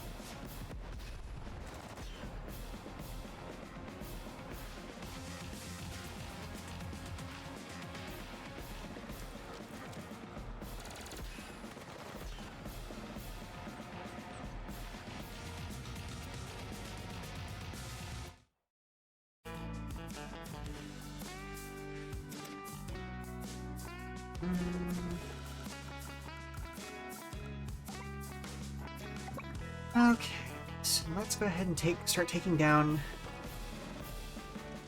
their direct combat units. And yes, that moment of, oh, I see. Yeah, I see what you did there.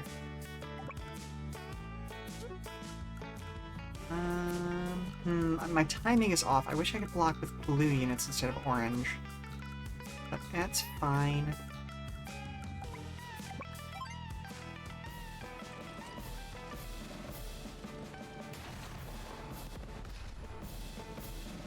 Pout about it.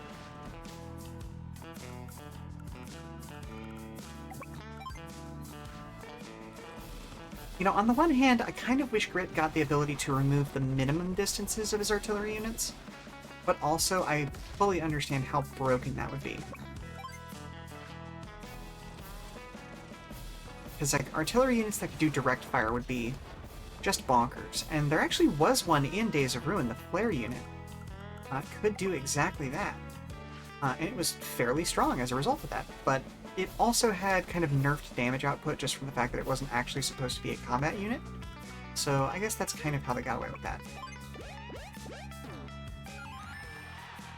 And at that point you had to kind of make your decision on, like, whether you were using it for vision or for combat on a given turn. And especially on maps where there was Fog of War, in Days of Ruin, that was, like, as bad as it is in this game, it was terrifying in Days of Ruin.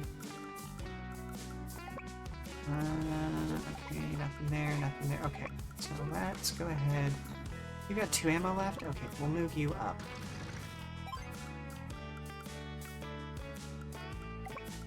Move you back to there to get some HP, some ammunition.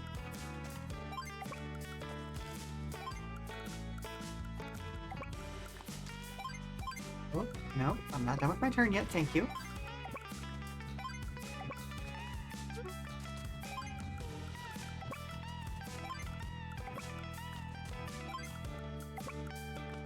At that point, are you still using artillery or just being a big grenade launcher? Yeah, yep. I mean, you kind of are. Like, compared to all the other ranged equipment, the flare launcher had a shorter range, but it was also a good way of, like, permanently lighting up a... Well, actually, yeah, about the range that a mech unit can move. So that's 1, 2, 3, 4, 8, plus another 5, so 13 square area for a few turns. Yeah, the flare launcher.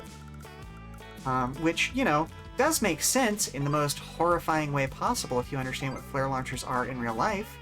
It's just like the fact that you shouldn't use anti-air units as anti-infantry in real life. Like, that's... No. Like, that is war crimes to the max. Do not, and I say that again, do not do that. Same thing with flare launchers, just don't. Flare launchers are meant to light areas up. That is all.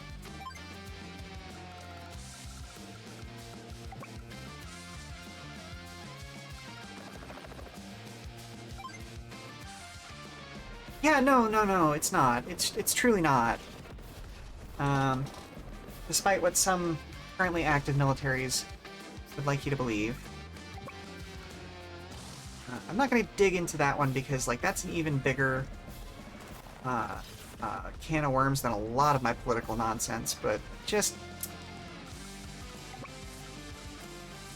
Put it lightly, if one group has a full-size army and the other does not, like, they don't have an armed force, yeah, you can tell who's the bad guys there.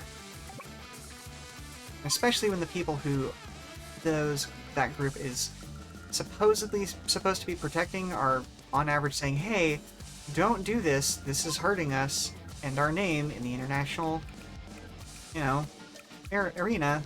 You know.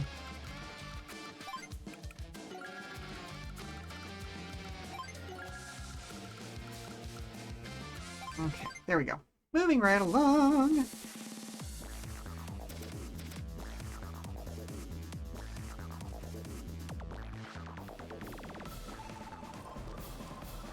I wonder what the little newspaper actually says. I can't read it, it's too small.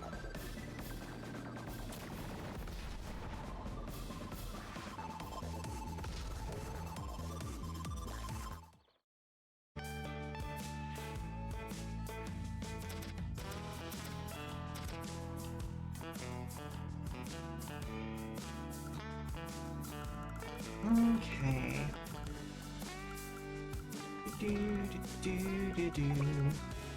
Can't move you. You are not my unit. You are, though.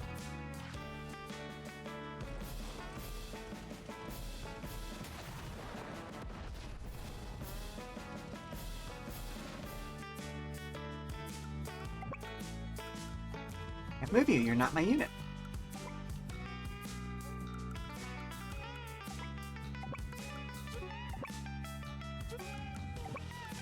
Can move you, however, so I will do so.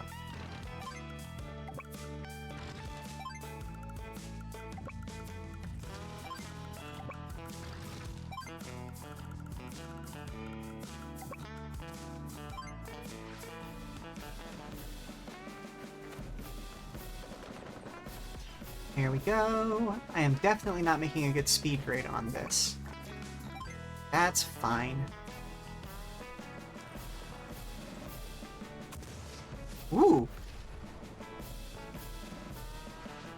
But yeah, I do feel the need to say stuff about, like, active wars going on every once in a while, considering the fact that I do primarily play war-themed games. Because despite that, I am actually very much a peacenik.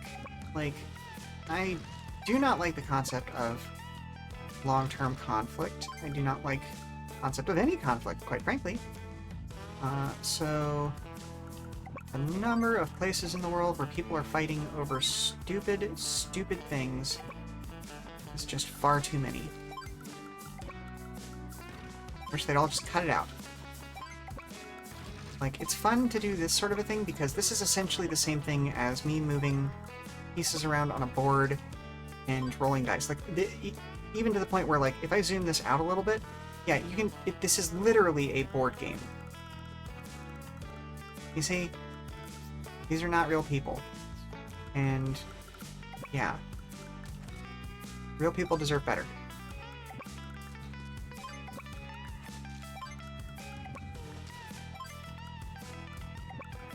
Yeah, exactly. This is fancy chess. I don't think I've ever made a good speed rating in these games. You play the long game. Yep. I tend to make a fairly good speed rating in these games, but it's not today. Not today. Ooh, right. I can make bomber now. Actually, hang on.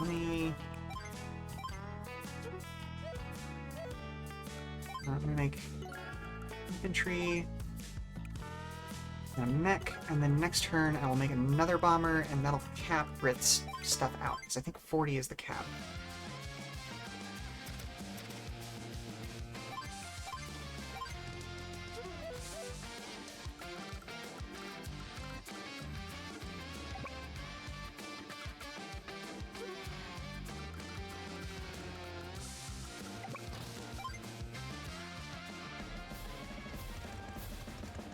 But yeah, you know me, I tend to turtle as well.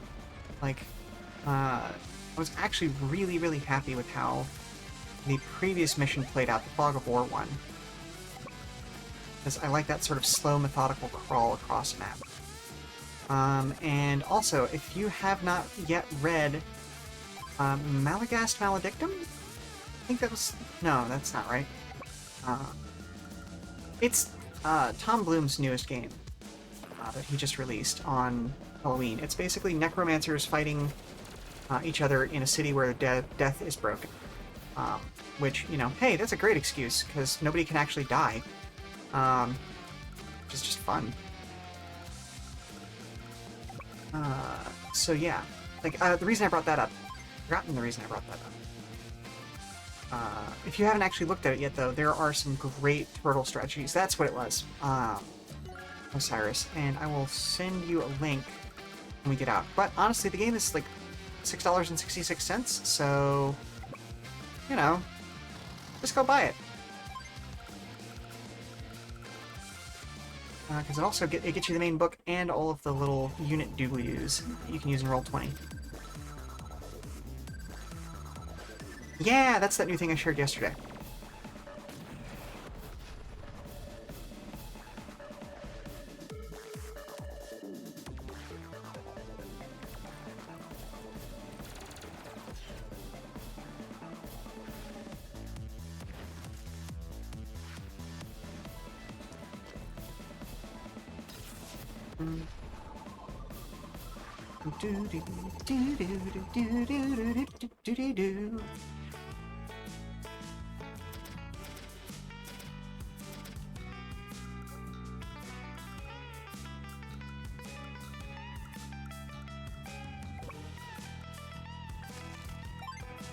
I mean, it's almost cute that you came after this guy.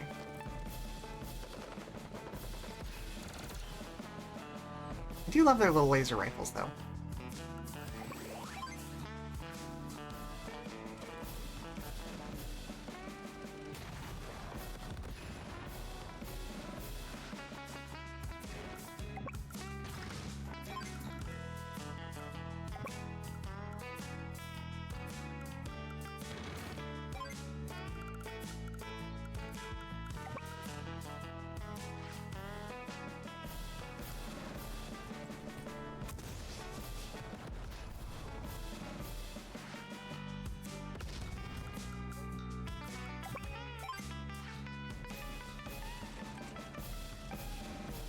Probably should have used this to fire on the anti-air that's in the background, but it's fine. It's okay.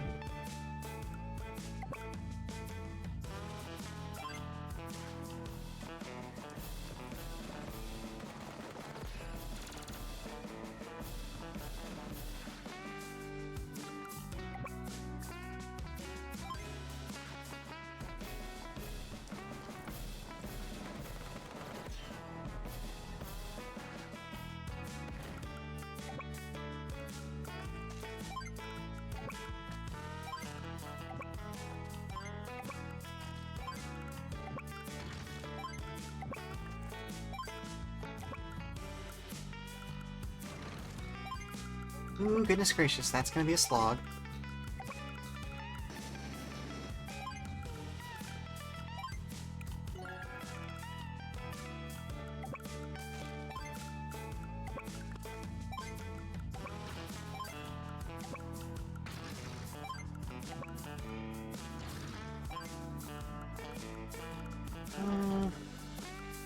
Okay, all of his important units have moved at this point, so I'm just gonna end his turn there, honestly.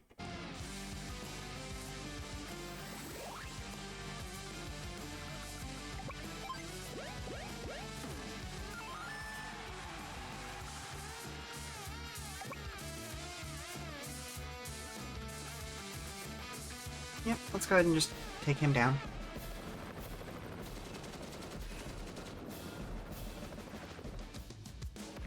Whew, we're almost an hour over where the stream would normally end.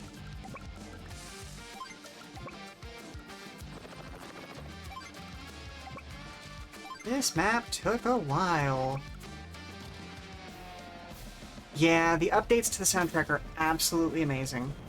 Like, the extra instrumentation fits really, really well, and, like, there's some really, really good stuff. Like, Sensei's super CO power is actually, like, an electro swing thing. It's really cool. You know what? I'm gonna leave your money the way it is right now, too.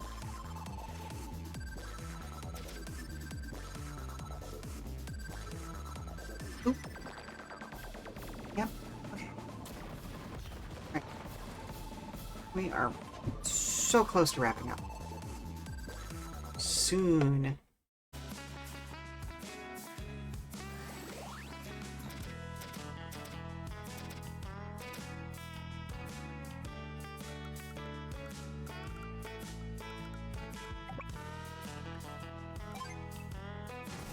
Ooh, amazing. Okay, we might actually be able to finish this turn. Oh, can't get there. Okay. Yes, we can. Okay. Nice. There we go! Give me a break. We lost again? Retreat, retreat, retreat! Commander Lash. Wait for us! Yes, a victory for our army. A victory for Blue Moon. Such a beautiful day. The emotions. Commander Olaf. Wow. He even cries big. More than anyone else I know, the boss lives for his country. Those are tears of pure joy. Really? Commander Olaf is a truly great leader. Of course, you are as well, Commander Grit. Cut that out, Colin. I ain't used to anyone singing my praises. Excellent. Colin's right. In fact, you're both great commanders. You're the mold from which great COs are made. You're the children of Blue Moon. You're my children. Your children? You just trying to scare little Colin here half to death? Alright. Alright, well, together again, eh, big dog? Listen, Max, I want to thank you for being so neighborly and helping us out. This war is going to drag on a bit, so we'll return the favor someday soon. Well, about time I hit the dusty old trail. Commander Grit, wait for me! Thanking others for their goodwill is nothing to be shy about. The ability to express gratitude is as beautiful as the aurora itself. Great, Colin. Well, looks like peace has returned to Blue Moon. Their COs get along well, don't they? They look like a happy family. Oh no. You think so? They look a bit dysfunctional to me. Blue Moon's safe and sound, ready for... Let's head for home. That's sad. Perhaps I can finally get some shut-eye. Oh my goodness, actually a 95 in speed. I'll take the 88 on technique, but I'll take also the S rank. Love it.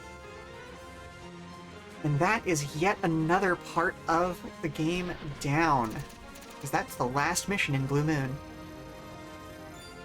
So let's set that up. Okay, good to go.